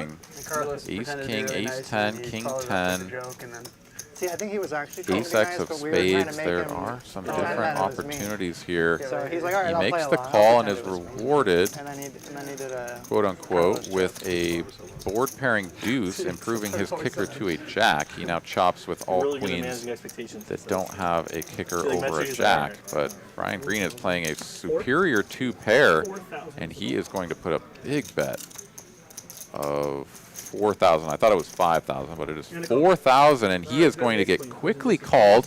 Turns out he actually has ace queen, not queen 6. Still played it very hard, and it's ace queen on the other side as well. So those cards were not scanned correctly, and what I thought was sort of coolery type situation ends up just being a chop down the middle. Yeah, only if he had both. No, I had work and then I came here. If I wouldn't come here, I was going to go there, but I already have a seat here, so I don't want to. Just flip and see who wins the chop hunt. Well, heck, that's no bueno. Texting me. That was some of that blood I was hoping for. I was hoping for that queen 6 there. all right, we got Wolfgang's and Yeah, Harvey's the money. quickness with which Seinfeld called, I was like, damn, dude, queen no kicker, just get it in there, huh? Playing that jack as his kicker, like without a doubt. Damn. Not that we're rooting for you to lose there, Seinfeld. Yeah, just juicy pots getting chopped are not as exciting as juicy pots getting shipped to one player. JD's gonna write a book on poker etiquette. Gone over 100 hands tonight. We're on hand 105. I asked Naldo when I look at the Close to 10 p.m. here. All right, 50 is on. Guess I'm staying home today. Maybe I should just open up a new restaurant. Raise to 200. Yeah, there's like not even a thing. Zach jumps straight in, I remember last time I played the big game over raising there. it up over Carlos' I had to put in limb. like the opposite corner from the Under 1025 the game. gun. And like we played or whatever, and then like Is in a by the dominated time the game broke, position, till when I but woke up in the morning, has I the had, betting like, lead. texts from like 6 or 7 different people. I don't want to know like Who's who that? won, Yeah. who Dangerous lost, flop how- here just for so much, Zach. like, and every single person, like I walked in the room here for the stream like the next Is day. a and, like, 4 monotone people board, before, like, however, the game so started, like, I'm just like, should prevent the None of pot your from getting business. Show up and excessively watch. bloated. like seat open. I don't know what Yeah. to tell you. Like, No, that's Just, I like ripped check somebody's head call off and from then I Carlos. apologized about it. Like, I'm like, I just told him, like, Board pairing you're the 10 on the 10th person to ask turn. him, This like, board getting you are right. ever though. Like, it's more no reason. precarious. I get We're that people a want bunch to of know. sorority Just top girls. pair. I get people want to know, and I get that people want the Yeah. gossip. 250 is the bet. I like the lead here from Carlos, although I think he could have gone for a They wanna know how slightly to play larger it. size. You know, that's And what wow, we it's a do. jack on the end. The core gossip circle. Oh, wow. Ace queen counterfeit. Ace queen just totally Everyone wants to counterfeted know here. This who is won, brutal. Who won, who lost, big hands, like. 550. But Carlos still going for value. Makes a lot of sense here. 5-5. It's hard to flop a flush. yeah, Rock The here jack is together, not a good card for him, but Yeah. he can bet relatively Like small when you here guys played, like you guys were sitting like right next to it, so and like hope to get called you guys by were- king you were in the game queen, for a while and stuff. So like, yeah, obviously, like it's a lot maybe easier for even the people queen to keep 9. up with like what's going on. But the next day we were on the other side of the room. He right? will So, get like, called by queen people- jack, People didn't know what was and going on in the Ace, other queen, corner. queens, and tens. that with is ace, not queens, and what jacks. he wanted to see. So I went off on like 4 people the next day. They're like asking like. Nice spot there for Zach. His first hand Don't ask- played I just nets told him everybody, like, don't ask solid me. 1.2K in You can profit. ask me, but don't ask me. That's right. He had I'm not the to. person. Starting his night off right. Good thing he showed up. Yeah. Yeah, this is gotta be a rough time for you with school and soccer. If you did though, Well, I think it's fine. what game would you gravitate towards? Shake of the head there for Came up Carlos with, like, as a he reaches into private the answer, so blazer instead of for talking about it, that's a small Especially when reload. the numbers are big and stuff. It's Definitely like, feels pretty gross when you're just way ahead, and toast onto the river. I'll let you tell everything, but like, I'm not. I didn't confirm, deny. I just sat there. And that 7 seat's been our not so hot seat tonight. Got a new person Open to start telling coming everything. in, and That's honestly what you should sometimes do. Instead of work. maybe you just got to stay in that seat and go through 6 or 7 buys. buy-ins before the seat gets hot. I've seen people do that, but man, after I'm kind of like Slick Rick, man. After if I don't feel it on those first couple buy-ins, it's time to either move tables or just call it a night and move on, get some breath. Yeah, you don't want to talk about. Definitely take advantage of that. Let's go, Carlos, putting in the squeeze here. 5:50 to go. Can JD hold on? Do you think after when you He can. you'll play more cash or just focus on tournaments and traveling and stuff? Playing in position, but has really whiffed this flop hard, and Carlos has actually connected quite strongly. Front door diamonds, back door straight opportunities. He can hammer away at this with impunity, and JD gonna have a tough time even seeing a turn. Hope to bink one. Oh, he already did, so he can stop. JD feeling sticky. There's sevens now for Carlos. Proves to the best hand with a pair. The one at WPT one? No, the WSOP. Like the Vegas main event. 10K. 1200. I'm gonna try every year until I'm Oh, the main event. Yeah. Very modest There's a sizing big one here. coming up in Vegas. 10K buy-in, right? JD lets it go. Let's go. Seven deuce, please. All right, Carlos, an extra 50 from JD for being the last player to fold, and 50 from everyone else dealt into the hand. There we There go. was like 3 in a row. I was like, and you're losing every hand. If you're just joining us for this last couple hours of the stream, they got the 7 deuce game on. If you can win a hand with 7 deuce, every player at the table pays you $50. The last person to fold gives you an extra 50. So nice little pot there from Carlos. Got a call on the flop. Got a little extra by showing the 7 deuce there. So makes it fun. Do you think he'll be able to play the Vegas It was a home game and it was a 1-2 college game, but I knew that going into it. It was still very fun. Don't even consider I like college football. Are you guys going to do like a And I went honeymoon to right after or not sure this yet? past weekend. Do you know what They you're had a gonna grand do? opening of a room there. I'm like looking at. So, and they actually ran a 5-10-25 in the room. Yeah, it was fun. Bro, you talked to It was great. Yeah. I'm going to the Texas TCU game. No, yeah, you shouldn't even like. You don't want to bring that. You don't want to get in trouble. Ooh, this is what we've been waiting to see. Seinfeld with a 7 They have a deuce. 1-3 match a stack. It's fun. Where? Yeah, this is the player we've definitely wanted to see that hand in his possession.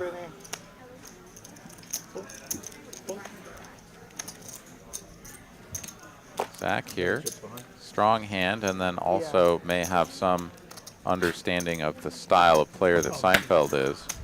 He's going to make the call, play out of position, and whiffs the flop, the 7 connecting for Seinfeld.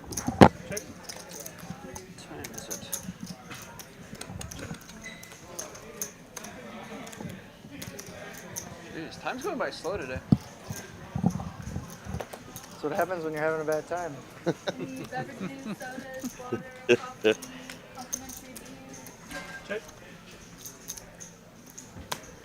Actually, Lauren, can I get one of those? Danny could confidently say that since he's sitting on 25K. Peanut butter chocolate thing that I Yeah, like, I don't know. always good to needle Wolfgang a little bit too. Like protein bar Reese's. thing. Oh, yeah. Yeah. Yeah. And then just like 7 deuce, pay it up. Back-to-back hand. Yeah. I'll do a cold water too. Thank you.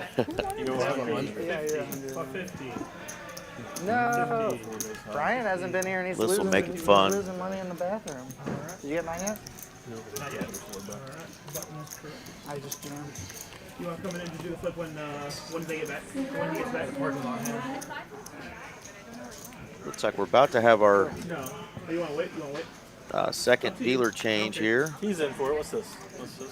All right. Just a second. All right. I'm gonna do this hand and then we'll. Got another hand prior, though. All right, guys. My last hand here. 10.25 here, please. It's still till midnight, right? What's that? This is the 6-hour stream? Yeah. It was really tilting because I played fired 2 bullets on Friday. Yeah. Maybe that massage made Wolfgang a little tired. He's like, oh, is this the 6-hour stream? I think he's starting to feel it a little bit. I couldn't play on Saturday. Needs another chocolate milk. So A little chocolate milk, a little latte. They got Red Bulls up at the bar. That sucks. Raise. Was it one rebuy per day? What's that? Was it one rebuy per day? Yeah, so bad. Why? I don't know why they do that actually. Like, what's the? I Maybe they don't have enough understand the dealers. logic. I don't know. Someone was trying to explain it's like because it's too good for good players. They don't want good players like rebuying them anytime soon. I mean, well, that's technically true. They should care about money more. We all want the prize pool to be bigger. I appreciate you guys. Have a great night. Yeah. All right, that's going to be a dealer change, meaning we've got a PLO flip coming, and I'm going to go ahead and step out and leave this show to Eric and his compatriot there in the booth in Dallas. So it's been a pleasure hanging out with you this evening, my friend. I hope you enjoy the rest of the stream, and I will see you next week. Thanks, Aaron. It was a pleasure, obviously. And R.J. Dupree is joining me, and we'll take it from here. Have a great night, bud. All right, you guys do the same. To everybody who tuned in, have a great rest of the evening, and I'll see you guys here in about a week. Take care, everybody. Good night. Mr. R.J. Dupree. What's going on, fellas? And ladies. There's some ladies out there. Absolutely. Yes. Speaking of ladies, we got a lady in the box. It's Brittany. Not yet. So that was you guys. Yeah, you see something today. But that's for the listeners. What's up, everyone? That's right. Thanks for jumping in. Absolutely. For TCH Livers, we love everybody. 10 p.m. on a Tuesday night. We got 160 of you still watching for this next 2 hours, our final 2 hours of the stream. Brittany's going to kick us off with a PLO flip. Not a bomb pot, just a flip. They're going to run it out. Let's see who wins. I see a heart draw. I see a heart, 3 hearts in one hand. Oh my god. I see a king 10 straight. One time. I forgot. Oh, I win. Trips. Trip's good. Oh, I have a Ace straight. 9. King 10. I could probably have a full house. Oh my god. Give me a full house one time. King 10. He's going to turn over the card. Could it be a full house? I've got 4 9s. Is that any good? Is this good for half? It is right now. A third. Oh, we got 3 king 10s? I didn't see that one down there. I have jacks full of 2 king 10s. What? He's got all the What does he have? Jacks full? Wolfgang have Jack? Jack would be good I here. go really slow, so that way I can slow roll. I believe that's what it is. Just jacks full for Wolfgang. I didn't think a straight was going to hold on a paired board. Rarely does in PLO. Especially flip style. We just reflip. Ashley Hine is in the chat. She says, yes, ladies, that's Hello, right. Ashley. Good to see you there. Can't forget the ladies. Yeah, thanks for Slick I knew there'd be a few out there for us. We've got some really good female poker players and dealers, obviously, to play here, but a couple that are making some waves here lately with Poker Face Ash, who's got a blog, and then Poker Mama, who's had some recent success on a lot of tournaments. They're out there grinding and crushing it, and repping Dallas really hard. So we love that. Yeah, I saw a good run for Poker Mama this weekend, somewhere out of town. I forget where she was. And of course, some of these guys rocking the Choctaw final table with Danny and Slick Rick was on here earlier. Slick Rick, Carlos. Those guys had an excellent series at Choctaw. I fold them.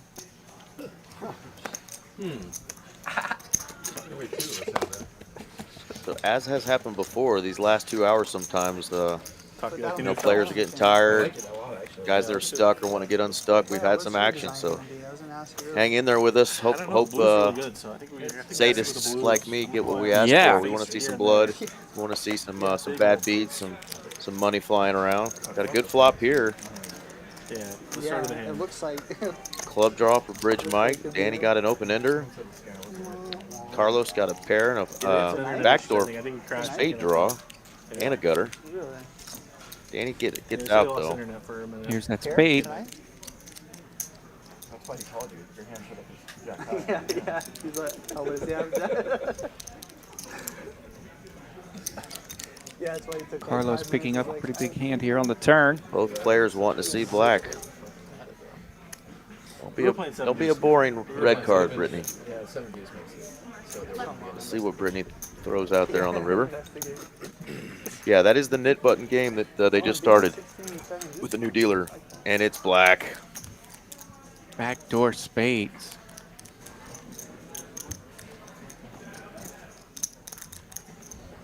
And then Seinfeld still rolled him too.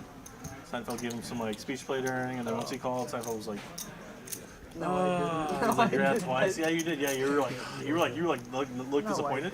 Yes. Bridge Mike's disappointed, but easy fold for him there. Yep, bottom pair, flush miss. Made it easy on him. Oh, you caught me. Oh, wow. And at the end, you okay, should flopped a bottom pair and a flush draw. Just wondering about Just goes runner, spades. Beforehand, he bet enough on that turn to know where he was, and so if he doesn't hit his club or a 10 there, he's done. He has a queen blocker, so it's like hard for him. I bet enough to gain information, and then I don't use the information. Yeah. Oh, yeah. How you liking this felt? This new felt, the blue Love felt, it. the Dallas Skyline? Yeah, Dallas Skyline's rocking. Yeah. Talked about that last week with Mitch. He kept calling it Baltimore, but other than that, it was pretty cool. Baltimore, huh? Yeah, you should Queens, and he was like, oh, no. Something about your face. You should feel bad. You should take a week off. And then you needled him for the rest of the session about it. Yeah, I heard there was some pretty crazy folks on that live stream last week. Yeah, it was a good time. Yeah. But I'm glad to be back, the third most popular commentator on the stream. Indeed. Appreciate you giving me Welcome a shout back, out third. as numero tres. Well, today you're the second. True. Yeah. I am number Yeah, two. you went ahead of Mitch today. Yeah. Very good. I may still be third because it's RJ and Aaron was on earlier, so I guess I'm still third. Yeah, you're moving up in the power rankings. Very good. Is this more like you're going to learn from it than me? You know? Danny, ace queen suited. Let's go multi-way. We haven't seen very many multi-way flops tonight. Oh my goodness. Quadzilla. Harvey says hello. Open ender for Bridge Mike. You were advertising in your video like a month ago, the very beginning. Oh, bingo bango for Quadzilla right here. I love Bridge Mike, but can I get a 7 on the turn? Oh, AG1. I drink We've that got clubs out there? No, not a single club. No clubs. Just write it down. Slip it down. Harvey's going to struggle to get much out of this with the clubs on board. He's hoping that was a good card for his hand, but he's probably not going to get much unless somebody gets out of hand here. Green sludge.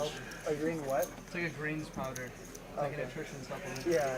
Does the young man show the quads? He's on knit button. Yeah, he's got to show it. He said, "This is just ridiculous." No, it doesn't count if quads. I agree with Danny. Danny says, "Yeah, it doesn't count. You don't get to get rid of your knit button if you have quads." Yeah, nobody had a club. Nobody had another pair. Just gross. You know, when you've got the whole board, that's typically what happens, right? Nobody else has a thing. Indeed, they say it's hard to get paid on royal flushes and quads. It was good leading out there on the turn in case the club or something does pick up some value. I put mostly water and then like a little bit. You're never going to gain any value if you don't try. That's for sure. Brian Green is going to try to hit his quads. Yeah, a little different for us this time. If you have time, you probably don't need it anyway. Did they reach out to you, or like how did that work? Like, is it just like if you have certain amount of subscribers? Seinfeld is not going to let him see quads very easily. Some of them they reach out, and then some. Brian's made some pretty tight polls tonight, pre-flop, just kind of picking his spot. He's a guy that we've seen on this stream really splash around, kind of depending on the mood and where he's at. But he is a really sharp player. You might want to go set mine in here, though. Knit button game on. Pocket four is a pretty good starting hand. Got plenty of chips in his stack here to go set mining. Do you have a manager, like a financial guy that helps you with all Instead, this he stuff? ran into the minefield. Indeed. I have people that are no contract, so if they bring me something, I'll give them X%. Yeah. But I don't have anyone that takes like off the top. What about your how you prepare all your finances, like your business at the end of the year for taxes and stuff? I have an accountant. Yeah. Just leading out with top set, bingo bango. And we're on to the next one. All right, he remembered last second there. He showed his hand. Yeah, this is not fair. Quads and sets. Quads and sets, yeah, pretty easy to get rid of your knit button when you're flopping the world there. Let's go, cards. Turn it up. You almost won a big pot. If I 4-bet. Really? Yeah. You had a set? So we've had some really big bluffs tonight that have not gone through. Ah, very nice. You have quads the hand before. Some of the guys that are down. This is showing here that JD is down 11K. He's probably up 8 or 9. That's wrong. So JD's having a pretty good night. Harvey, Bridge Mike, still kind of on the downside there, trying to get it back. Danny's probably the big winner of the night. We're not JD over here. And then it said, I think it said green was up as well. Yeah.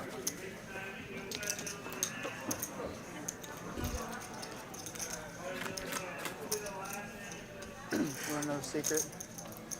Almost forgot the Nick game was on. I was showing it just to show it. I knew that, and I was. Oh, you picked that up? You picked that up? I almost said something. I was like, nope. And then Taco said something. And I was like listening. I was like, yeah, Taco saved me.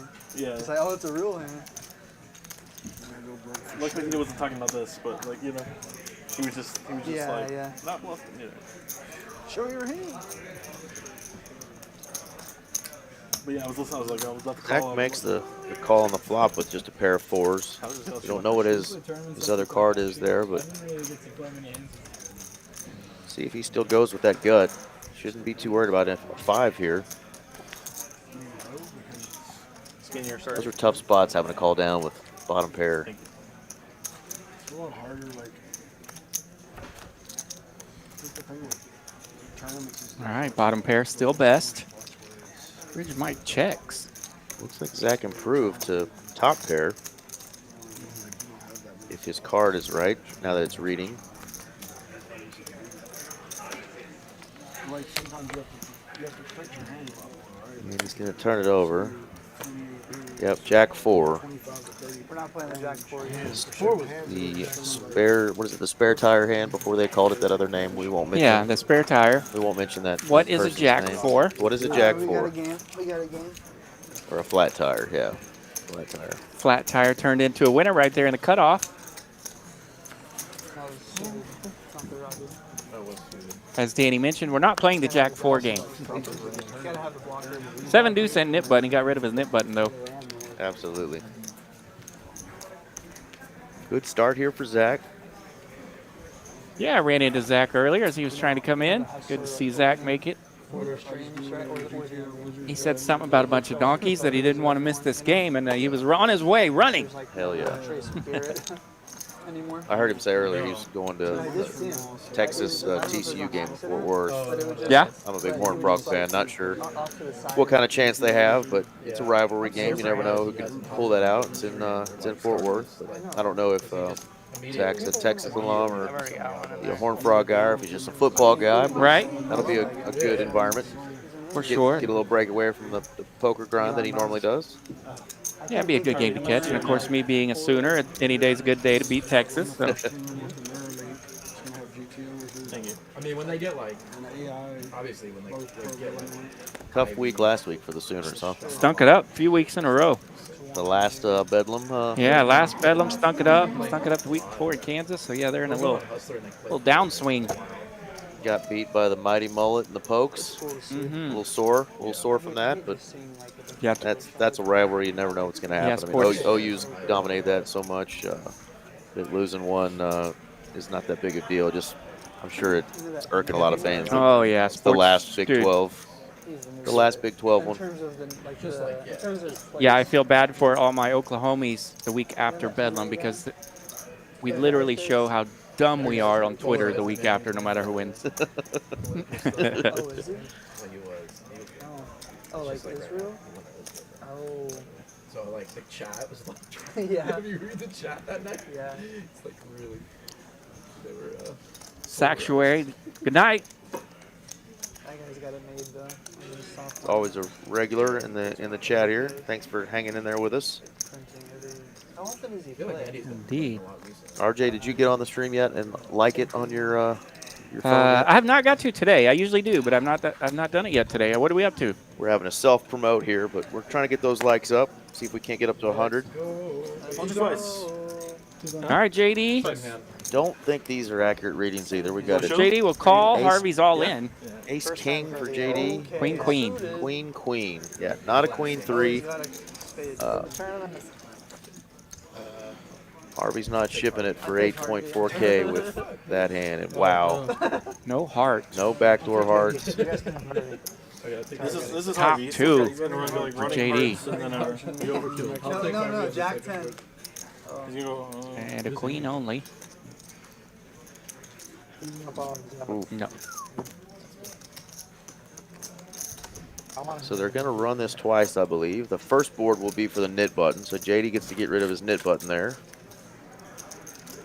Harvey's holding on the second board here. 9 high, flop. JD needs an ace or a king to scoop. Ace on the river. Harvey has to get all the stress. All right. He's just sitting there Put it this way, pretty. put it this way, put it this way. Safe for Castro. Yes, the 10 on the turn. Would Would have been much more of a sweat for JD. Chop it up. Corey, they're going to play for another hour and 40 minutes. So this is on Tuesdays, these players have been playing for the last couple years 4-hour streams, but they really wanted to get a couple hours, extra hours in because they tended to play after stream anyway. So it's a 6-hour stream from 6 p.m. until midnight. Our first hand usually kicks off about 6:15 because we are on a delay.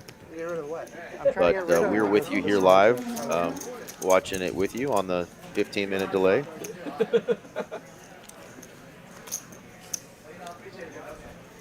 I got it, yeah.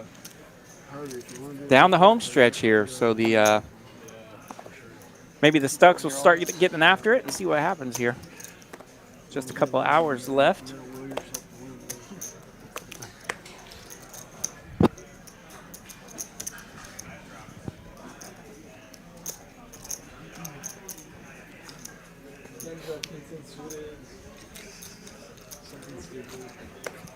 I had something stupid. He's gonna have a lot of stupid. And he's king high.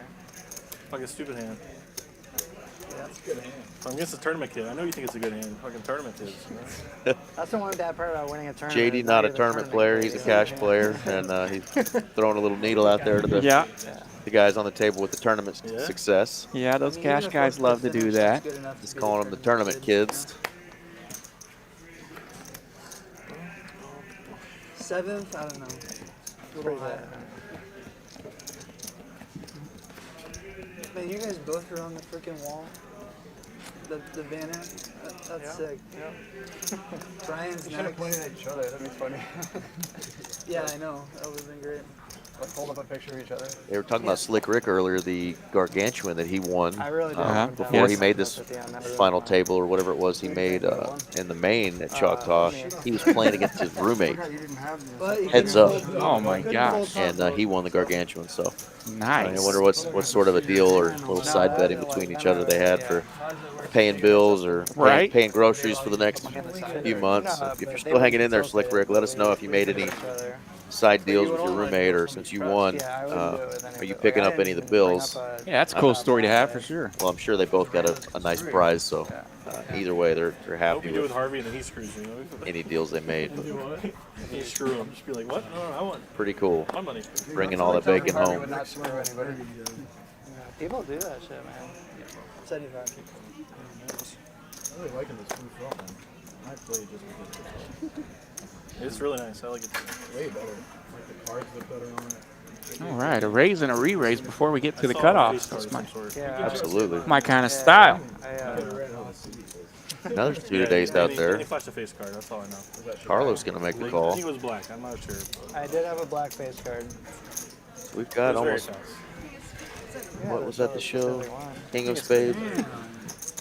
250 to go, 3 ways. That's right.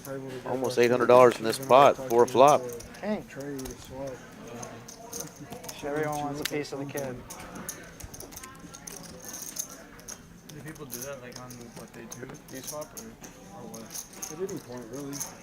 JD with the 8% equity, kind of knows where he's at. He's going to check it. You could do it before, but say like Carlos picking up the backdoor diamond draw here. And there's huge money up top, but right now it's like shit and anything can happen. It's starting to get like high variance. So say one of your boys has $1 million and you have 1.1 or somewhere near it. Swap for like a hedge basically. The suited ace out of position, always fun to play. No, occasionally. If I trust the guy. It always seems like you get this board right here too. You'll hit that ace, then pick up that draw. No, I don't know. Like you said, anything can happen. It's if you trust somebody and they're Carlos rivering the nuts. Not only that is if you just feel like you've been playing with them. Nothing funner. Then runner. What's up? One in February with some non-poker buddies. It's just nice No, to I'm have a not going sweat to if you take a beat. I was just trolling. I knew Cody wouldn't want to share a room. So. Up top, there's only 20 players, but right now I was like, let me ask him. Seinfeld obviously lose it to 20 players, you're still any getting two pair. 1100 here's the bet, about 80% of the pot at time. You got like 2 guys that you're trying to cover. Gonna make the call. Yeah. One of them's even like the guy that you want to swap with or something. It's not a bad idea. I never used to do it. It's the right player. Tough hit there for Seinfeld, but boy, I've seen a lot of people lose a lot more money than that with an ace jack there. At that point, you're got a pair of aces, but it's more or less a bluff catcher. There's definitely a few aces that you beat. A lot of them have 2 pair, and And I love that bet there by Carlos, that 1100 there and the 1300 or so, and it's definitely payable for the big aces, even though they don't want to. They've got to be Exactly how it went. Nice value out of that. I think 5 to 10 is great at max. this side of the table is definitely getting some juicy hands here. Zach's got a ace queen suited, going to raise it up to 75. Some guys like to do like 2 with like 5 to 5. So just always, I guess, have some. It's nice. Why not? Yeah. 2% is a Ace queen good. And we still have just a couple of players left with the nit button. Looks like Danny Marks, who's already lost it once tonight. And our seat 2 here, Mr. Wolfgang. Wolfgang and Danny? Wolfgang and Danny. Wolfgang Poker and Mr. Danny Marks. All right, let's see if they can hook one up. Mr. Tournament Crusher Danny Marks. Bankroll's over. That's fam. Whoever gets it, you'll see it. They've got a new graphic where it puts up the person who loses the nit game, puts their name up on the screen, keeps it up there for a second, says, loser of nit game with a negative 800 that they have to pay out. Absolutely. A little extra needle. That should definitely part of the stream. That is some good, high-quality character generating right there. Absolutely. Let's go. See, I don't have any perfect NRG Fantasy Focus in the chat says what happened to Eric, a.k.a. Slick Rick. Wasn't his night tonight. He fought in a couple times, just wasn't his night. Decided to take the second part of the night off. These players are not, committed to playing the whole stream. If they don't feel like it's their night, they're more than welcome to come back another time.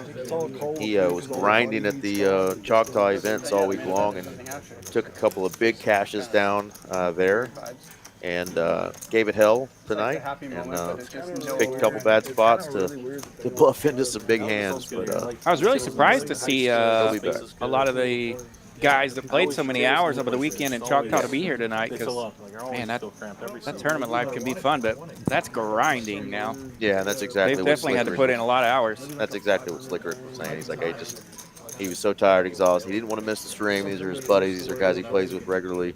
Obviously, the action's juicy, but just needed some rest. So. Always. Yeah, it's good to see that people are just busy. 3 guys did make it. Right. 3 guys made it tonight that did put in a lot of hours over the weekend, so it's good to have those guys here and ready to roll. And there's like 1 or 2 tables. Cashman's been here a lot. And Max was here today. So Seinfeld is just putting pressure on Danny. Danny's got the nit button. He thought maybe Danny was weak there, and says, I'm going to play for all the chips with 7-6 of clubs. Yeah. How bad do you want to get rid of that nit button? He's tilted off one hand against Carlos, and then it's just. And it's that image right there that got him paid earlier. He had a pocket pair and got somebody to call him on the flop that was 10 high with queen high. Ooh, hello. For their stacks. Nice. So he doubled up early on. That was one of the hands we were talking about with the big bluffs that didn't go right. And I love the part of that last hand, Zach reminding Seinfeld that he just lost to a runner flush draw. Yep. Little needle. High quality needling here, yep. Even when you lose. Mm-hmm. Some fun hands here. JD waking up with the biggest of slicks. Here we go.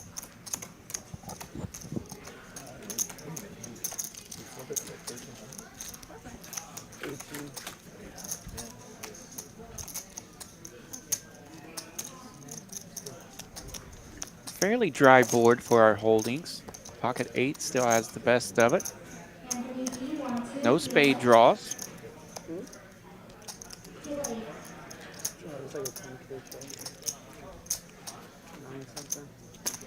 Before the hand.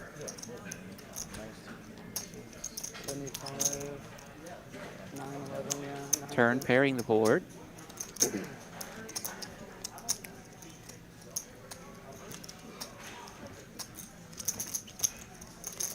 Bridge Mike will lead out with his pocket 8s here in what he seems to be a pretty safe board.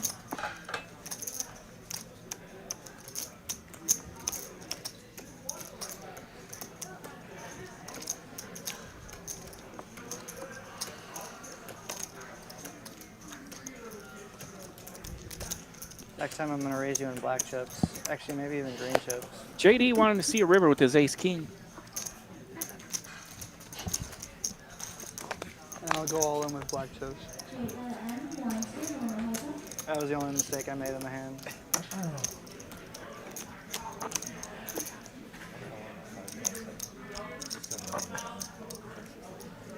Mike on a good read here. Really feels like his 8s are good.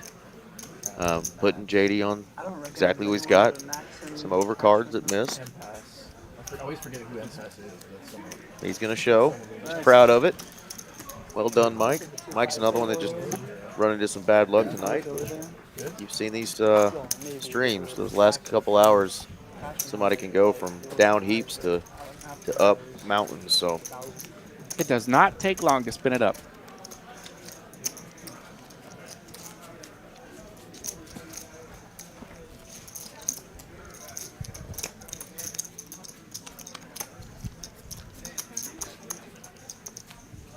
Once again, this is Miss Brittany in the box doing her best pre-shaved head, pre-knife dancing Britney Spears with the headset impersonation here.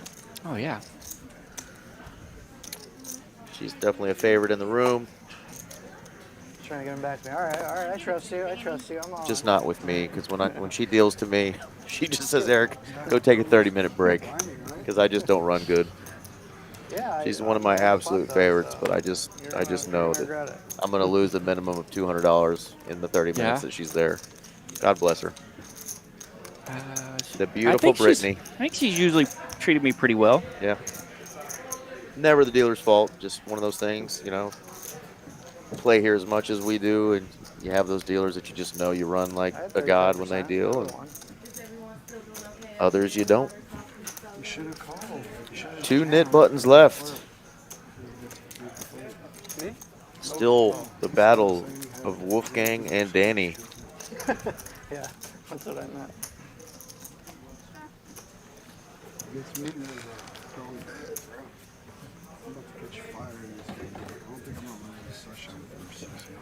nice. I'm jealous. It really didn't. It was something though. Brian Green can open it up with the ace-10. Danny doesn't want to lose that net game, so he's going to call here with a suited 7-5. Wolfgang's like, yep, I don't want to lose this either. Oh. So 3 ways.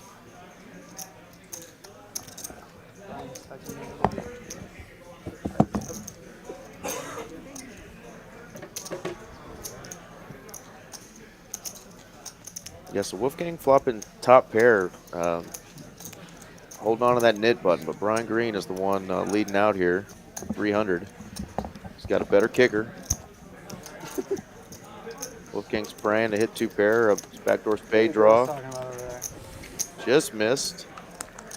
Just a bit outside.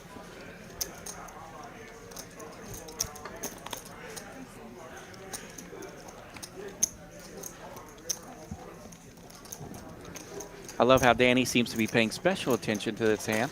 Oh yeah, he's invested. Funny to see him squirm a little bit. These guys are super studs when they're in a hand and they're squirming over a $50 knit button. Right, and this is going to be a chop.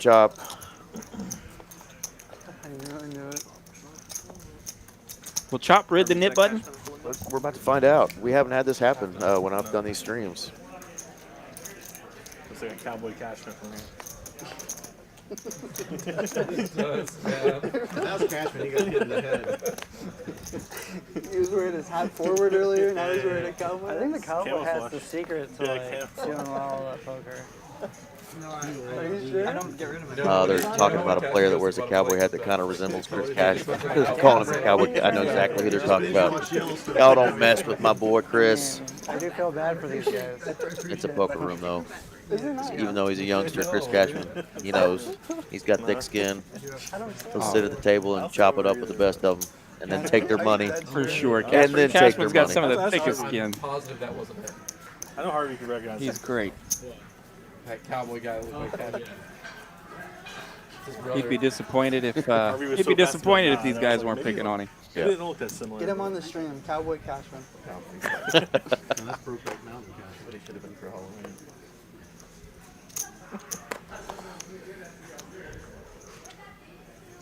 So a chop does not count for the nit button game. Gave that button back.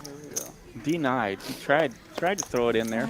Yeah, Danny's got the ace queen and gonna raise it up to 150.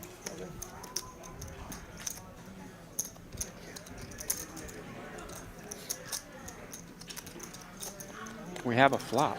I see an ace on the I flop. see an ace as well. Wolfgang is checked. Wolfgang Danny will has bet. 4 high. This is one of those situations where you might want to just get out of there, but Danny's gonna hang around. Putting the pressure on there with the nip button. When you had a flush, ace jack.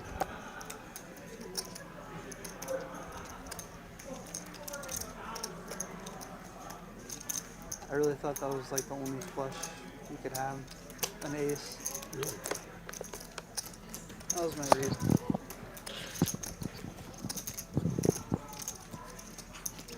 Both players with aces and 7s, but Danny's kicker is gonna play. Not with a 4, I just diamond or ace. Actually, I'm sorry, Wolfgang does not have an ace. He's just got 4 high. 4 high and a nit button in possession. So And repping a 7 is just not gonna work here we against could see a bet here, Danny. and it's going to be strictly for funsies. Yeah, no reason to lose your tail there. Danny's got to feel good about his hand. Got 2 pair. Ace kicker. I mean, queen kicker with his ace.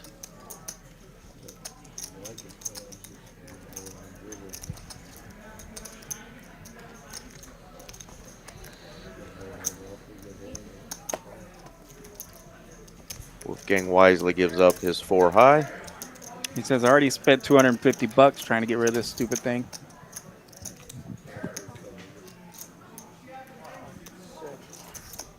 Wow, Brian does make the call.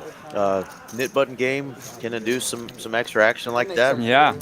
Brian thought he might just be BSing. Gonna make the call there, make sure he's keeping him honest with that nit button. Yeah, some sort of a busted straight draw there. He thought he might catch Danny on. 100%. Probably not. I doubt it. All right, we got time if you want to do one more nit game, or we can go back to 7 deuce. So Wolfgang pays out the nit penalty. You heard the man. Wolfgang's game. Yeah. Was it 50 each today? Yeah, 50 Okay. each, and then an extra 50 to the last guy to We don't fold. agree, he's gonna bully us online. From here? The blue ones? Yeah. Or the pink, either one. I just want. Oh, these are blue. Now, he was the last guy to fold. Oh, he was. You're right. Yeah, Oh, it's the nit button game they're doing is 100. Guys gotta The stop. 7 deuce is the one that's the 50. Okay. I misspoke. First time I've ever done that. Ever. It would have been funny. That's the reason you're number 2 in the power rankings. That's a bluff. I had 4 high. Yeah. Were you there a couple weeks ago? Jack has a fun hand. The aces cracker. 7/8 suited. So I'm not really up now. I was stuck 5 early. It's a good hand against kings too, but still probably only about 20%, 21% equity against a big overpair. Let's see how much Wolfgang wants to make it. 700. That hand I didn't mind. I'm just in general. Playing loose and passive. Brian Green Poker hanging around with his pocket sixes. Zach getting some pretty good pot odds here, 3-1 on his money.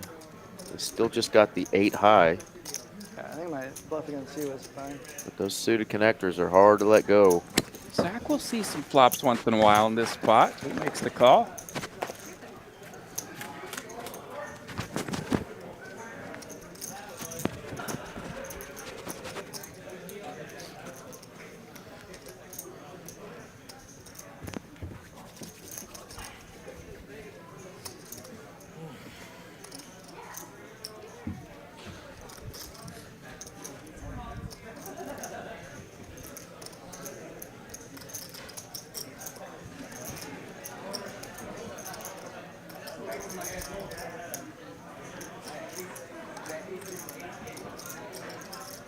Going with 700 on the lead out, 1/3 of the pot. Brian's thinking about it, but thinks wisely.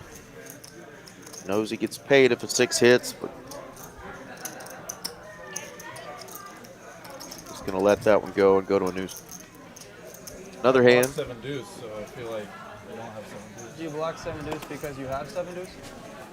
Oh, I wouldn't just I don't have 7 deuce, I just block it. He says I don't have 7 deuce, I just block it.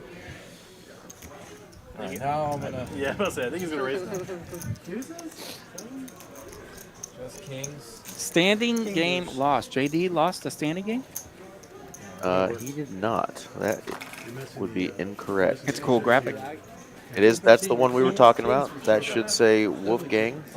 Yeah, Wolfgang lost the knit button game. Negative 800. You know he just lost the nick game, right? He's tilted. Poor JD's getting the brunt of some of these incorrect numbers tonight, showing he's not only the biggest loser, but that he's just lost a knit button game. JD's actually having another pretty solid standard JD night. Got a lot of chips in front of him still. Comes in handy there for Wolfgang to pick up kings right after you lose the knit game. Absolutely. Put a little sugar in there and get 2 callers. You guys are being way too nice. Another premium hand for Mr. JD. You know, unless I start banking some stuff. There's not really much. On the last stream, they asked him what JD stood for. He said Joe Daddy. Thought that was good. Been watching the stream. Nice. Been watching the stream forever. Never heard anybody ask him what his name was.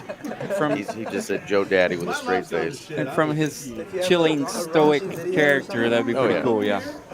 And he's a funny guy. We hear him talk a lot on here and the stuff he says. I mean, he's a funny guy. Obviously sharp too, but he's got that kind of that dry sense of humor, kind of sarcastic, kind of poke the bear.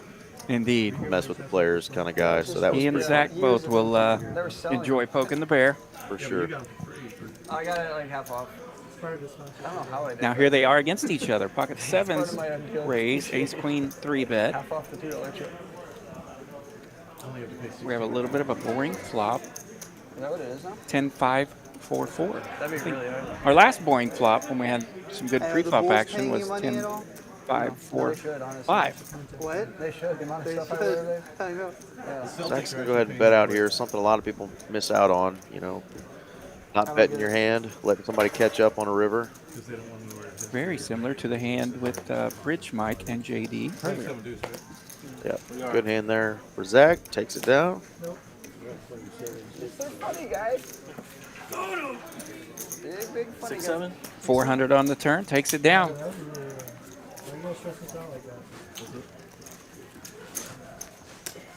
Today, man, it's Taco Tuesday. Taco Tuesday. We haven't done it yet tonight. There's still 162 of you guys watching and gals watching. Where are y'all watching from? This is TCH Live, Dallas, Texas, Tuesday night, 5/10/25 stream. This is Eric Van Loosen. I'm in here with Mr. R.J. Dupree. So where are you guys watching from? We are live from Dallas. Stay on brand. That being said, I don't like In-N-Out fries. Home Yeah, of your but their burgers World Series champion. Texas Rangers. Indeed. Dallas Fort Worth. Yes, Metroplex. since we've last talked, they went ahead and won a world championship. Burger that isn't like a local city chain is Very cool thing to have around here. Everybody's Because still the fries are amazing.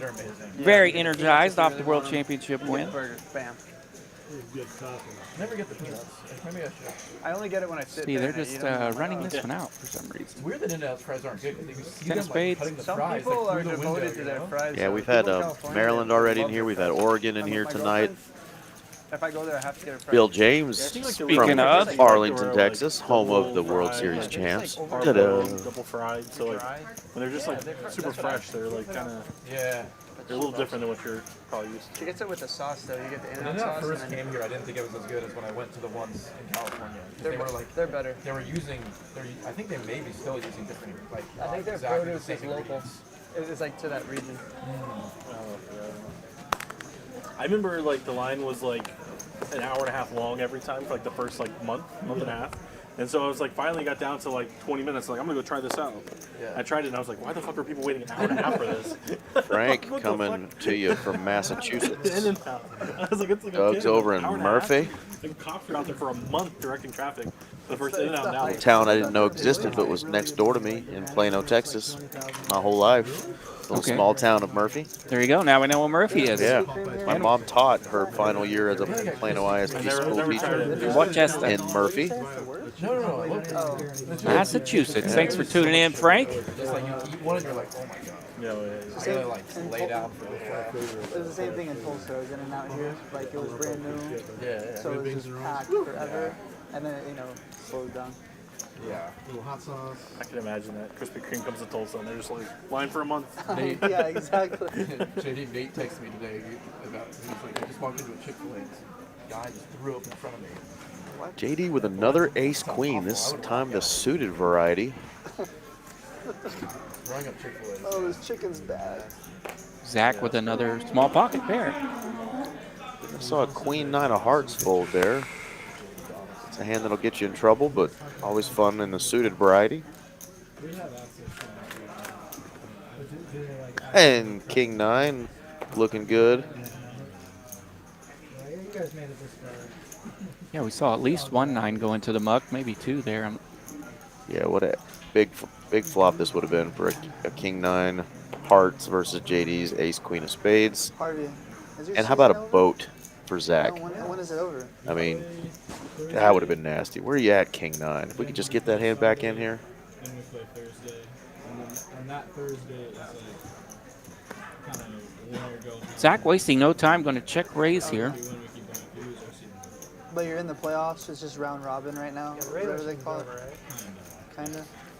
The portal is really big right now for men and women soccer. And it's like, yeah, we're trying to set up for a big influx. Where are you guys ranked? We're second in the country. Sweet. Who's number 1? I think We can't see the turn here. It is a spade. 8 of spades. You know, the 9-8 is a hand JD can put him on. The pocket 5's really tough to see. They got upset or something? They're so nice. The ace-high flush is just such a nutted hand on so many boards. And usually on this one as well. But unfortunately, he has just run into a buzzsaw. that's a stupid question. It's a stupid reporter question. No, they're way better. But in West Virginia, they play with muskets. But see, I can just read your face. So. You look like a sports beat reporter. Yeah, right. Golf. From the 1950s. Golf. Just a call here from JD.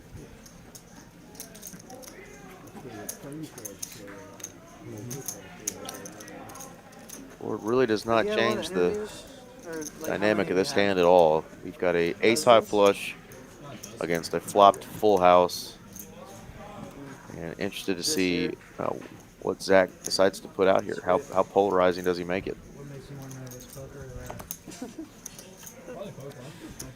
'Cause I just don't see JD getting away from this, no matter what he puts out there.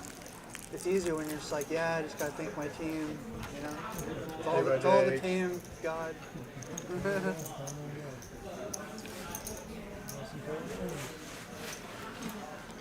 27. 2,700, and we know that Zach knows that JB bet instant call. 3-bet pre-flop. JD gets the bad news, doesn't even show his cards. Just not folding there. And really, the ace on the river really brings out a little more value for Zach. Right. Thinking that the high quality chance that JD at least has the ace of spades. Yeah, brutal turn card for JD. Just tough to get away there.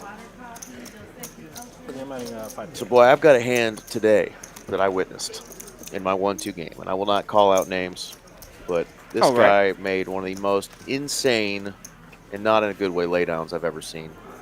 This guy had 3,700 or 3,800 in a 1-2 game. The other two players in the hands had maybe 700. He turns the king-high flush. Bets 150 into a $600 pot. Yeah, with no paired board? No paired board. Gets a call from seat 5. Or seat 4, excuse me. Seat 5 jams for $780. This guy has him covered and still would have an extra $3,000 in his stack in a 1-2 game that he bought in for $300. He tanks for 8 minutes. I'm next to him. He shows me the king-high flush. He's got the second nuts. Floor comes over. He folds the king-high flush. Seat 4 knows what he folded. Yeah, for he sure. He turns over the ace of clubs and says, "Did you really fold the second nuts?" He calls him with just the ace of clubs. They run it twice. He scoops that. He gets half. So that guy folds the king-high flush for $700, and he's got $3,700. Yeah, you still have enough behind to pay rent in Plano, man. He already had $300 in there, you know. I mean, he literally said, "I'm going to be stupid if I fold this, aren't I?" And of course, I can't say anything, but he's showing it to me. You got the second nuts. There's one hand that beats you. Oh, it just made no sense. But yeah, he would have had an extra $2K.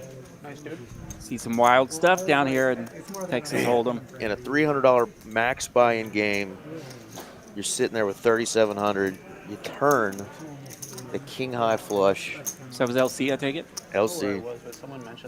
And you're laying it down to guys that you've got way covered, you know. But yeah, he ended up winning another $2K though on top before he went home. So he got it all back. But it's just brutal. I wish I could get a king-high flush. That's what I was saying. I'm sitting there, you know, up $400 or $500, and you know, I'm pretty happy about my day. This guy's got 3,700 in front of him, just running like a poker god. I got here to Dallas today 2 hours early. Jumped in a 1-2 game, piddled around there. Everybody had some good deep stacks. We were all playing, probably 1,500 deep. So nothing crazy, but I was up a couple hundred, and of course I had ace king about 10 minutes before I left, and on the button, and lost that pot, and actually bluffed a little bit on the turn to lose some extra. And the river like 4-carded straight. It just stopped all action. It was terrible. And I gave up, and sure enough, somebody had a straight anyway. So, but I could have done without that hand, or I would have made a little more money. But instead, I think I made lunch money out of the deal. I played 12 hours. I haven't played a 12-hour session in a while, and it was just up and down and up and down. And 3 times I was like, "Why didn't you leave? Why didn't you leave?" Right. But they never got me. They never felt to me.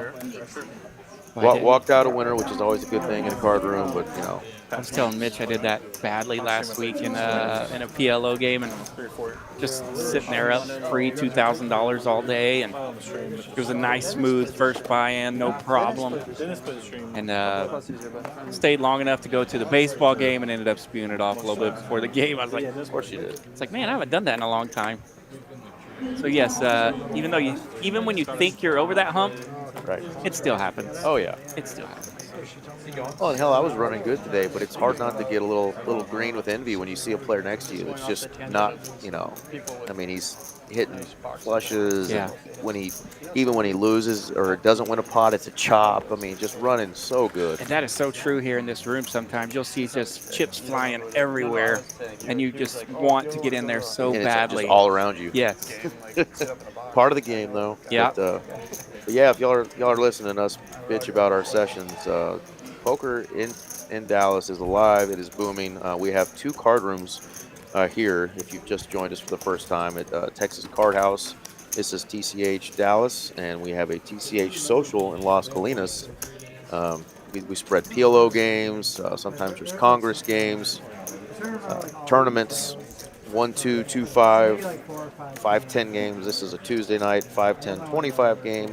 I know we've had that crazy 50-100 game going a couple times over Las Colinas. Indeed. Where there was a $160,000 pot. So if you're just happen to be catching our stream for the first time and you are in Dallas, Texas, we do not have casinos, but we have legal and safe card rooms.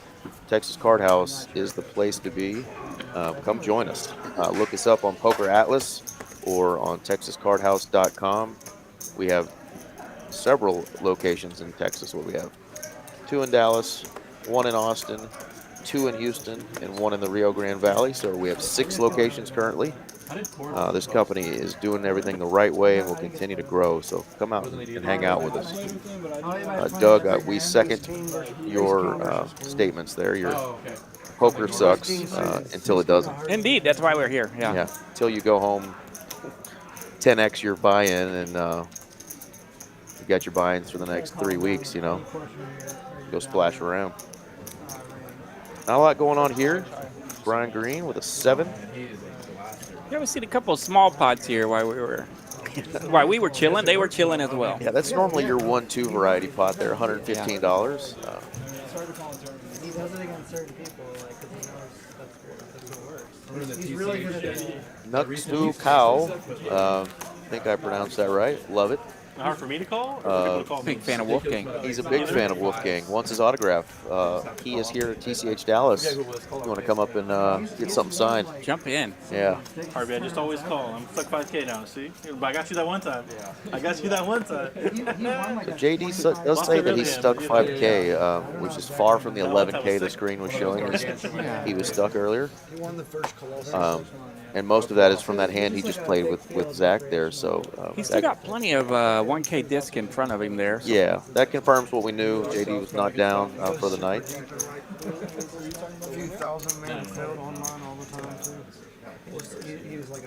Still got another hour left in the stream, and we've probably got 100K on this table, easy, if not 150 between these 9 players.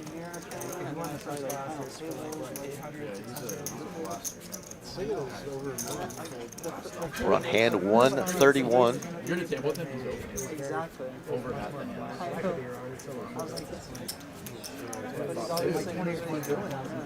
Have you got to play with Seinfeld player sitting in seat 8? No. Dealt to him several times, but I've not played with him. Yeah, I didn't see him in Dallas for a while. I haven't been playing as much as I was. I used to see him all the time in Las Colinas, but I mentioned earlier, he's such a fun guy, for me at least, I play with, just because you just know there's going to be action. It's a good group tonight. I like this group. Yeah, it really is. Got some tournament crushers, got a couple vloggers. He was on my left for maybe 50 minutes. A lot of the cool folks that we know around here in Dallas, as well as some travelers. Do you remember any of these faces from back in your day of dealing in Oklahoma before you came down to TCH? Or playing? Or mostly know these guys from being here? Well, a few, because I spent several years at the I-35 poker room as well. So we'd see JD and Zach there. Gotcha. They'd make appearances there quite a bit. Bridge Mike, definitely had seen him. About a 50-50 split. Nice. I think Carlos was still in junior high around that time.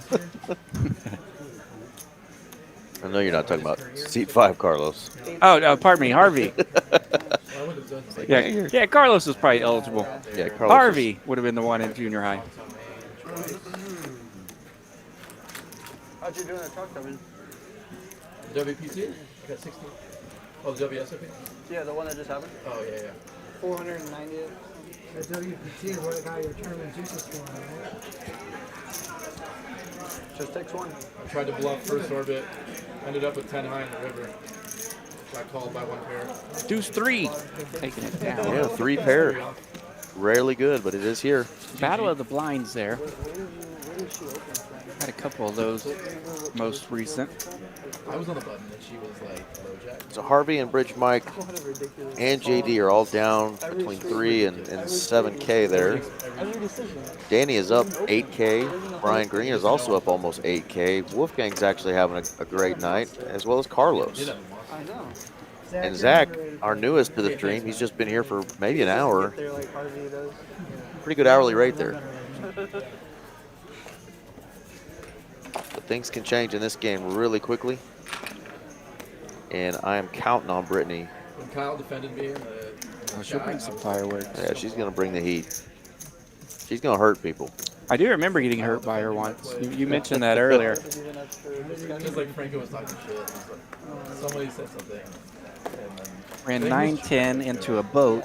I have a boat with 9-10. Make a long story short, I have a boat with 9-10. Ran it into a boat with ace-10. Good. And yeah, that was not fun. And it happened to be It worked out though somehow. a guy that was not very hospitable about it. He hadn't been very hospitable about a lot of things that night, and so it was a little more He let you know about it? Yeah, it was a little more frustrating that it just happened to be that dude. Always nice when they remind you that you just lost the monster hand. Yeah, I do remember getting a little extra fired up on that deal. Yeah, you had I think aces. Brittany was there for that. You had aces that had kings. I'm like, I should just fucking bolt. Oh man, you gotta have thick skin in a poker room, and the biggest thing that you learn over the years is just how to lose and how to win with grace. And just Indeed. be modest. There's always those obnoxious guys that win and lose just in the worst way. But I had a young kid play up here at TCH Dallas about 2 years ago. You could tell it was like his first time to ever play poker live. And he just had beginner's luck, Sure. Sucked out on me on a flush, sucked out on me on a full house when I already had trips, and busted me twice, busted another player, and just had heaps of chips in front of him. Bought it for like 100, and he's got like 1,500 in front of him. So 15x is buying. Straight up. Well, look at this hand we got cooked up here. Oh yeah, we'll get back to that story. We got some serious Broadway action here. Now Harvey raised it up. Danny re-raised from the button with the king-queen. You would never call me that. Nobody ever calls me that. Then he 4-bet me with aces and was shaking. It's like, oh my god. You guys just fold these So fucking Bridge Mike flatted from the big blind with his queens.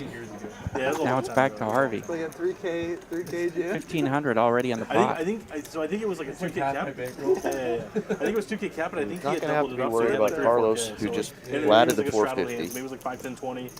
He had like 3, 4K. Like it was. I mean, from And there's from the a 4-bet. $500 cap 2.5. Expecting. Massive, Yeah. This 10x. is Windstar? Yeah.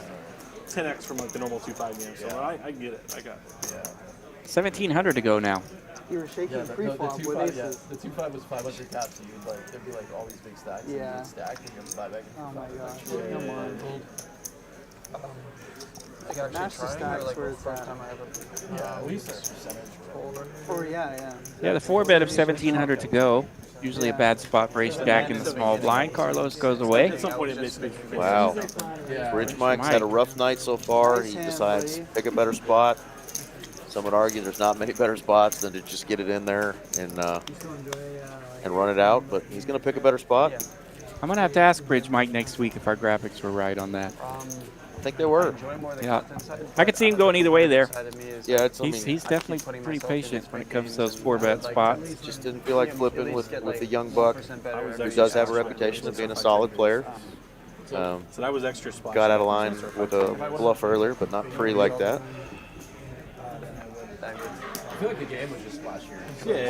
Sure. Anyway, back to my youngster. Yeah, the youngster. My youngster who busted me twice, built up a huge stack. Yeah. He comes back the next night. Got like 2 shoe boxes full of your chips. Yeah. I'm sitting at the table with him, and he's telling us, I'm literally sitting at the same seat next to him.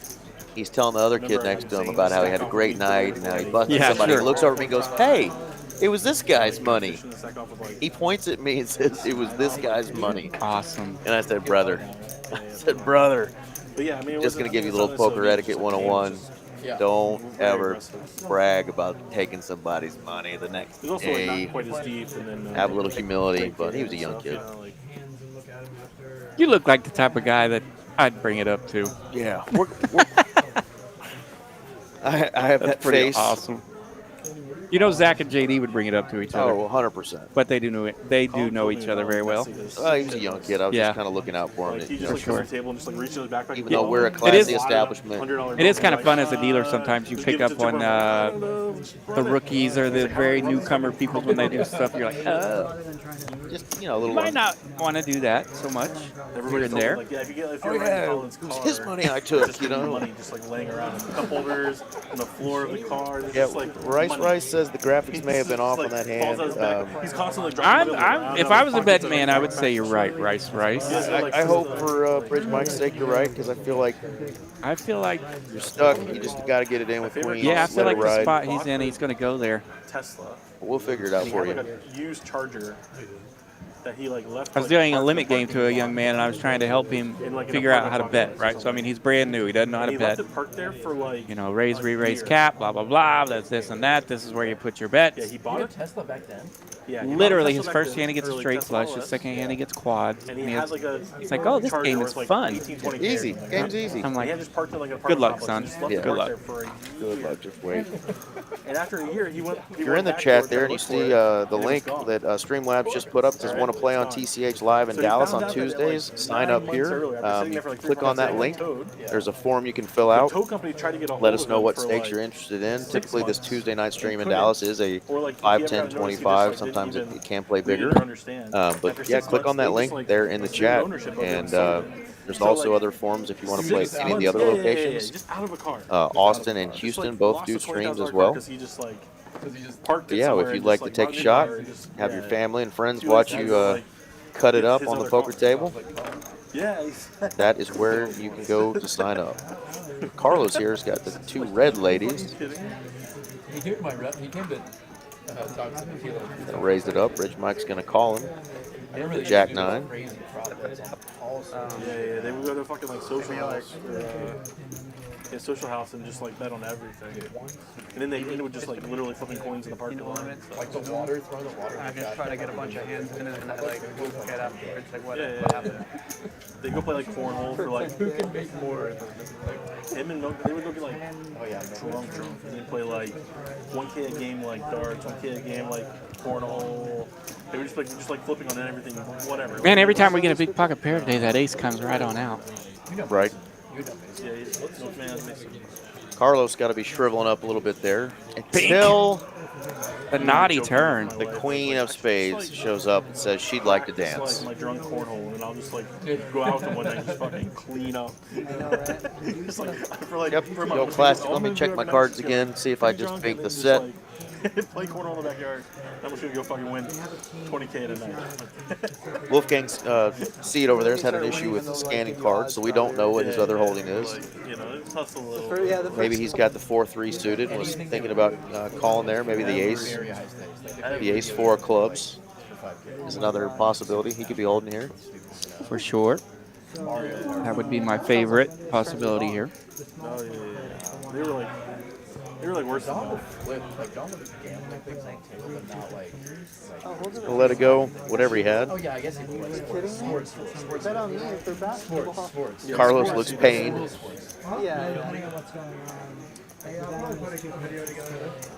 He says, "Are you filming?" Showed him the queens. He says, "Yeah, I'll probably put a vlog together later." There was a Super Smash ring for a while. The dog was part of. Really? Hell yeah.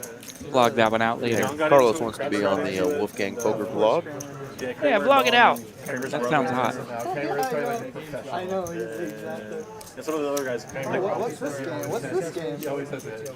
There was a day where they came up to the WinStar and they were playing and the game was like okay. Like I was so jonesy to go back and play more Smash. Glad it worked out for you.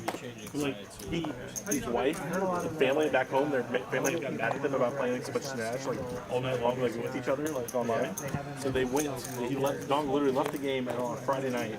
Went to the local Walmart, bought a Switch, came back, and they like played in the hotel for like a day and a half while they were like playing. Rich Mike's got an ace 10, gonna raise it up. Called by Zach here. Super Smash. Cujo, King Jack. Like give odds, and they would mix up the teams and the characters and everything.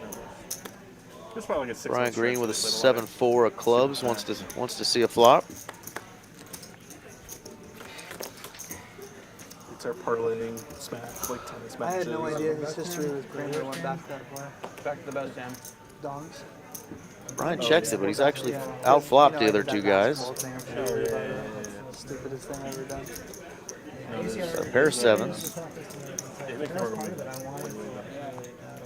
For Windstar? Yeah.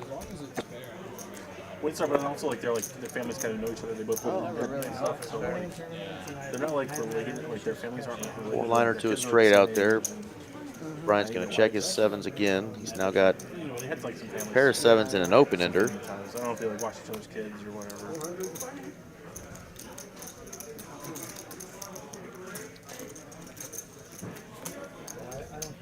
Trip sevens for Brian. Does bring out the front door flush there. See if Zach wants to represent something here. It's going to be tough to get Brian to fold. When Don wanted to bet more than the max. Brian is not someone who likes to give bluff. Makes some really good calls. And that's a snap call. Says, show me your cards, bub.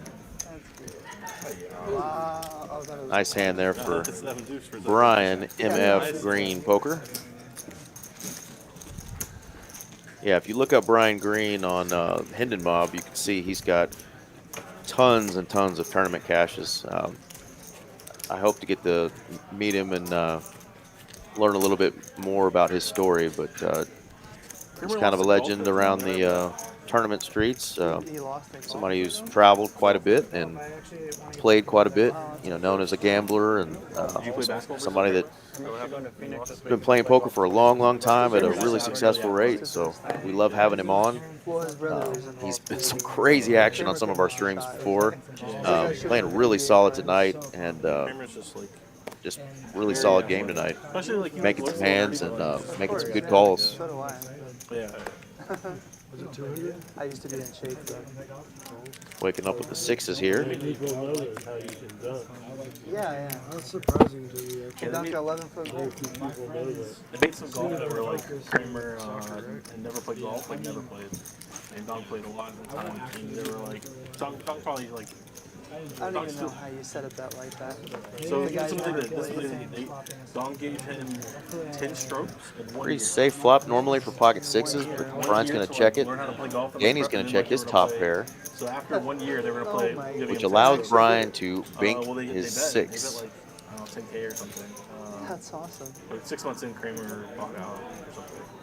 Kramer like got a coach and started like. Put a little radar up for Danny, seeing Brian lead out into him, but he's going to make the call here. Kramer's like, it's cold, I don't want to go outside. I think he was like way behind. Zach with just a gut shot here. Six high straight's going to let this go. And Zach would have hit his 6 high straight. On the best day, he probably shoots like. Oh, I played with him like 6-7 times now. Yeah, so he probably shoots like the. Would have gotten paid probably with that innocuous 3 of clubs on the river there. Zach is out of the hand. It's now between Danny and Brian Green. So basically had a year to get Brian with a set of sixes here. Right, so they probably going to get paid off. Kramer's athletic. You've seen those. Yeah, exactly. But those are going to take a lot of time. The pressure, though, that's another factor. He says, no good. Probably Nice try, Danny. Competitive experience up to that point, you know? Yeah. So. Another hand for Brian. That's what everybody was saying, too, is that, like, Dong loves the pressure. Stacking chips tonight. It might be tough on the pressure. So. Got the fresh haircut, looking sharp. Looking good, feeling good. Yeah. Turning sets. So I had a question out on the chat earlier. It's been bugging me forever. I just knew that I thought that Brian looked like somebody who's an actor, and I couldn't put who it was. Okay. And I finally figured it out. I put it out there. It took forever, but we finally got a guy whose name, of course, was Eric. Another sharp guy like myself, who guessed it correctly. But I said the guy is an actor, famous actor, resembles Brian Green, a little bit older than Brian, but has a famous sister who's also an actress. And I'll just leave it there. Okay. We'll watch the hands. You think you can come up with it? But, well, you already know I'm the world's worst with actors and actresses, so good luck me. Yeah. But in your defense, I do agree that he does look like somebody I've seen before. 80s, 90s actually, I should say. 90s actor. They hit agree. on factual Yeah, facts. they agree. Great they agreed movie on the called The course side of things, Specialist too, so that was with a- Sharon Stone and Winstar had a Sylvester course that they Stallone. would like play because they would go up and He was play the and nemesis. then play poker or whatever. So like they would just get tea time for the next day. Another big pair for So they Brian said they here. were, like, Safe alright, flop for Winstar him. course, which Dong had played 100 times. So like. So they were playing like within that year, just like messing around. Like Kramer would go out with Dong. I don't know if they played like together at the course ever, but like. Yeah, even during there, Dong has a hard time doing anything. Not John Cusack, Doug R. We tried that earlier.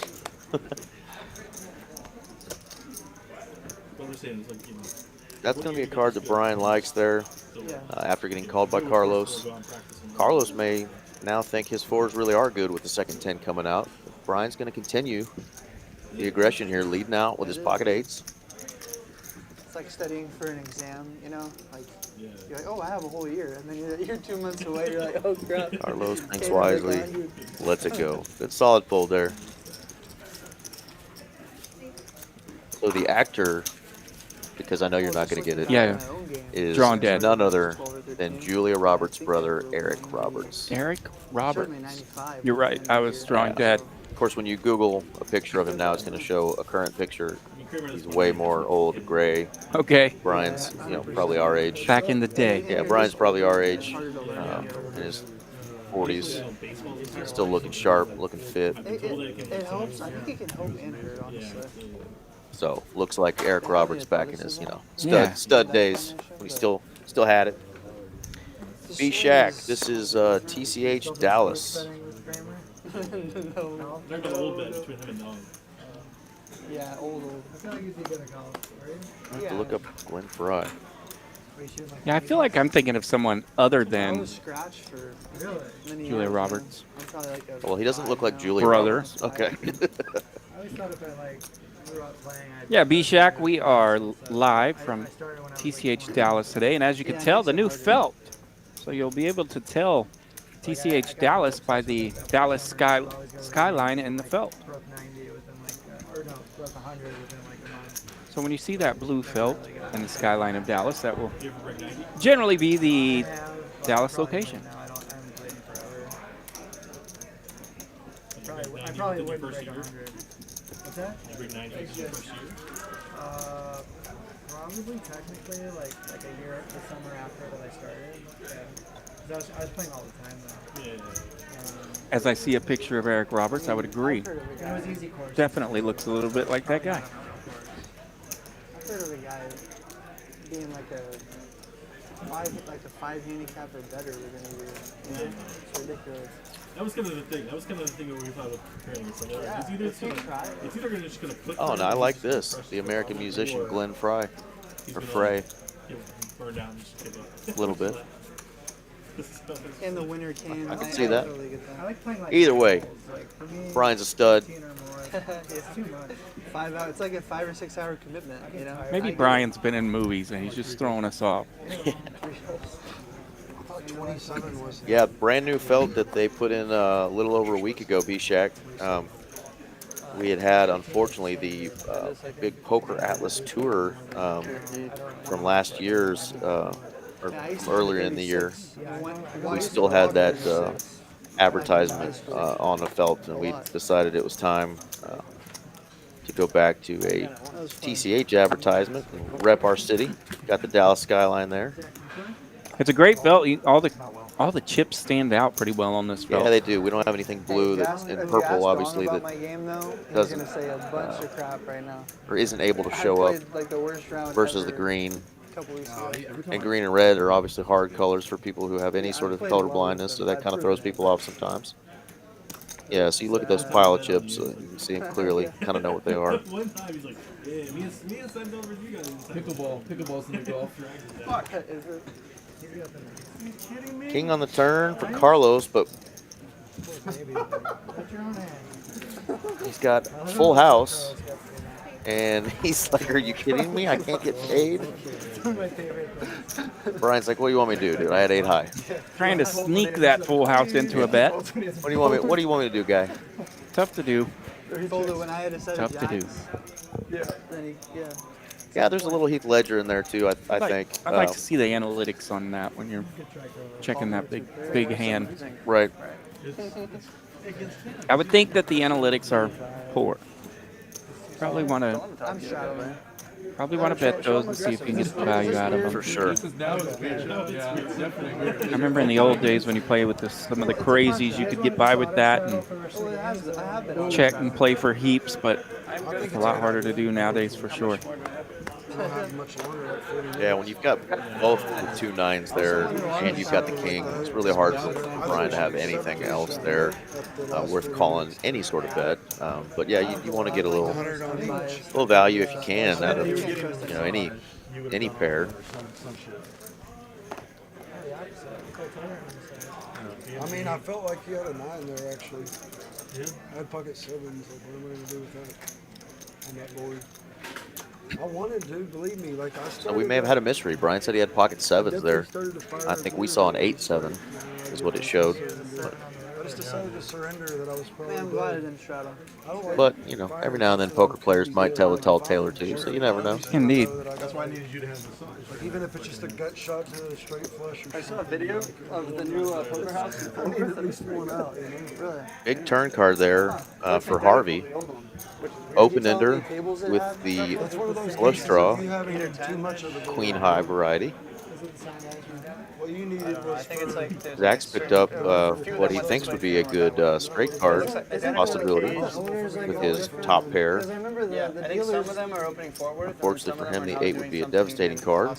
Aren't they the reason they screwed it up, like by running it illegally with a stripper operating license? Yeah, I think so. I would block 7 deuce again. He does block 7 deuce again. He blocks the 7 dewey. It looks really nice and identical to the one that was here. Yeah, I was supposed to be. Tournament players, I'm going to put up a promo that TCH has going on right now down in Houston. This started on November 1st, 3 straight weeks of $100,000 guaranteed tournaments. You might want to take a snapshot of this or go to tch.com and click on the Houston location. This is the newest location down in Houston. These turkey shootouts with over $300,000 guaranteed between these 3 tournaments. So if you're interested in playing tournaments, low buy-ins, $200 buy-ins, $300 buy-ins, but with big prizes, go on down to Houston and play in this over the next couple of weeks before Thanksgiving. Still 2 great tournaments left down there for just a $300 buy-in. Still 144 viewers left. Yeah, thanks for tuning in. Still got about 40 minutes left. Make sure you're clicking like and subscribe.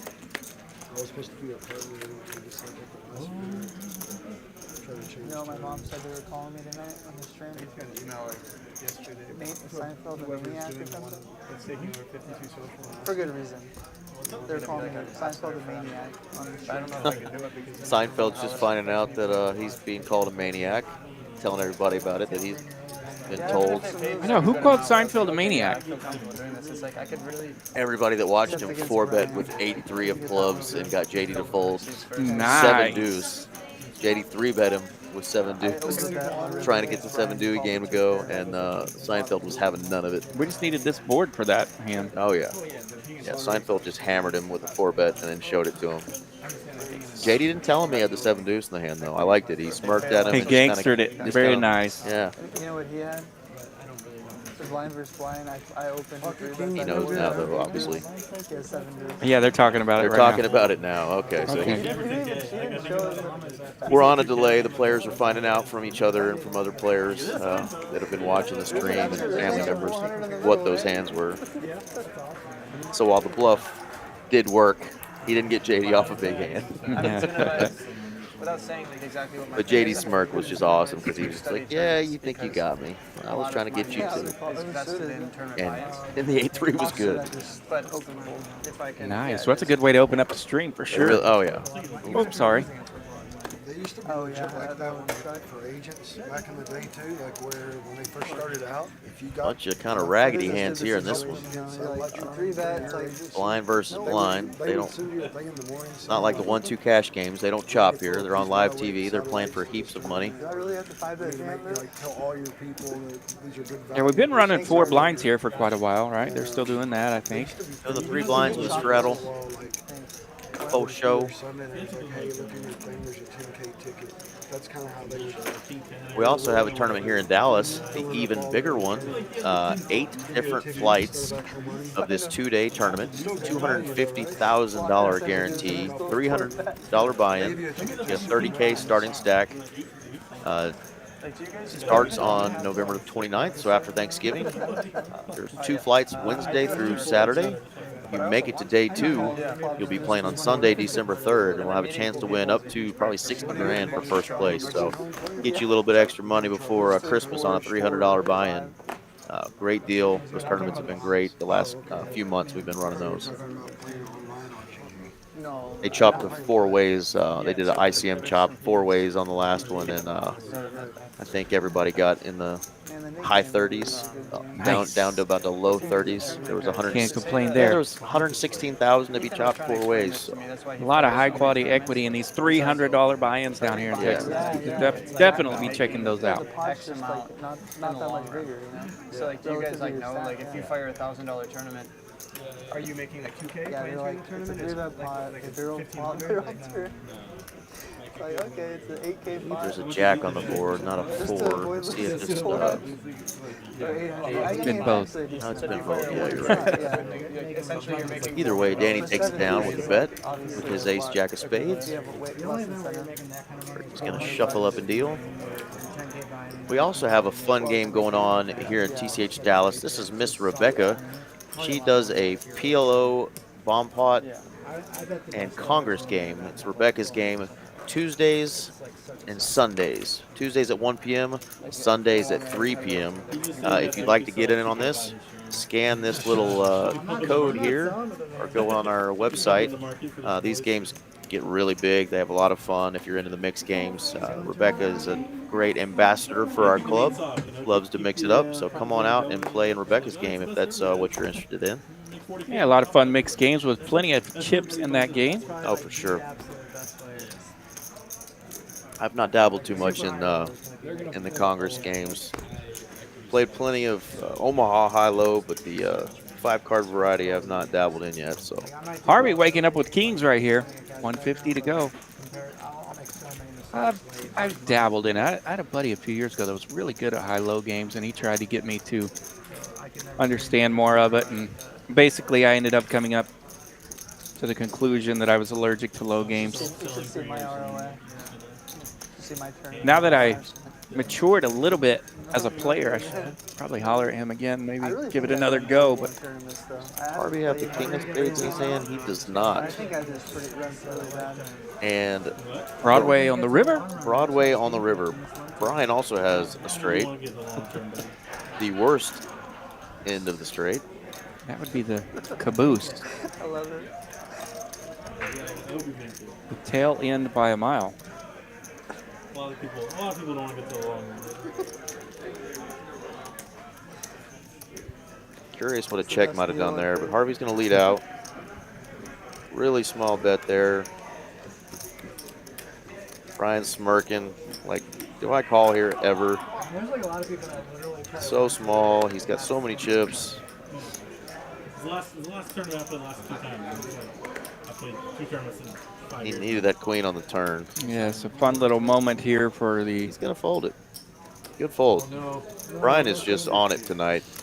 Playing well, running well. Didn't feel like just throwing a couple $100 to a player, you know. Spades out there, the 4-runner above him. Harvey's going, wait, you got a straight? What? Yeah, he had a straight, bub. The red 8-9. But you just had the nutters. The Broadway straight, at least. Yeah, it's always fun when you're having a smooth night and you can giggle about those hands and just throw them in the muck. And Brian's been on it all night long, just not getting out of line, making good plays. Some other nights when you're frustrated, that's a form of tilt where you might just, I have a straight, I'm going to make this call. Here's the fun one we got going here. Zach's going to open it up. Big slick. Seinfeld says, no, sir, I got pocket nines. We're going to pop this up. Oh, the chips are sick, too. With the Gretzkys, the J.J. Watts. Who else is a 99? Who else is a The 99? Poker chips are really cool, too. Yeah, those They're are like the important hammer. ones. Yeah. What are you doing? We're on stream here, buddy. I'm looking at my Snapchats. Don't be talking about other accounts. I'm waiting on the not gonna Zach be taking my drive Seinfeld an hour and a half JD to go corner poker. to get it going here. He's definitely going to come in for another raise. Let's see how big he wants to make this one. Aaron Donald. Aaron Donald, the current 99 beast. I've probably been to. Thought we might see a raise here. Did he? Absolutely. I can't tell. That's like my guilty Yes, he pleasure. did. Finding a new poker room that knows that- There's a 1K disc in there. He raised quite a bit. Like there's a dude here on the stream about 5 months ago or whatever, and he was from like Arkansas. And I snap go, oh, he used to play at Saracen? He's like, yeah. He's like, how do you know about Saracen? I'm like, well, I've actually played it. Play there and take a little thing and put a thing plus $500. And then the next one. Right before you moved here, I saw you on Instagram. Some random room I've never heard of. Just like, no, Seinfeld's got to specifically be putting him on an ace-queen, ace-king type of holding, unless he's just set mine in here. See like an ice cream store that's like, oh, where are you from? Like, I'm gonna do that with Depending on how Zach plays this, once I get a house, probably. If I ever get a house. Seinfeld may go with his read. So with the 3-bet from Zach Priest, probably he's going to have to lead out here. Fairly sturdy. TCH in the win. I mean, TCH is a great room. You know what's underrated? Well, it's probably not 13? underrated, but, Is that what I see? 1,300. He's wearing the hat, I think. Only leaves Zach about another 2.6K behind. It's a safe turn here. I think Seinfeld's going to go with his never mind. He had a hand earlier in the night where he was calling with bottom pair and got rivered with the overcard, but he made the right calls. He just got the bad result. Let's see what Zach does. I still see 2 discs there, so. Yeah, he's got about 2. It says 2.6, but Looks like he's got looks more. like I see more than that. I see some black chips in his stack, so you're correct there. Might have added on and didn't get it into our production I room think I here. see about 6K there. So that would I see 2 discs. That would make it a little more interesting here. A stack of blacks. Is one of the owners of that thing. 2,000. Yeah, there's There we go. 21 right there. Fraternity and sorority things that they upgrade them And all he's to still do the got same thing. 2,000, And one of them 3,000, is at the win. They go to excess. 4. Yeah, this is a big pot here. So about 1/3 pot there on the turn with Just like throngs of about 4K behind. and just hanging Right. out like right there by the perfect area too, because there was too many people. There was too many people. They couldn't even all get in. They were like having to wait for people to come out. And with the ace coming on the turn, Seinfeld either knows that this is likely the end of the hand or he can bluff the ace. Those are his 2 options. He called on the flop, putting him specifically on the ace-king. It binks. You'll see river. Just a call. Ballooning this pot to more than Needing to 10,000. Straight card or a 9 to give him hope. I heard an anecdote where when they were trying to like, Leaves him with a gutter. decide what goes in the rooms and stuff, and they were telling him how much it costs, they're like, I want to spend more. Like, how can I make the room nicer? And, like, All in from Zach, so that'll take the play out. Yeah, his idea And a was quick to fold. get time in this. Takes down a $10,000 pot right there. Just that easy. Missed him by 1. Seinfeld went for it. Pretty much out of business unless you do a total renovation. Like something like that can last for 60 years. Flopped all around him. Not the card he needed. All around him. It's an amazing place. Yeah, There's actually a video where like they talk to Steve Wayne and he goes and talks about the process. And You could hear those 2 talking. They have a fun little rivalry with each other. They like to play hands. So I think maybe that could have been a little bit of a factor there, hanging around. hanging around. Zach liked the ace king so much, he's going to try it again. Let's do it again. Same bet. 150. You and delivery, man. Model of consistency. Brian's going to splash around here with the Jack 10 of diamonds. It's a good hand apparently. Suited Jack 10 from the big blind. Not a bad spot. You saw the Jason Witten into the muck there. Accidentally got exposed. Zach's like, let me get another ace on my flop here. It was so fun the last time. Let me spike another one. With the king of clubs, which helps in this spot.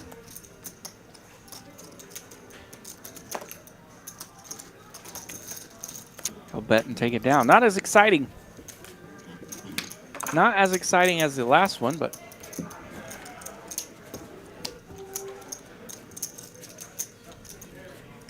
nonetheless, Zach keeps stacking.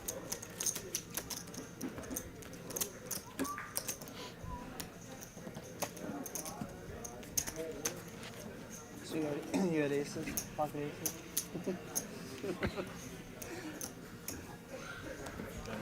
Is that it? He was bluffing. I'd pay him another 5,000. That makes sense. I can't get it through in the donkey nut. JD going to open it up with the fun 9-8 of spades. I think I'm over lifetime with aces on stream. A couple of Jack 10s being folded here. I had 2 9s. All here. Probably didn't have that. Like over 8. Harvey's going to repop it with the king-queen off. Aces cracks twice in 1 Make hour. JD prove that he's got something here. JD might want to see a flop with his hand, and he does. Going to go heads up here for $1,100 pot. Both players catching a piece.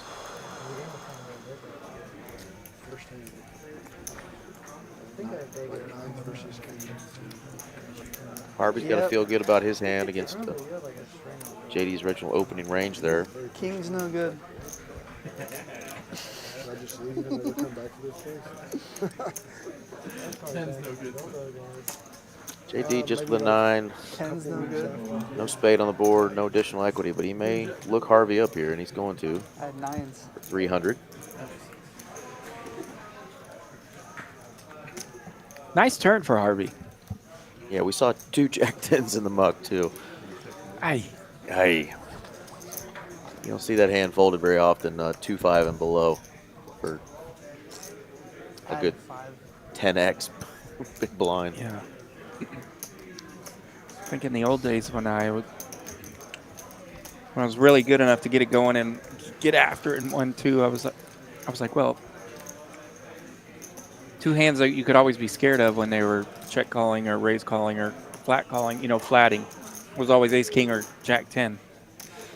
Because they wouldn't necessarily 3 or 4 bet with it, nor would they fold with it, For sure, lower stakes.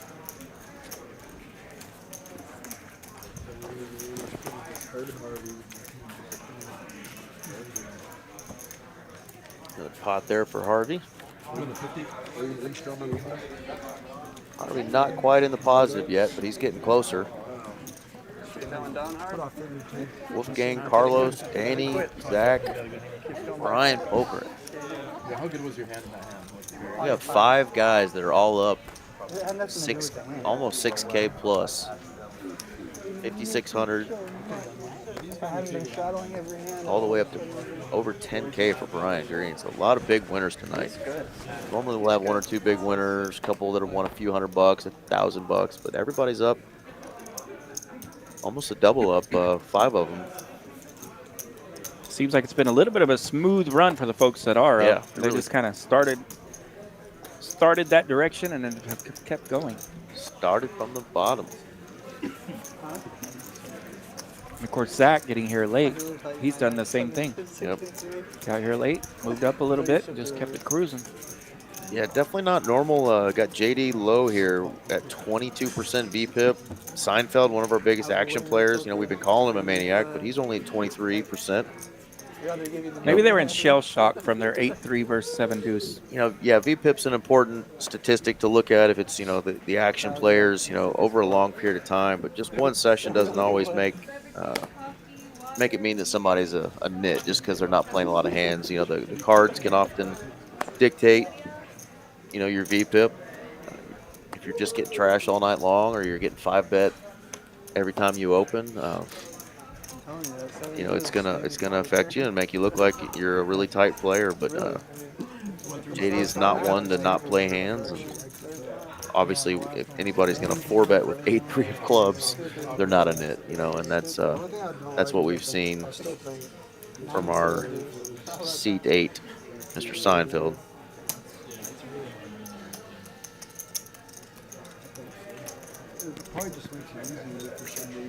Rich Mike says, I got a pair. Hard to hit a pair in this game. I'm calling you. Yeah, I catch myself. I can't remember if I did. I believe we have another Wolfgang mystery. A mystery hand. We should get a sponsor. Brought to you by TCH Live. It'd be tough to get a bluff through here. Bridge Mike's could go ahead and lead out. Well done. Bet your hand. Take it down. So you can go like long spells without it really being a factor. Unlike the See the pre-flop raises. Carlos all the way down at 6%. So he's played, you know, quite a few hands, but just has not been the aggressor pre. 20 in 6 hours. Wow. I think everybody at the table won with it at least once. Yeah, I think that's pretty standard from Bridge Mike and Carlos. They don't do a lot of pre-flop aggression. Most everyone else at the table will, when they come in, they like to raise it up a bit. For sure. Haven't seen a 7-deuce sighting in a while. Brian Green gonna fold his 6s there. He says, "I've already hit a set of 6s. I don't need another set." No, I mean an ante game where everybody antes every hand. Take it down. Mano y mano here. Is Danny gonna make, or JD's gonna make the call against Danny's open? Jack 10 versus 10-9. And squadouche for neither player. A bit of a stinker.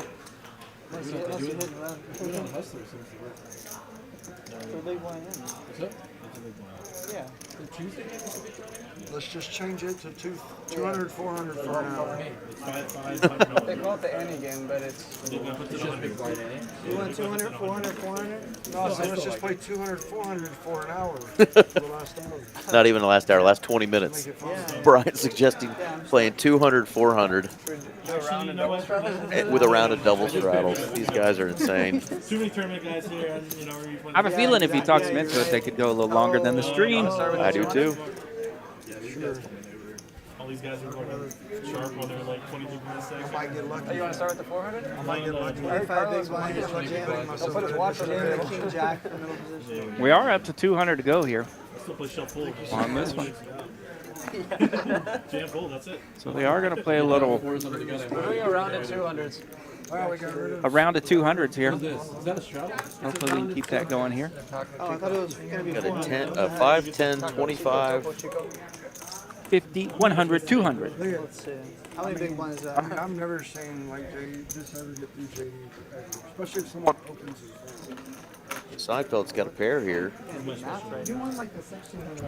Usually like mandatory 3-bet for JD if someone opens. Yeah. Oh, Oh, wow. I didn't see it. Nice to wake up to the big slick when they got a $200 All right. big straddle on. He's going to make it 800. 800 now. And he knows that Seinfeld was considering a raise and may or may not have accidentally called the 200.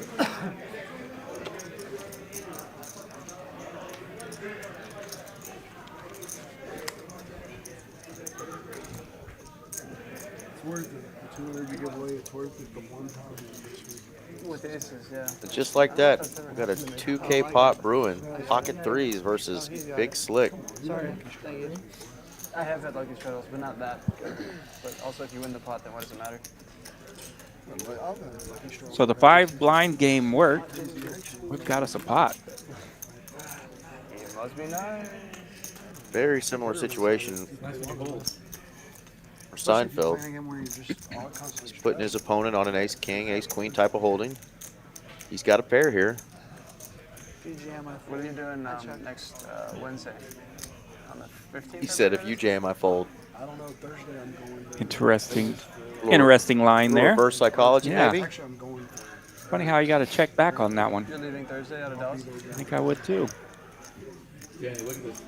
Still come. That's that guy. We're getting a fun, what's his name? This guy. 10-25 game in Champions next Wednesday. Probably like trick time, no command. I want to watch this final too. Just some fun people. Wow. I played it 2 weeks ago and it was probably the craziest live stream I've ever played. That line got him 2 checks. Yeah. Now he might be in a spot. He may still be in check call mode unless he wants to Yeah, he actually might bet be in out a, here. But might be in a check call spot here. It's where like the maps and the ranges. Oh, it's kind of like up and down. Sure, go ahead and bet. I just left Vegas. WPT. I would just search like World Poker Tour and see, and then just record it. When I was And a call from Ace King High. He's going to get value out of the 3s. Way to get value out of pocket 3s there. Plus, they're like running a bunch of ones. Thought he might just check it to JD, but that's super thin value there. Max value, actually, excuse me, for pocket 3s. Just to fill games, you know. This isn't the one I got. Well played there. No, Jeff, you won that one. Oh, you're right. Hopefully this one was later. Yeah. Or like early. 5, 10, 25, 50. And Ben Wayne. So I don't see the 100 or 200 on. Slowing down on this one. Whatever happened with Ving Wang when he had like 3 final tables in Vegas? He won the 701, and then he got like 4th in the Choctaw. That was absurd. That was so absurd. Yeah, and then he just won, and then he just won the mystery bounty just now, like 3 weeks ago. He's been on sick room for us. Is the guy who won that one in Vegas? Is he that good, or is he experiencing insane Oh, he's very good. Both.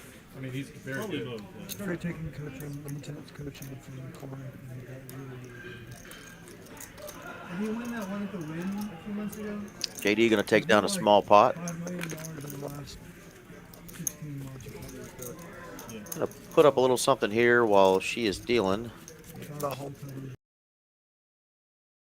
Card House Spring presents the Holiday Monster Tournament with $40,000 guaranteed, coming on Black Friday, November 24. Get into this no-limit hold'em tournament with just $135. Instead of fighting the crowds on Black Friday, battle on the felt to take down this holiday monster at Texas Card House Spring.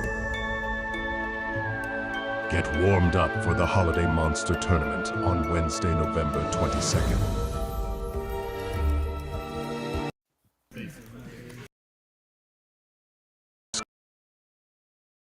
Card House Spring presents. There we go. Found it. The Holiday Monster. The Holiday Monster in Spring, Texas. Love it. Saw low buy-in, 40K guarantee, monster event. Coming back to some action. Yeah, back to some action. Hoping we didn't miss anything, and here we are. Ace-Jack Clubbies versus Brian with Ace-King off.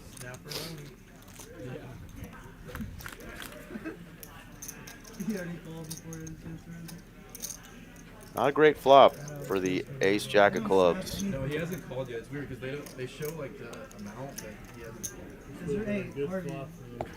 Looks like 3 hearts are on the flop. Yeah, anytime you got 2 black cards and a monotone board there, comes out. Chance probably gonna take It's time to layer down. Brian shows him he had a big flop there. Second nut flush draw. Same gutter ball to the wheel.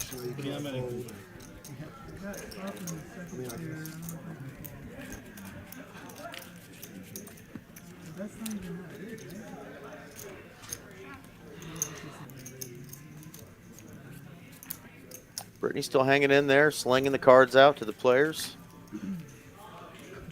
Seeing if she can't deal some nastiness here towards the end. What we've all been waiting for, some 20, 30, 40K pots. Haven't seen it yet, but doesn't mean it can't happen. I've heard a rumor that you might see your second favorite poker dealer next week. Front row. That's all I know. That's the rumor, huh?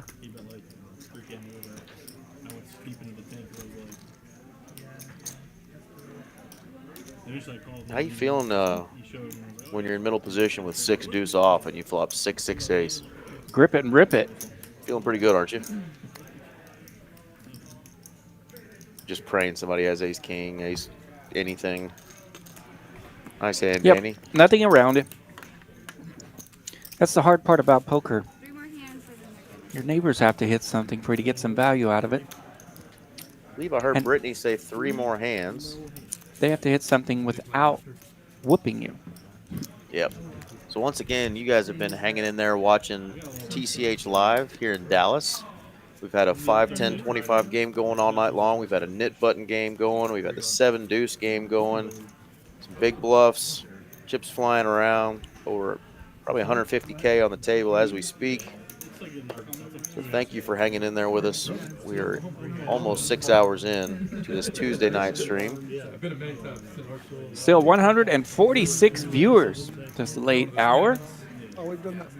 Checking in and out. Thank you guys so much. I was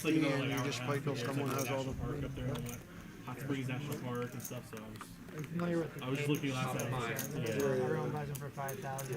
Took in the corner of like. When it's done, you just leave with whatever you got. So every quarter of the field, we'll leave it money.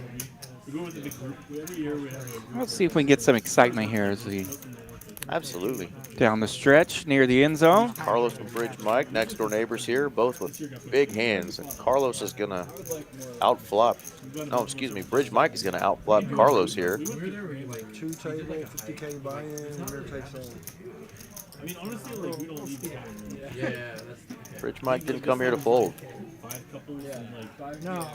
Wasting no time. Wasting no time. He says, show up with it, son, or go home. Carlos leads out 325. Mike raises to 925. He's got 2 overs and a gutter ball. Can't hit his ace, though. Interesting card for bluff value. That takes it out, though. Because Mike is now all in for 1.5 thousand. Carlos sitting there with 15K. He may just say to hell with it. Yeah, fun little spot here. See if you want to. 10% of your stack. Yeah, with 1 card left, you're not real excited about racing one out. With two, he probably definitely plays. 1 card left, it's a little bit of a tweener. Got some gamble to it. Let's do it. Keep phone. I actually have a picture of where like I was taking pictures of the checks. You know, you'd send them from Dole's room. Here's the gamble. You know, even his cowboy hat on the top of the check. It's pretty dope. Pink. Wow. Naughty. You've got to be kidding me. Gamble worked. That's how Mike's night has gone. That is how Mike's night's gone.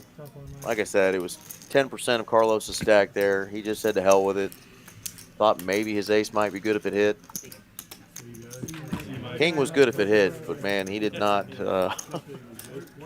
waste any time just going ahead and hitting the nuts on the river there. Rough night for Mike. It's the first time you've seen him. Gentleman, always fun at the table. Very smart guy. Just got in some bad spots. Before you got here, AJ, he had pocket kings. He's drilled a set of kings on the river. It was the king of clubs. Gave Wolfgang the nut flush. Had to pay that one. Had to pay that one. Just a gross spot. That's hard to do. No, it's not actually. Yeah, we were using fucking mooks we're playing against, bro. You can run a pontoon. All you gotta do is use your head, bro. You can do it. We'll load up.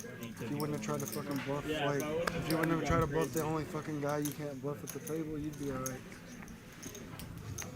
Approaching midnight here at TCH Dallas. Still 126 viewers. Thank you guys. Make sure that you're clicking like. Make sure that you're subscribing so you can see these TCH live productions. at all times. Up to several a week now, so make sure you're checking in on all of them. Coming in from various locations tonight, TCH Dallas. Yeah, you can always go back and check out some of the old streams, the old highlights. Been some crazy ones over the years. Last week's dealer stream was wild. It was wild. Pay no attention to the knucklehead in seat 9 is all I can say from last week's stream. May have had some jokes that I know we thought you did pretty well, except for wouldn't have made Mama proud. But we were gonna let her know that there was some jokes coming from the 9 seat. You know, sometimes you got to be in character and stay in it. You know, and sometimes you end up becoming that character. That's what we were gonna tell her, is that, you know, Mom, he's in character tonight. Yeah. Yeah. It's Halloween. Got to stay in character. It's like, was it really even a costume? Yeah. Nice hand here. Ace Jack hearts here. Danny with pocket neeners.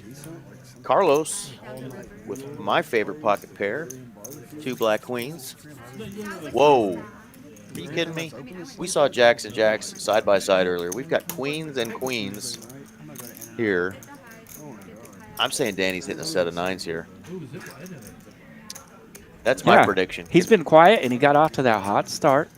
Can we not see an ace on the flop and have a 9 high flop, please? Poker gods, one time.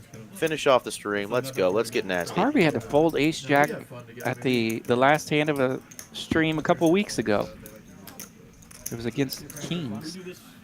And they ran out the board that night. It came jack, jack, blah on the flop with a king on the turn. Yeah, Seinfeld just called for 425 with queens. Danny just calls. Last act says, why not? So I got 2 9s. So now we're 425 4 ways? Oh, and the ace hits. Womp, womp, womp, womp.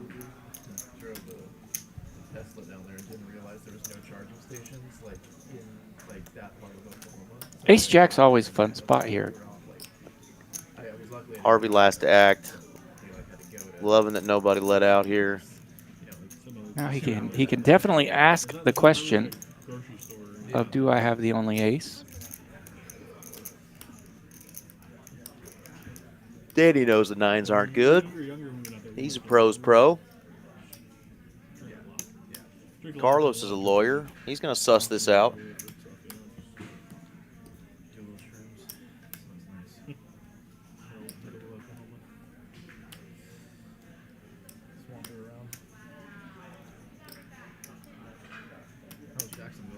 It's tough to fold those pocket pairs to 1 overcard. Very logical fellow. Lays it down, out of position. Seinfeld in the same pain. There were a bunch of activities that were like forced group activities. Carlos, what do you have? Fucking pocket queens. Easy money. Listen to this.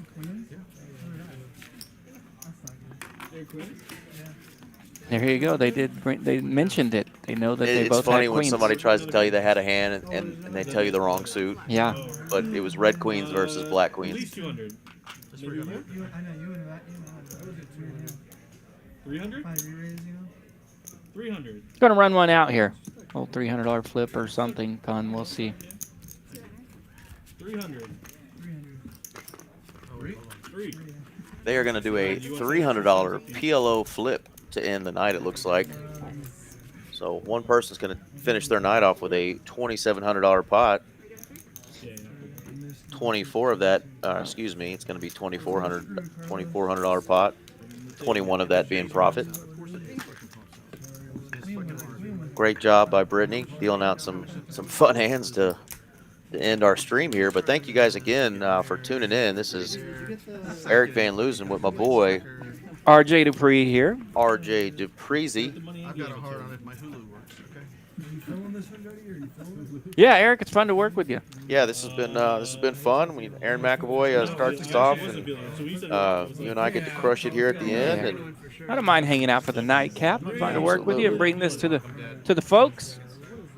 Queen 9-4 Rainbow. I'm feeling it a lot now. Somebody's looking for a jack. Maybe some running spades, hearts. Jack. King 10 so far. I saw a King 10. I saw a King Heart? 10 as well. Ooh, who's got the boat? I hear that there's one out there. Jacks again. Seinfeld. Seinfeld ends the night with Jack's full. Jacks are the hand to have on the flips. I wasn't feeling it. I was on the river. Yeah, on the river. A couple of king tens out there. Couple of the king tens get busted up, but one of them was Seinfeld, so he outdrew him on himself. Well, thanks again, everybody. Again, this is RJ Dupree, Eric Van Loozen, rocking the stash for you for Movember. Rock the stash, guys. Donate, support men's health. But thanks again, everybody, for tuning in tonight. TCH Live. We're signing off. Good night.